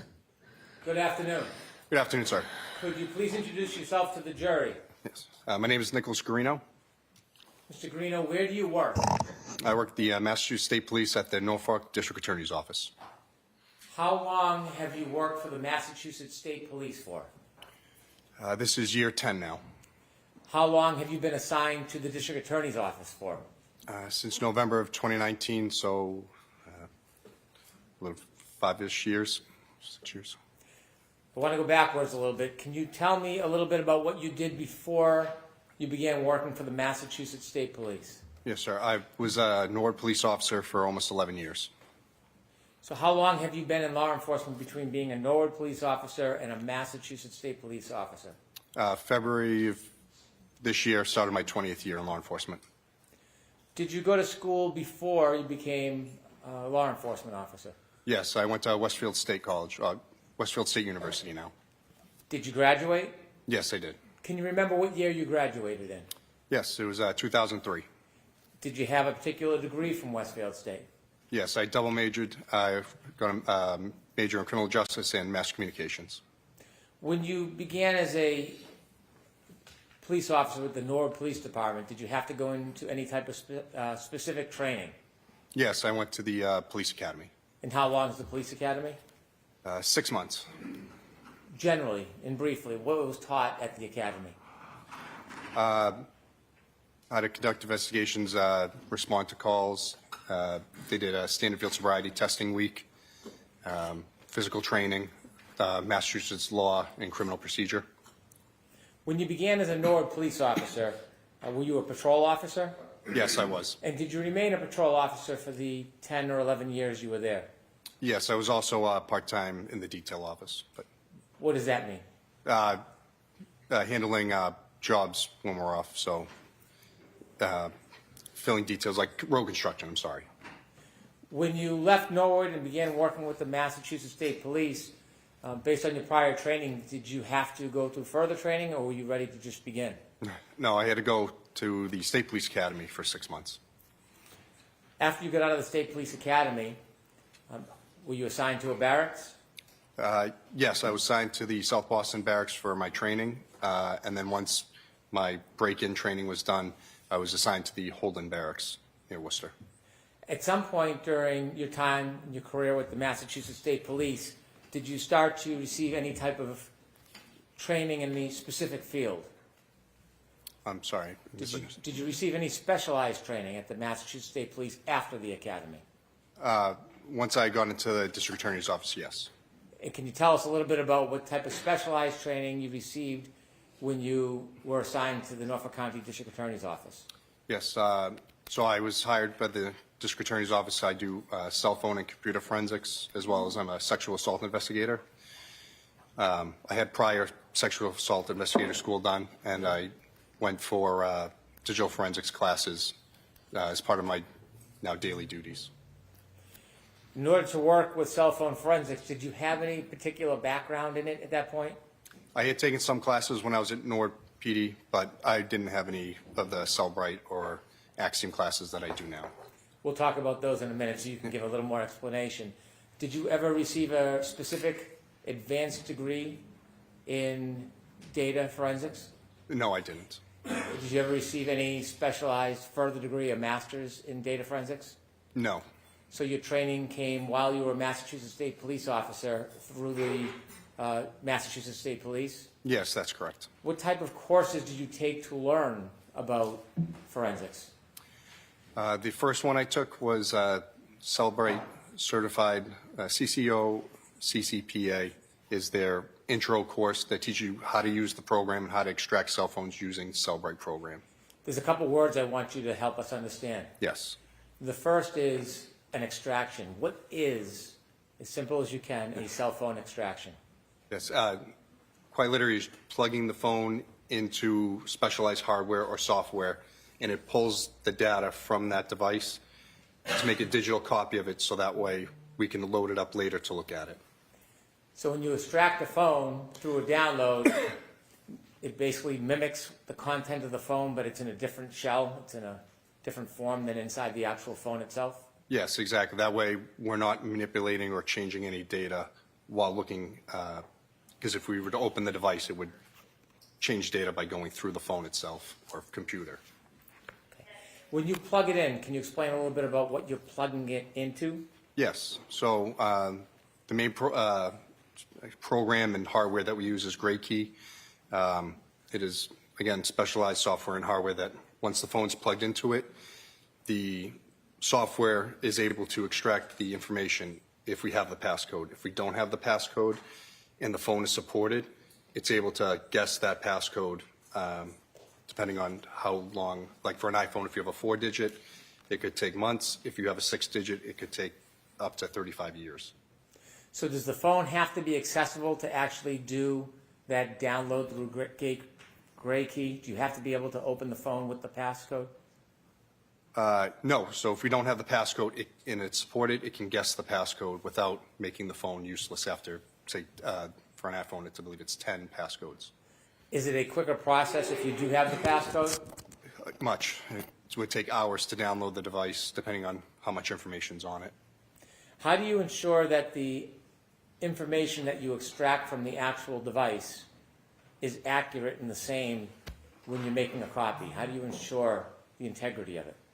So with GrayKey, it produces a progress report as it goes through its process. The only two fields that we can sort of amend in that PDF that it spits out is the ID number and then the investigator name. So after the data is pulled out, it creates a hash value, which is like a digital fingerprint for that specific information. So if you had gone in and to edit or change it, that digital fingerprint would change. It would change the big long string of numbers that it attaches to that file. The digital fingerprint, is that the same thing you're referring to as the hash value? Yes, exactly. And how do you ensure that the hash value of the product, the copy, is the same as what's on the phone? You can run the zip file that it creates with the information into a hash calculator, and it will give the same hash as what is produced from the GrayKey PDF report. So if something had changed or there was an error with it, the hash would not be the same as what was given from the PDF, and that's how we know that the data is not the same. So if you download a phone and it has a hash value, this digital fingerprint, and then someone was to manipulate the phone and remove anything, even a period, from that data, if it's run again, will the hash value change? Yes, it would not be the same because Even it if will it's show. just, I'm sorry, even if it's just a period? Yes, any alteration to that initial extraction with that number, it immediately would change. So if you have an item, a computer or a phone, and you put it through the GrayKey program, and you do an extraction, a copy, where do you store that copy of information if it's not on the phone that you originally have? What do you do with it? So once the program pulls that information, we have to place it onto our secure server at the office, and we'll take any of the files that were given via the extraction process, and it's saved there for us. And so you copy it on another link or another digital file? Yes, we'll save it to the server at the district attorney's office. Can it be put on a physical item, like a zip drive or a hard drive? Yes. If you put that download onto a zip drive or hard drive, how will you know if that information on the hard drive matches the same information you originally downloaded from the phone to the server through GrayKey? Again, like I said, you could run the hash value of that file again to correlate it with the PDF that we were given once GrayKey has given us the information. So that's how you would know all the information is the same, nothing has changed. So for example, if you download an iPhone and it has that digital fingerprint, hash value attached to it, and you make a copy or multiple copies, is the way to test whether or not those copies are exactly accurate is to look at the hash value of each copy? Yes, and copying the zip file would not change the hash value. The only way it would change is if you physically went into it and deleted information somehow. So now that you have the item, say for example an iPhone, and you've downloaded it through GrayKey, which is hardware and software, and it's on a digital file, can you just open it up and start reading it like a report or a book, or do you have to do something else to it? No, once it's pulled into that zip file, it has to be opened into another program, which there are many forensic tools, but the ones at the office we use are Cellbrite or Axiom. They're just two brands, and then those programs make that information readable so we can actually look at it. So if you were to download a forensic copy and you were to open it up without using that subsequent software, would you be able to read or see anything that's on that data? To be honest, I don't know because I've never opened one of those zip files to know what's actually in them. After the extraction happens, after there's that copy made, did you mention there's further software you would use to be able to actually read the data? Yes, so that's Cellbrite and Axiom. They're two different programs, but those programs will make the information readable. Are those the programs that you typically use? Yes, they are. And there's other programs out there, but those are the two that we normally use at the office. Are they commonly used in the Massachusetts State Police? Yes, they are. Are there other programs beyond Axiom and Cellbrite that can be used to decipher the information so you can read it? Yes, there's many. In your entire time with the Massachusetts State Police, have you used any other programs other than Axiom or Cellbrite? To look at cell phones? Yes. We have Sanderson forensic software that can look at databases that are in the phone to look at information. I don't normally use those because I don't want to say, I'm probably not proficient enough that I would know this exactly means this, or I wouldn't want to confuse anything that I'm looking at. When you look at the information after it's been through the extraction and then the analysis through the software, is the data still available if you want to look into the data? From the zip file itself, sir? Yes. Yes, it's always available. It's, like I said, we're not, the data in the zip file that Great Key gives us is never changed. It's just being loaded into another program so we can see it. That's all. The software that you use, whether it's Cellbrite or Axiom, does that do the work for you as a forensic examiner?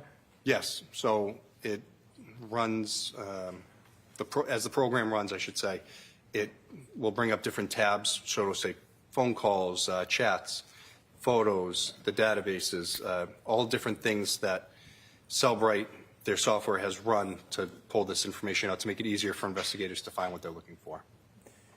Beyond the initial report that you can look at and look for the information, if you wanted to as a data forensic examiner, could you look deeper beyond the production of those software programs? Yes, you could.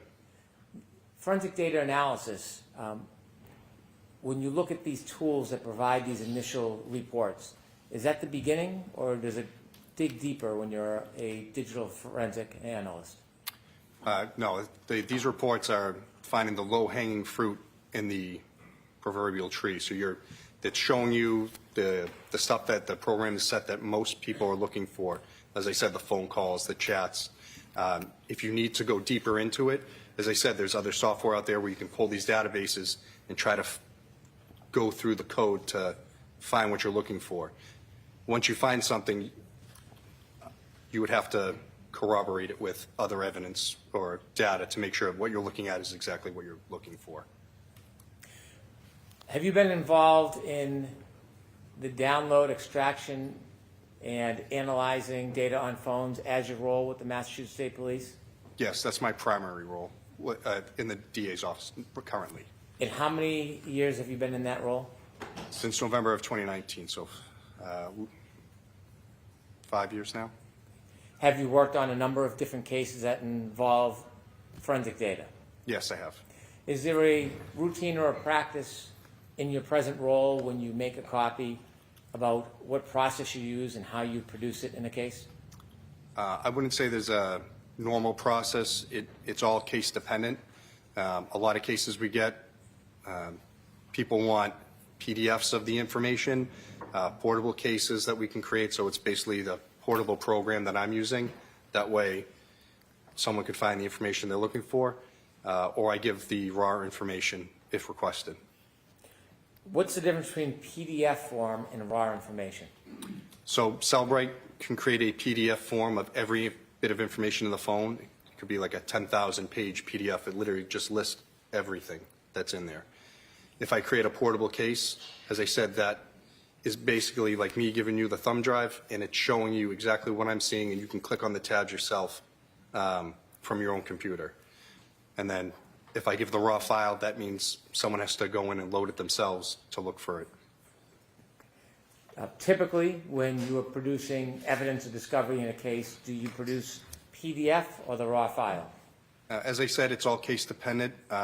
Not all cases have forensic experts to come in to look at the information, so I'll supply whatever is requested.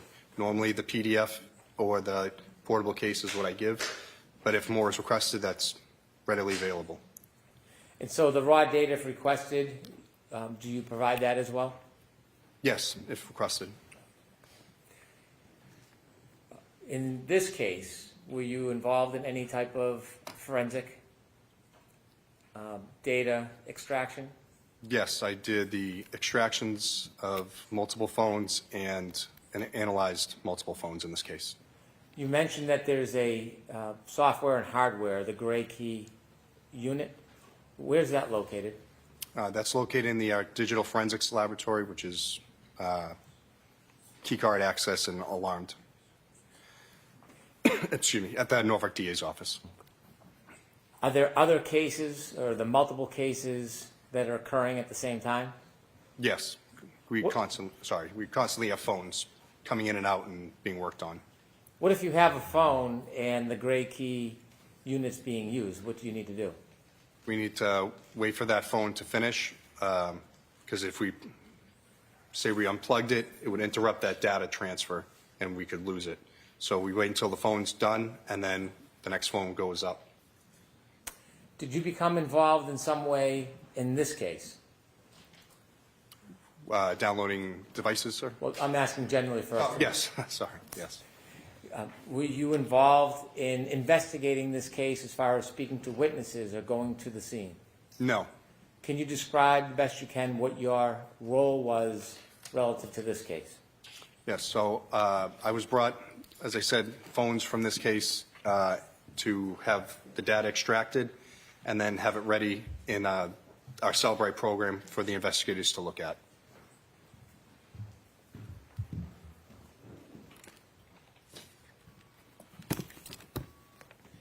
At some point, were you provided a phone that you later identified as a phone belonging to Mr. John O'Keefe? Yes, I was. Do you remember when you were provided that phone?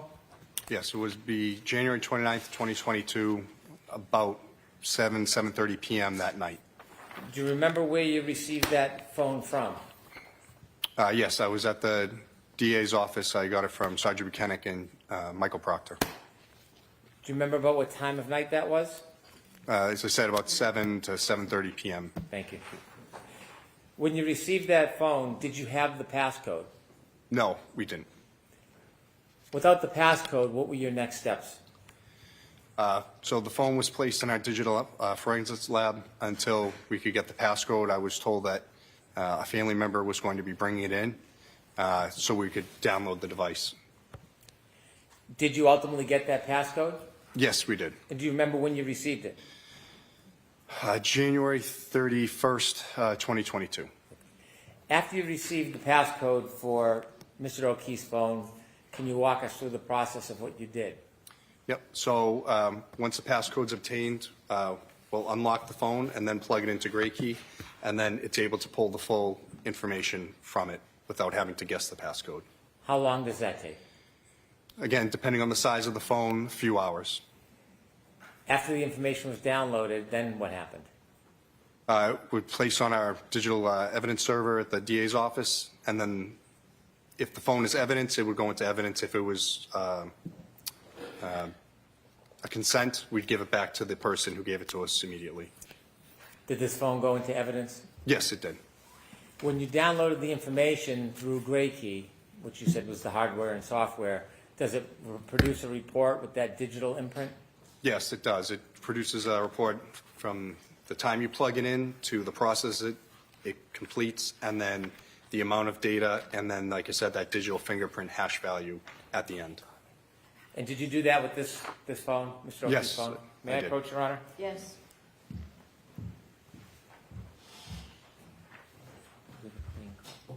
Highlight.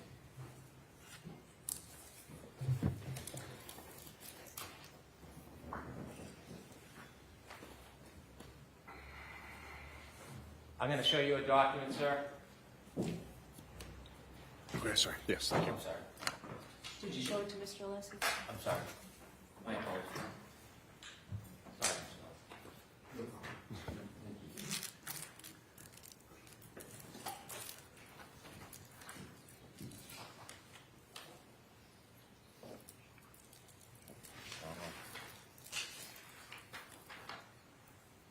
Thank you, Mr. Green. May I? Yes. I'm showing you a document.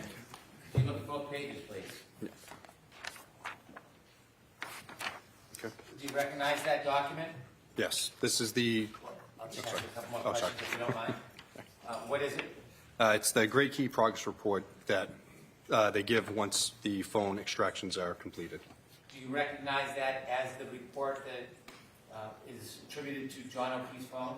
Yes. And does that document have that digital imprint, the digital fingerprint that you were talking about? Yes. So it's in. Yeah. So it's here on the back. I just want to see if it was in two places. But it would be here for the.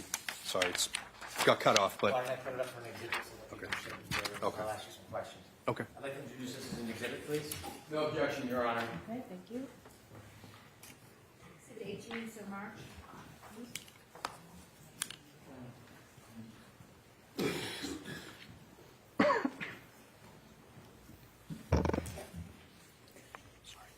May I show that exhibit to the jury?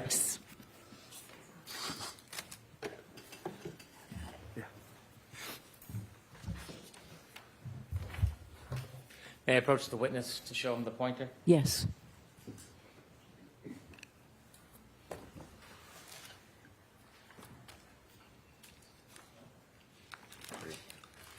On this top button will be the pointer. The middle button will change the screen. So Oh. Okay. it's the top button, please.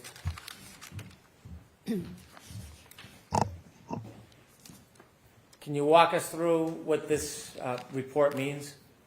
Yep. So here at the top, there it is. Again, it says Gray Key Progress Report, and then it gives the report generation date and time, and it is in UTC, which is, get the exact definition, Universal Time Coordinates, I believe. So you'd have to minus 4 or 5 hours depending on daylight savings time. So this one would have been January's -5. 16/10 will be 1 noon, 12 o'clock for the actual time on the 31st. As we go down, device name is Johnny. The software version is the Apple iOS that was running at the time. The model number, iPhone 11. And then if you were to look up the N104AP is also a model number. The unique device ID. This one is what Gray Key assigns to the zip file that it creates. Serial number of the phone, the unique chip ID, the Wi-Fi address, the Bluetooth address, and then the phone number. And then there's more information underneath. Could we scroll that, please? Thank you. This here is the IMEI, which is the International Mobile Equipment Identifier.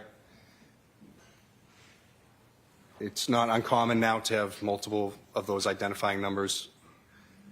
The data partition size of the device, which is 83 gigabytes. The lock state, if the phone was locked, it would say locked. This one is unlocked, because we had the passcode. This was the Gray Key Agent version for the software. And then this is the last time that the phone was backed up via iTunes or iCloud. This is the owner's name. You can have anything in this, but his phone had John O'Keefe set as the iPhone owner name, and then the different accounts attributed to the phone. Okay. Can you show us where the digital fingerprint is? Yep, it's down. So that, the top part here is literally every time when it's plugged in to every process that it completes until the progress report is generated. Here, this is the full file system was created on this date and time, and then even though the partition size was 82 gigabytes, it actually pulled 125 gigabytes of data. Underneath this, if you're on the next page, is that unique fingerprint right here. So it has two, a SHA-256 and an MD5. They're just two versions of hashing to show that the file, they're unique fingerprints, and that's what these numbers are here. So there's one for the image of the extraction, and then one for the keychain for the other documents that Gray Key creates. And you mentioned that if anything has changed, even a period, that number and letter sequence will change as well? Yes, that's exactly right. Did you have an opportunity to download and extract any other phones? Yes. At some point, did you have an opportunity to download and extract a phone from the defendant? Yes, I did. Do you remember when you received that phone? I got the phone the same time as I got Mr. O'Keefe's phone on the 29th at around 7:30 at night. And so you received both phones at the same time Yes, from the same people? correct. Trooper Buchanan, Yes, Trooper Proctor. yes. What did you do with that phone? Again, that was brought down to the digital forensics lab for holding until we could get into it, or a warrant was written, or whatever legal process was going to be done, so we could get that information. Do you secure it? Yes, that room is locked with keycard access that only myself and 2 others have, and it's also alarmed. Do the case officers or investigators that aren't part of your unit have access to those items? No, the only ones that had access were myself, Trooper Connor Keefe, and then the director, Samantha Vogt. She's a civilian that runs our lab. Okay. And at that point, were you able, after there was process, were you able to get into the phone at first? No, it wasn't supported by Gray Key, the phone model and number. What do you mean it wasn't supported? So the software, even if we had a search warrant, we plugged it in, Gray Key wouldn't be able to recognize it because it just wasn't supported at that time. When you say it wasn't supported, does this have anything to do with a passcode? For both. So we didn't have the passcode. So because we didn't have it, it wasn't supported for us to download that information from the device. If you had a passcode, would it have been supported? Yes, it would have been. So is there a process when you have a phone that you don't have a passcode for to be able to access the content of the phone? Yes, that's correct. We have to wait until we either have the passcode or the software and hardware is supported for the device where it can try to guess the passcode. So let me ask you some questions about software. In forensic data analysis, does software change frequently? Constantly. When the software changes, does it advance? Does the software get better? Yes. Yes, it does.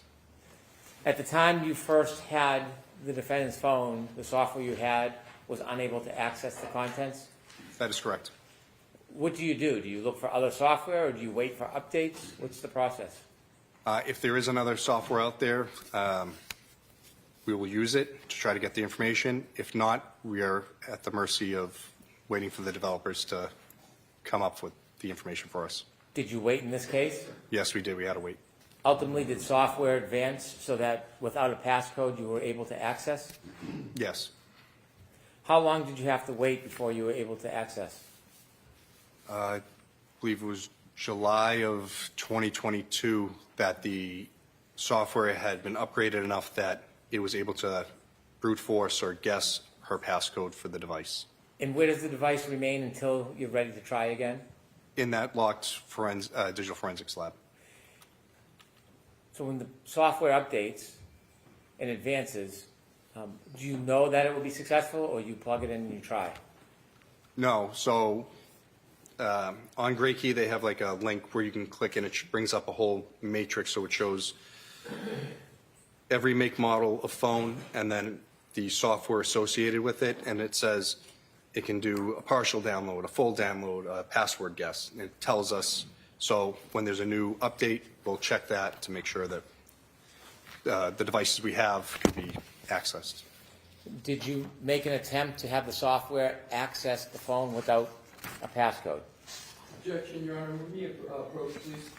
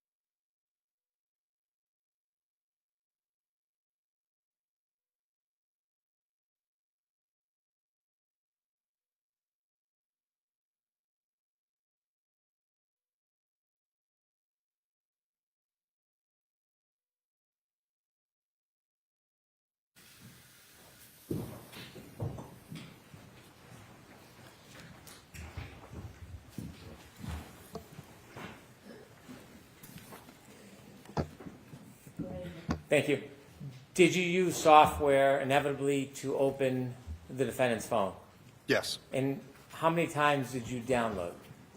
So there was 2 downloads. One, thank you.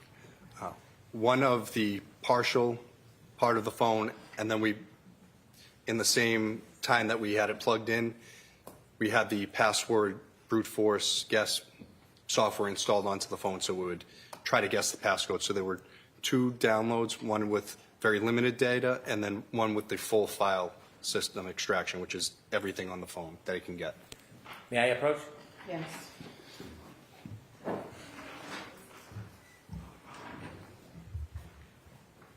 I'm going to show you 2 documents, sir.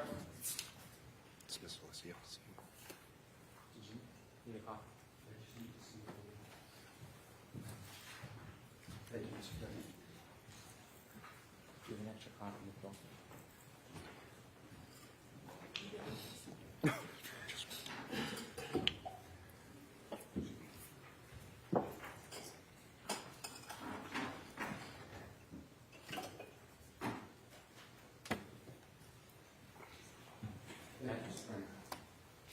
I'm going to show you 2 documents that actually look at the first one. Do you recognize that document? Yes, I do. Is that a result summary from Gray Key for a search of the defendant's phone? This is the initial extraction that we created before the password guess process went through. I'd like to introduce this as the next exhibit, please. No objection, Your Honor. That's the original. Yes, this is the first one. Thank you. Yep. Exhibit 19. I showed you a second document. Do you recognize that? Yes, this is essentially the same information, except it goes further of all the password guess attempts longer until we actually get all of the information from the phone. I'd like to introduce this as the next exhibit, please. All right. No objection, Mr. Leslie? No objection, Your Honor. Exhibit 20. So marked.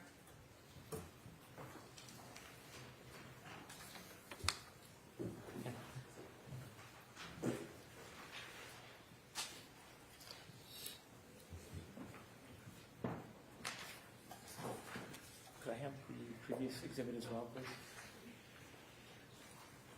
Sir, I'm handing you back Exhibit 19, which was the partial download. Okay. Exhibit 20, which was the subsequent download.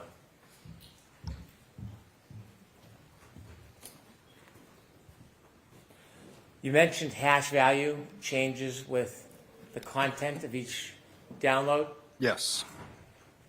Is there hash values specifically assigned to each download? Yes, there is. Are they the same number and digits in digital fingerprint? No, they're not. And explain again why they would be different. Again, the first one was the partial. It was only 45 gigabytes of data, so it has one number. The second download was 109 gigabytes of data once it got the passcode. And again, that number is completely different again. And again, like I said, the information is not the same, so the hash values won't be the same. Were the 2 other phones that you inevitably analyzed? Yes, there were. Let's start with the first one. Did you have an opportunity to create a file on a phone that came from Kerry Roberts? Yes, I did. Now, you said it's a 2-step process. First is the extraction, the copying, and then it's creating the file.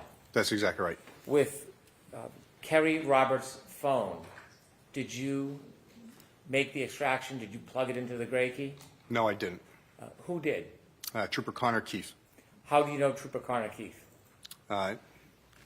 He went to meet with Kerry Roberts, received the device from her.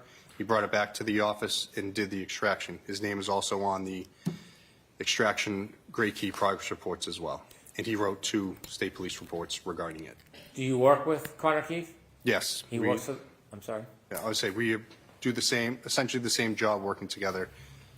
So he's in your unit, Yes, he is. in the digital forensic unit. That's correct. That phone, did it come with any paperwork, any forms? Yes, he had 2 signed waivers of consent from both parties for each device, one for each device. And so as far as the copying, the extraction, you did not do the extraction on Kerry Roberts' phone? No, I did not. After it was plugged in and a copy was made, did you then access it? Months down the road. Were you assigned at that point to analyze or look at any of the data on that phone? Initially, no. At some point, did you create a file so that you could provide it to the parties? Yes, I did. Was that upon request? Yes, it was. And separately, did you know, or did you, let me ask it a different way, was a phone from Jennifer McCabe extracted? Yes, it was. Did you do the extraction? No, I did not. Was the information, after extracted, again provided to a digital file? It would have been, yes. Did you, at some point later, did you make a copy to provide to the parties? Yes, I did. Can you tell us what a USEF reader is? So the UFED reader is a portable case that I can create through Cellbrite. Again, like I said, it's the exact same program that I would be viewing if I was sitting at my desktop. Instead, it can be made into a thumb drive to give to defense, prosecution, investigators, whoever. And there's no chance for the data to be manipulated because it's just a reader. When you have the digital file that's been extracted and then created into a PDF or a form that can be read, can you print the entire file on paper if you'd like? Yes, you could. Would that include, could you print it so it includes the entire content of the phone? Yes, it'd be thousands of pages, but yes, you could. Is there any way to isolate particular things of interest that you might want? For example, if you wanted just the chats between 2 people, is there a way that you could have a program isolate just those chats and then give you all of them in a form that you could read? Yes, so you can go in to cherry pick whatever information you're looking for to create into PDFs or other, it gives 5, I think, different mediums. You can have it output HTML, portable cases, XML files. If you wanted to create a document that had a number of people in communications, could you do that as well? Yes, you could. So you can pretty much set the parameters how you want if you want to search for particular items. Yes, it's very generous that way of being able to search for keywords, phone numbers, whatever it is, and then you can export that out into a PDF so you can print it. May I have a moment, Your Honor? Yes.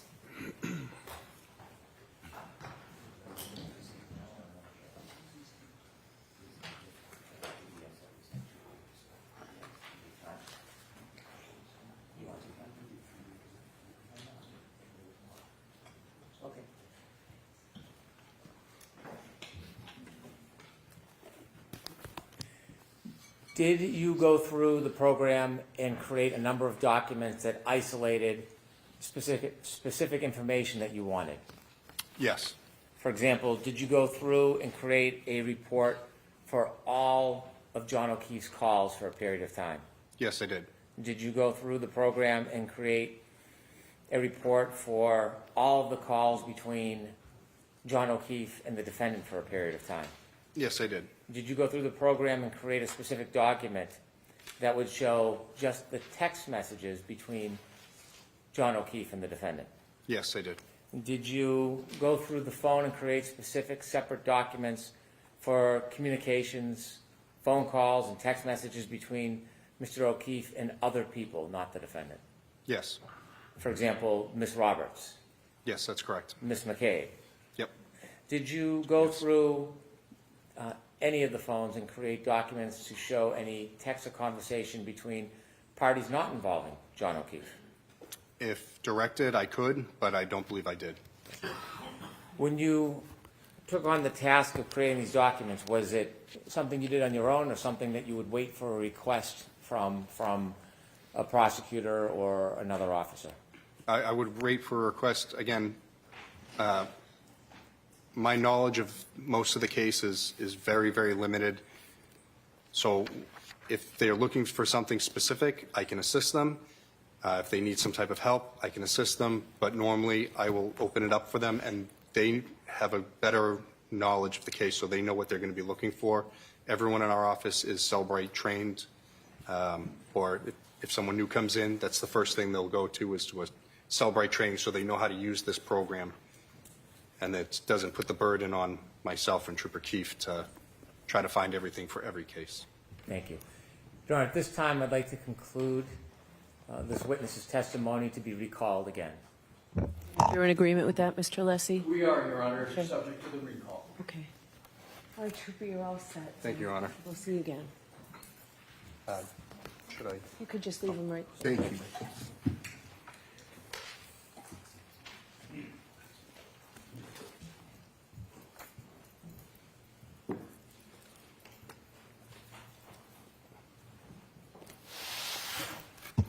Do you have another witness, Mr. Brennan? May I? Yes, please.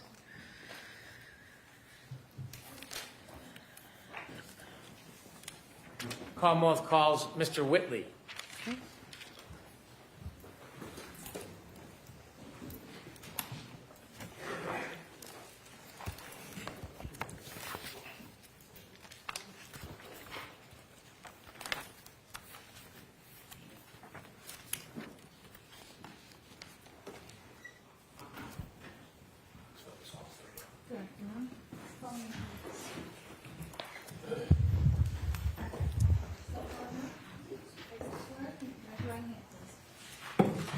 You solemnly swear the evidence given to the court and jury in the case now hearing to be the truth, the whole truth, and nothing but the truth, so help you God.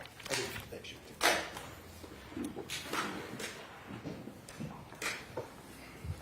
May I?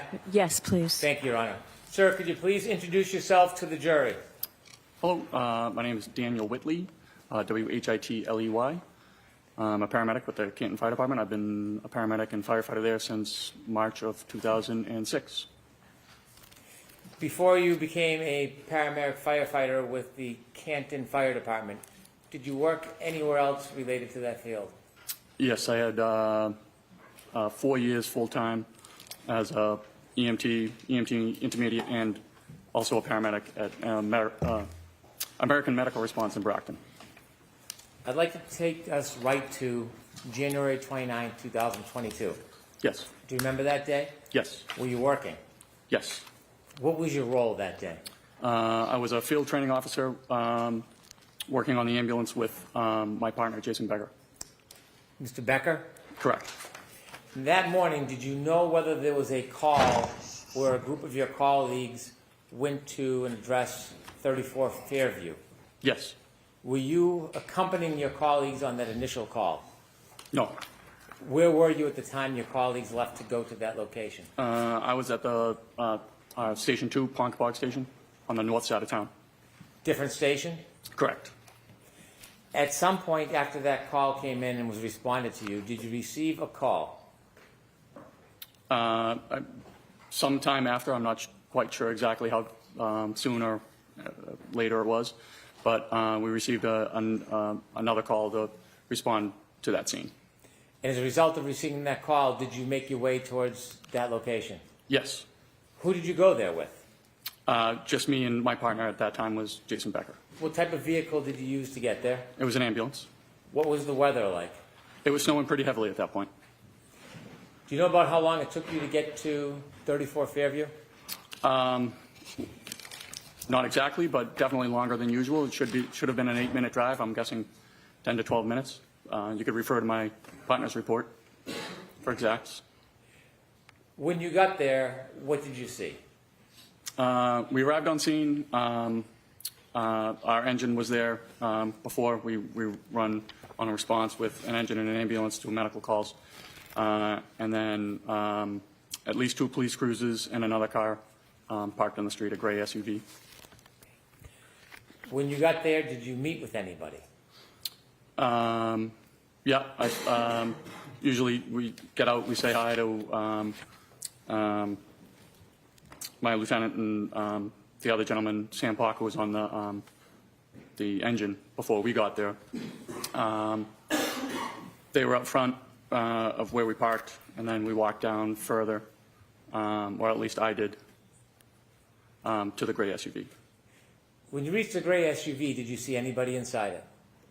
I believe at that point we were kind of, getting out. We were walking down, they were coming out to greet us. There were 3 women there. Okay. Did you speak to any of them in particular? Not at that point, no, not really. At some point, did you have any interaction with any of the women? Yes. In fact, did you know any of the women who were there that morning? I knew Kerry Roberts. How did you know Kerry Roberts? First we're neighbors. She lives about 200 yards away from me, around the corner. And she helped organize a neighborhood block party, and I would volunteer every year to bring the fire truck to the block party and show the kids the fire truck for a little bit. So you knew her well? No. Were you friends with her? No. Friendly? I just would describe us as acquaintances. Did you ever socialize with her personally, other than the block party? No. But you knew who she was? I knew who she was. I recognized her, yes. Did you talk to her that morning? Not beyond probably a hey or hi or something like that. Okay. Do you know whether she ever gave you any items? I know at one point I had to exchange whether it was a purse or a cell phone or some object from Miss Reed. At some point that morning, did you have an opportunity to meet with the defendant? Yes. Where did you first see her? We were in the process of getting her to go to the hospital.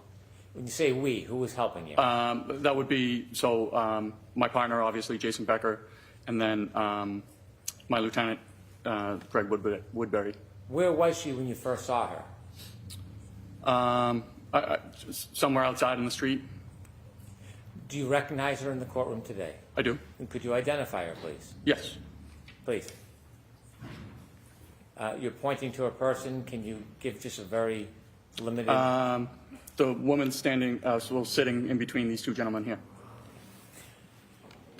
Did you interact with her that morning, have a conversation? Yes. When you first started speaking to her, what was her demeanor? Pretty upset, crying.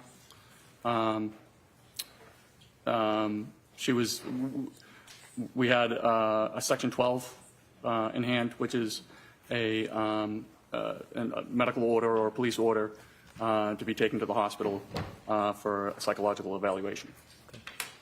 Did you discuss that with her? Yes. Yeah.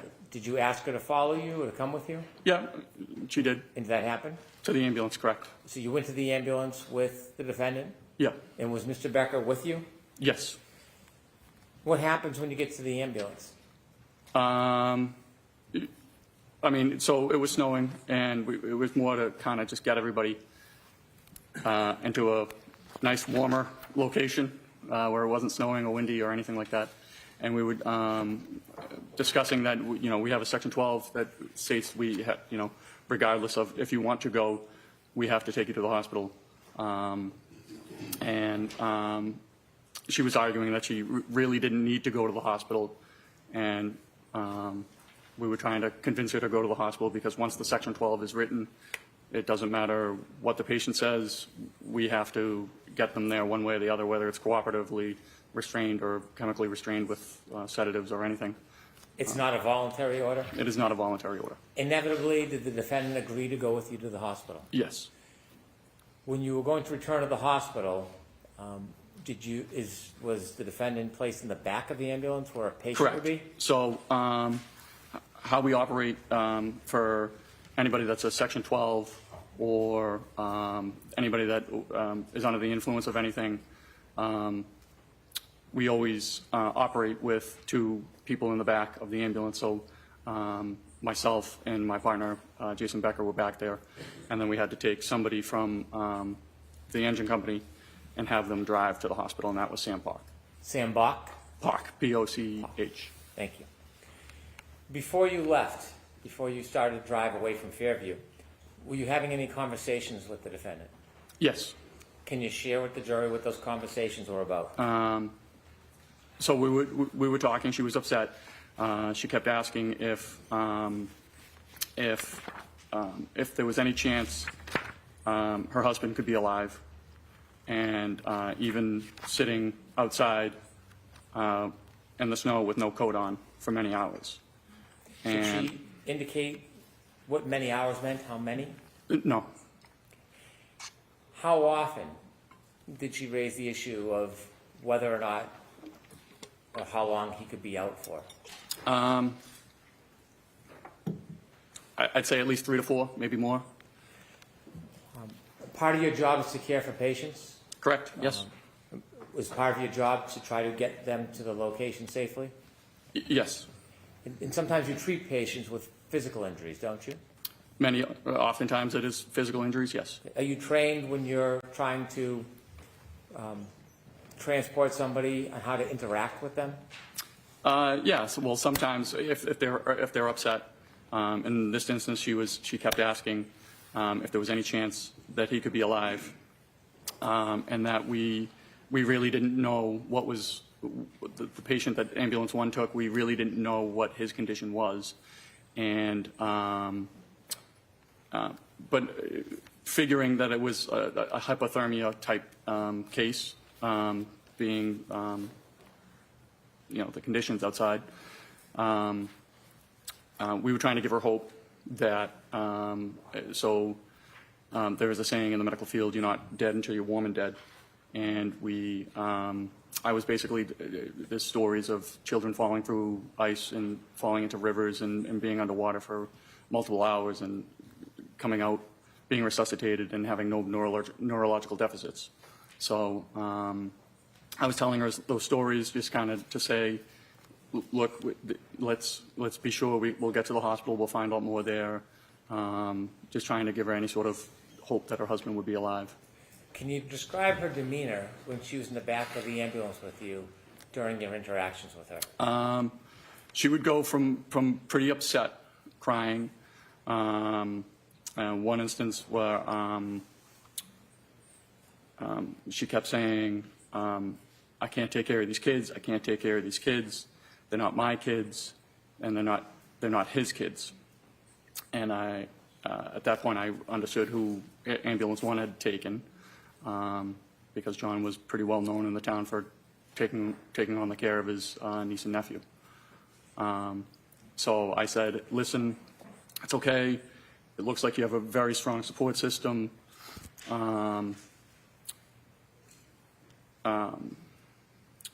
And then Miss Reed said, do you know Kerry Roberts?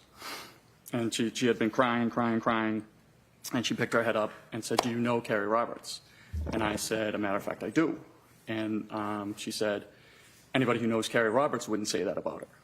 And I said, well, she did come to out early in the morning to look for your husband in a blizzard. And she just rolled her eyes and put her head back down. And I thought it was just bizarre. Objection. Move to strike. I'll strike that last sentence. Would you describe her demeanor as even through that ride? No.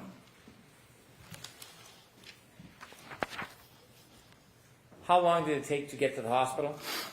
I mean, you can refer to my partner's ambulance trip report. I'm sure it has the... Do you have it right with you, sir? I do not, no. Well, let me ask you. I would guess about 15 to 20 minutes, somewhere in there. You don't have an exact memory? No. When you get to the hospital with a patient under these circumstances, do you leave them at the door? No. What do you do? We have to hand off care. So we go in and we have to give a report to a nurse to let them know what their condition is, why they're coming to the hospital, and what we found taking them to the hospital. When you got to the hospital with Miss Reed, did you interact with the hospital personnel? Yes. Do you typically, after you hand off a patient to staff, do you leave? Typically, yes. This time, Miss Reed was, I'm going to say, not really cooperative with the nurse there. The nurse was asking her to get into a Johnny, give a urine sample. She was not cooperative. The nurse tried to work with her, had an ER tech go and ask the doctor if she had to get into a Johnny. She came back. She said, yes, she's a patient. She has to do all the normal stuff. We really didn't feel comfortable actually leaving the general area. I don't know if it was just shift change or what, but security wasn't there.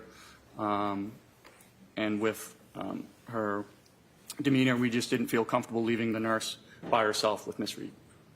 You said that there was some difficult times. Was there some difficulty about the defendant accepting wearing a Johnny?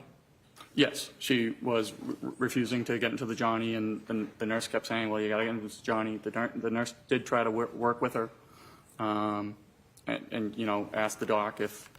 Objection.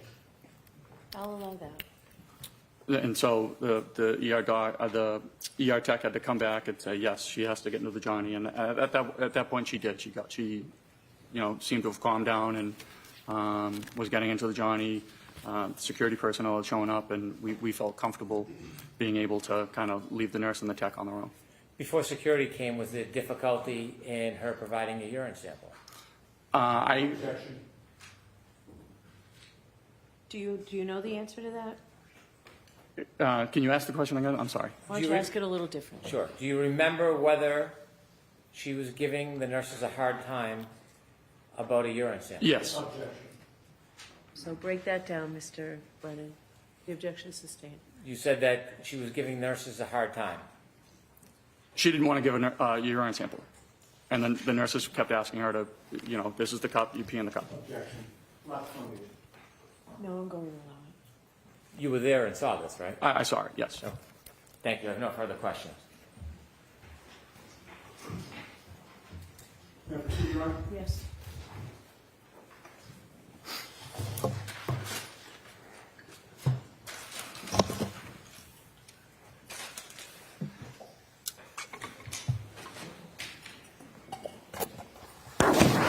Good afternoon, sir. Good afternoon. Sir, you knew before you got into Ambulance 2 that you were heading to Fairview Road for what is called a Section 12, correct? We were dispatched for a Section 12, correct? Right.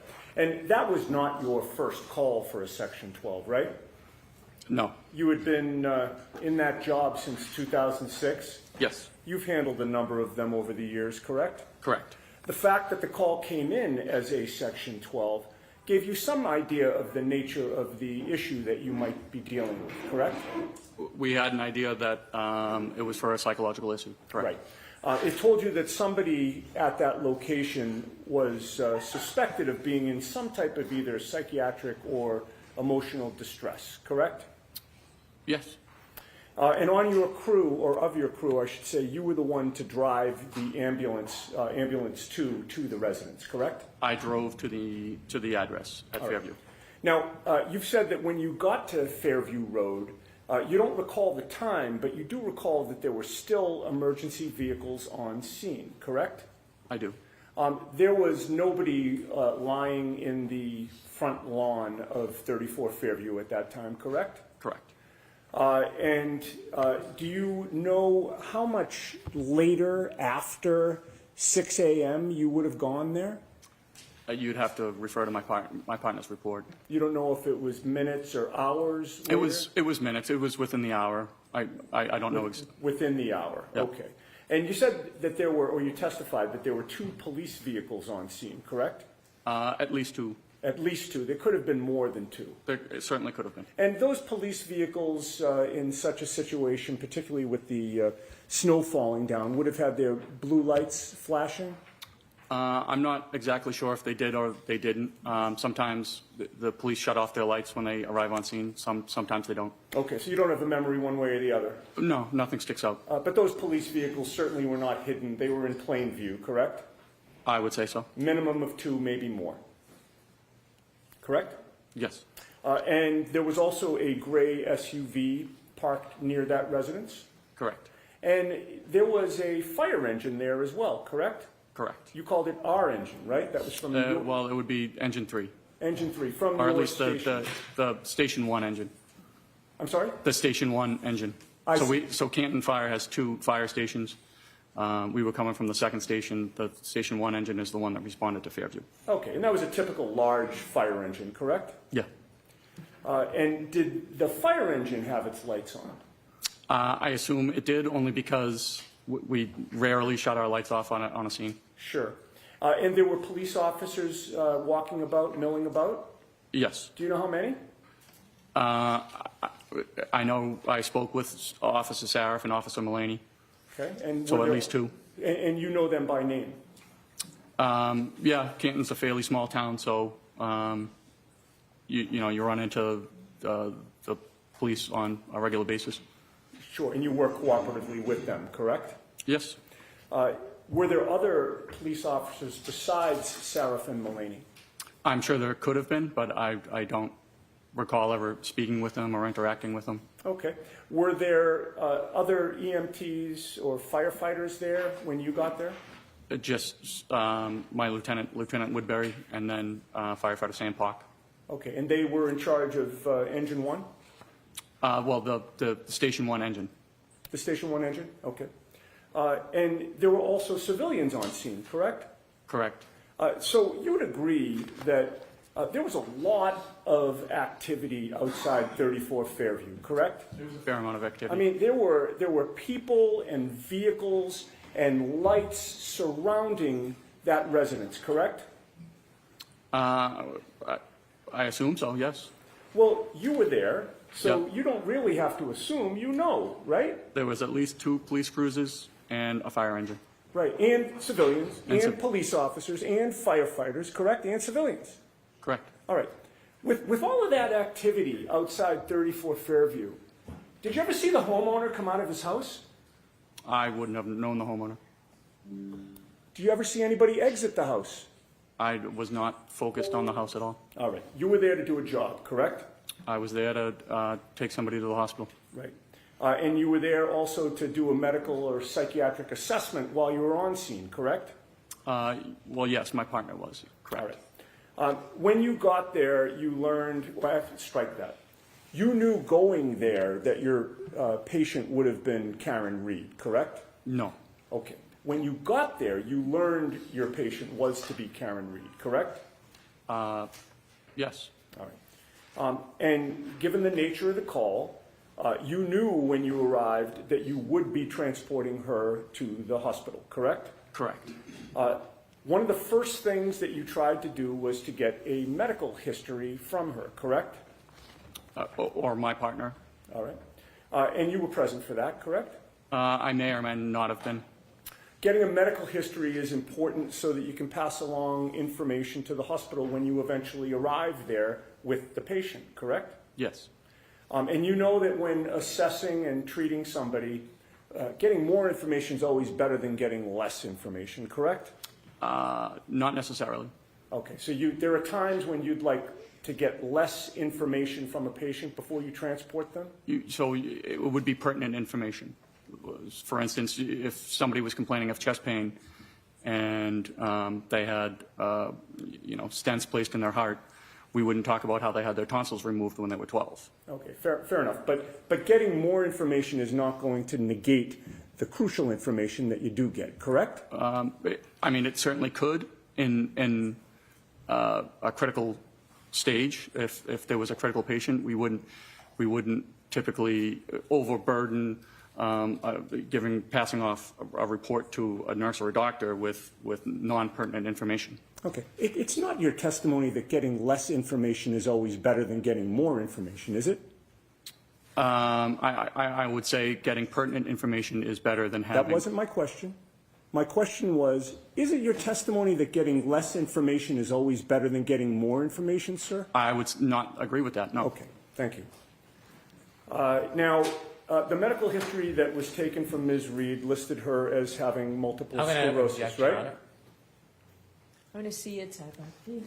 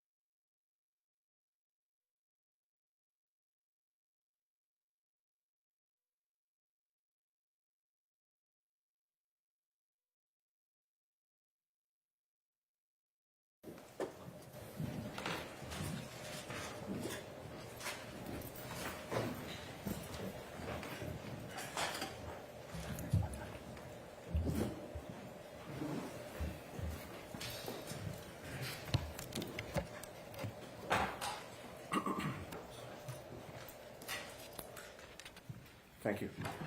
Sir, the medical testimony, history that your partner and you took from Ms. Reed listed that she suffered from multiple sclerosis, correct? Correct. And you know that that's a chronic disease of the central nervous system? It's my understanding. And what does chronic mean?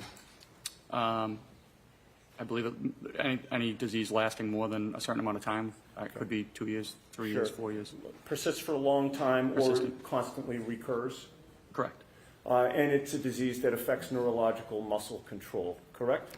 That's my understanding. And last question, it's also a progressive disease, which means it tends to get worse over time? My understanding. All right. Now, when you first interacted with Karen Reed after you got to 34 Fairview and encountered that whole scene, it was clear to you that a major focus for her was whether John O'Keefe was alive or dead, correct? Correct. Bless you. She asked if somebody could survive after having been found in the snow without a jacket, correct? For many hours, correct. All right. And you mentioned something about hypothermia, that you assumed that you may have been dealing with a hypothermia situation from earlier, correct? Well, she said that he had been out in the snow with no jacket on for many hours. And you assumed hypothermia was your testimony, correct? Yes. You are not qualified to diagnose hypothermia, are you? I'm not a doctor. Okay. And you don't know if your assumption about hypothermia was correct or incorrect, correct? Is my assumption correct? My question is that as you testify here today, after having dropped off Karen Reed at the hospital for that Section 12, you don't know if the assumption that you made that you were dealing with the hypothermia situation was correct or not. Is that right? Well, they were certainly working on him at the hospital as a hypothermia patient. You don't know if your assumption was correct or not, sir. I guess I don't. And you told her, in fact, that you could not speak to that, correct? I'm sorry, to what? In terms of how long somebody could survive outside, correct?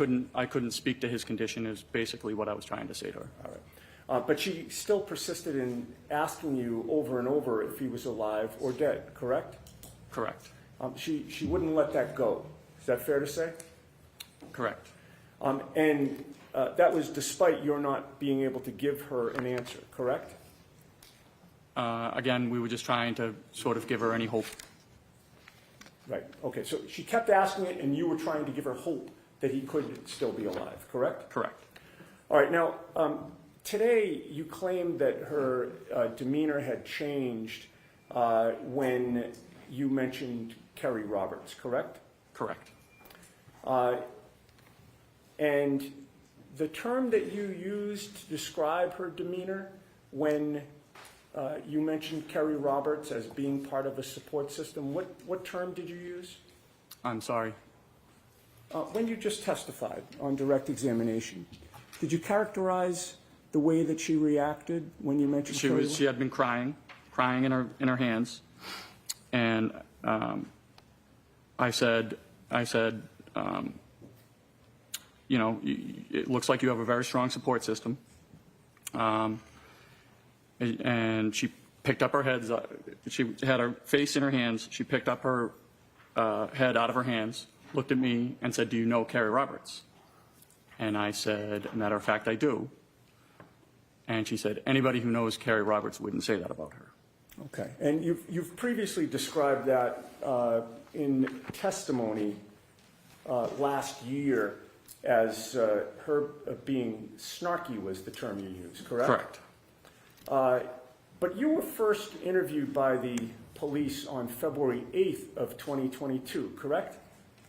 If that's what the report says, yes. About 10 days after this? About that. And the events of January 29th were fresh in your mind on February 8th of 2022, correct? As fresh as they are today. Okay. So you do not allow that your memory was better on February 8th of 2022 regarding January 29th of 2022, it wasn't better on February 8th than it is today, is your testimony?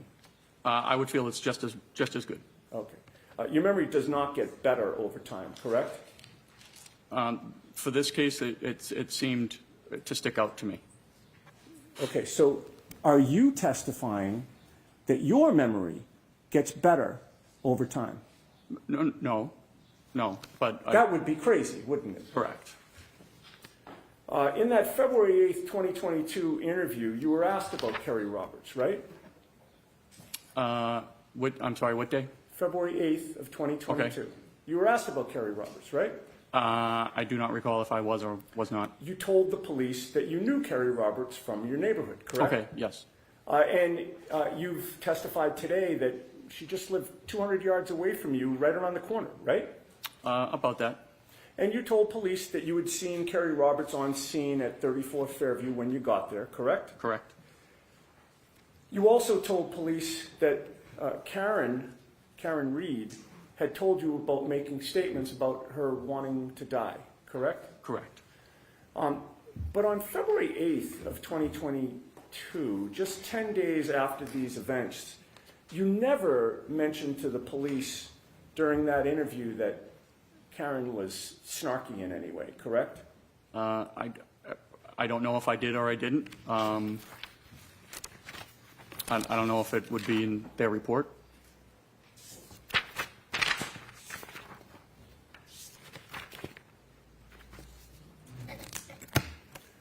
If you saw that report, would it refresh your memory as to whether or not you mentioned snarkiness?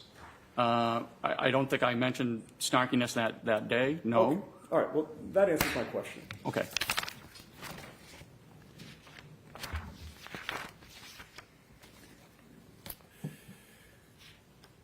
But after that interview, and of course, even after January 29th of 2022, you went back to your neighborhood, the same neighborhood that you lived in with Kerry Roberts, correct? Correct. Do you still live in that neighborhood? I do. Does Kerry Roberts still live there? She does. So you and Kerry Roberts have continued to live in the same neighborhood for years after January 29th, correct? We have. And before you ever encountered Karen Reed that day, you had interacted with Kerry Roberts in the past, correct? Briefly, yes. Well, you were both on the same neighborhood Facebook page, were you not? Yes, that's why I volunteered to bring the fire truck to the Right. block So party. one time she had posted on that neighborhood Facebook page that she wanted to have a fire truck at the neighborhood block party, correct? Correct. And that's when you replied and volunteered that you would bring the fire truck to that block party as she requested, correct? Correct. And you also worked with Kerry Roberts on the Ponkapog Civic Association, did you not? I did not know. She worked on the board prior to my arrival on the board. So you both worked on the same board, but just at different times? Different times, correct. All right. We had, I think you had touched on this earlier, in addition to knowing Kerry Roberts, having been with the Canton Fire Department since 2006, there have been many times when you've worked in conjunction with the police, correct? Correct. And in addition to the two police officers that you mentioned having seen at 34 Fairview on January 29th, that being Seraph and Merlaney, you know many other officers at the Canton police station. I do. And as you say, Canton's a small town, correct? Relatively. People know each other, correct? Correct. You also knew former state trooper Michael Proctor before you arrived at 34 Fairview, correct? I did. Michael Proctor actually was 2 years ahead of you in school, was he not? He was. And you learned at some point that your school classmate, Michael Proctor, was the lead investigator into the death of John O'Keefe, this case, correct? Yes. And in fact, when you spoke to the police in February of 2022, Michael Proctor was one of the troopers to interview you, correct? Correct. You did not go to school with Karen Reed, right? No, not to my knowledge. You didn't help coordinate neighborhood block parties with Karen Reed, right? Nope. You were not in a civic association that Karen Reed belonged to at any point, correct? Nope. She was a stranger to you on January 29th, 2022, correct? She was a patient of mine, yes. Well, as far as you knew, she was an outsider to Canton, correct? I did not know that. You didn't live in the same neighborhood with her? I'm not sure if we did or did not. You had no personal contact with her either before or after January 29th of 2022, correct? No. All right. Now, as a result of your having gone to the scene, there's a patient care record that is generated, correct? Correct. All right. And on this issue of the snarkiness and the demonstration that you just did, there's a contemporaneous report of your team's observations from January 29th, right? Are you referring to my partner's run report? Yeah, the patient care report. Yes. All right. And that patient care report is dated January 29th of 2022 and is timed at 9:03 and 34 seconds a.m. Does that sound right?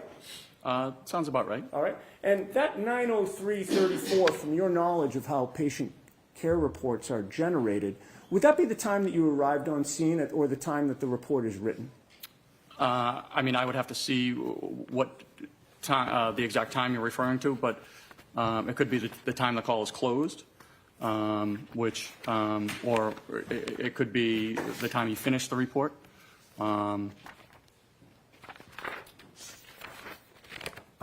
There could be multiple reports. I'm not exactly positive which report you're talking about. Okay.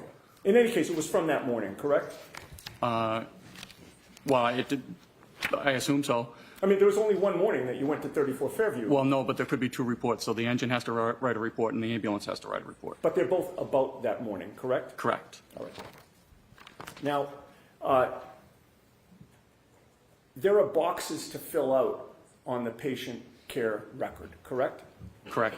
One of the boxes is primary impression.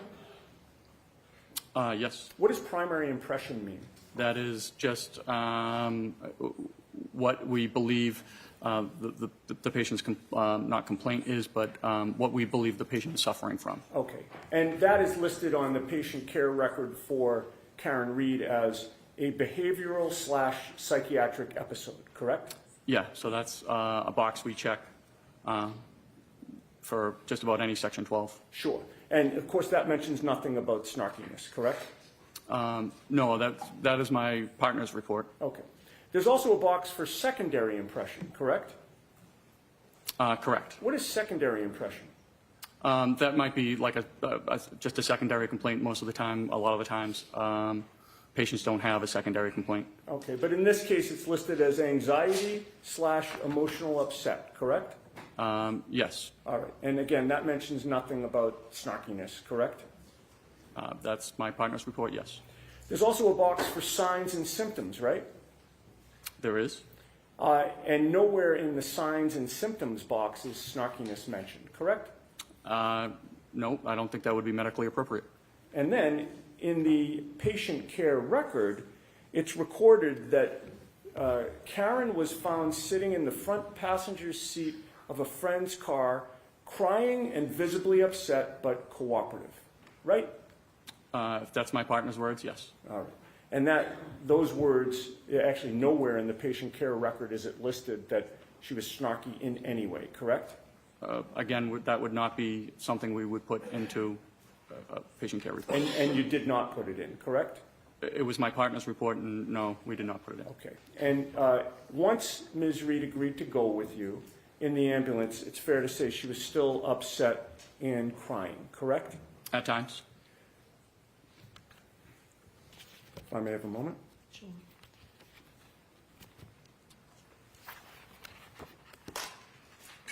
Actually, if I can just get my glasses so that I can see. Thank you.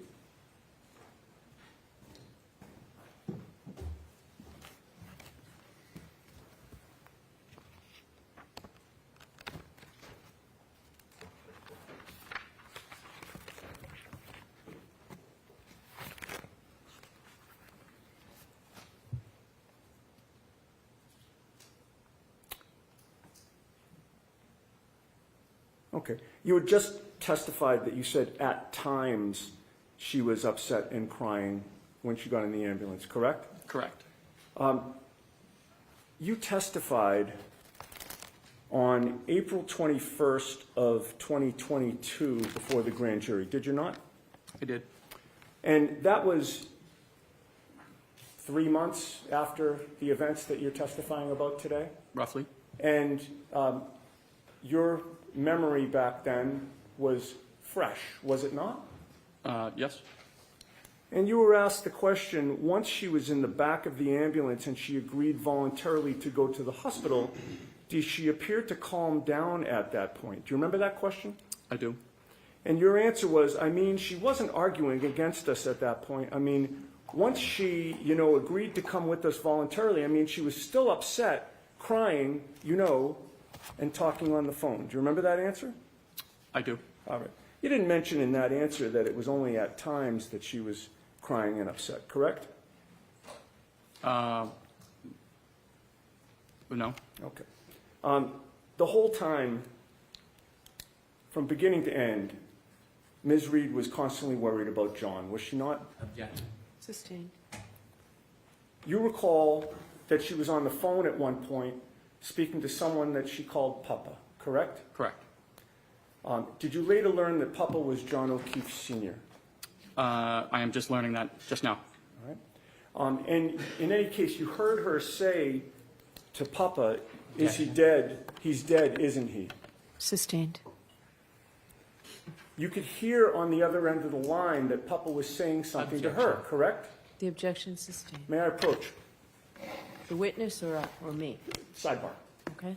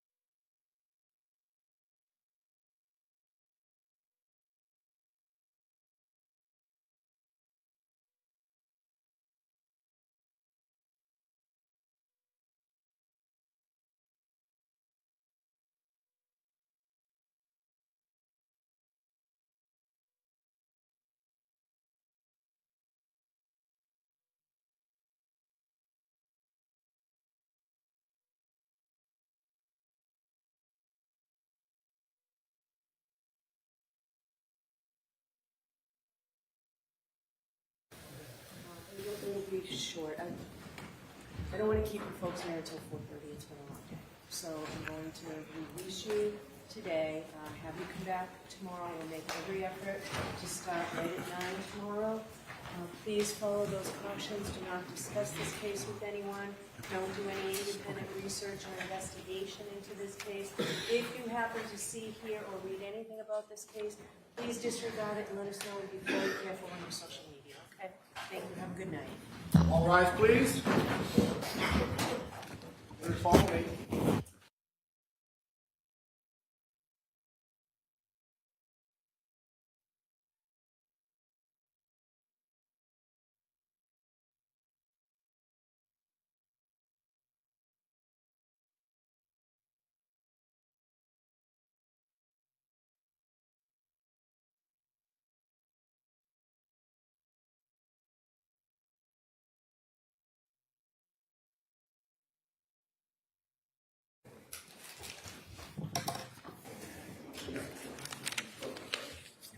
All right, so we're still in session. Court is still in session. Please be seated. Sorry about that. It's my fault.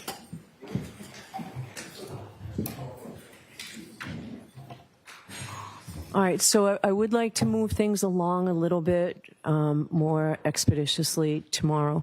What would be very helpful to me, Mr. Brennan, are these clips. I haven't seen any, I haven't watched anything on television about any of these. Do you have them all in one compilation that I can look at in advance? If you don't, you don't. I thought we had provided it to the court. If we haven't, we will. May I have a moment? Sure.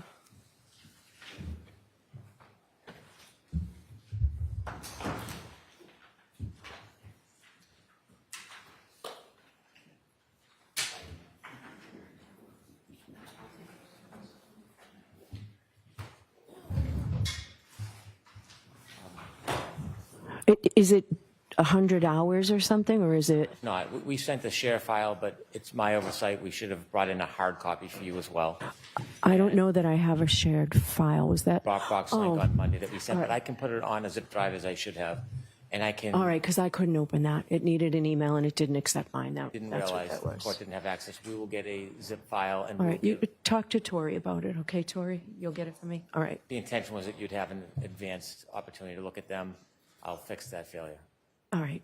Have your associate talk with Tori. I will. All right. All right. Anything we need to know before tomorrow? No, Your Honor. All right, we'll see you tomorrow. What?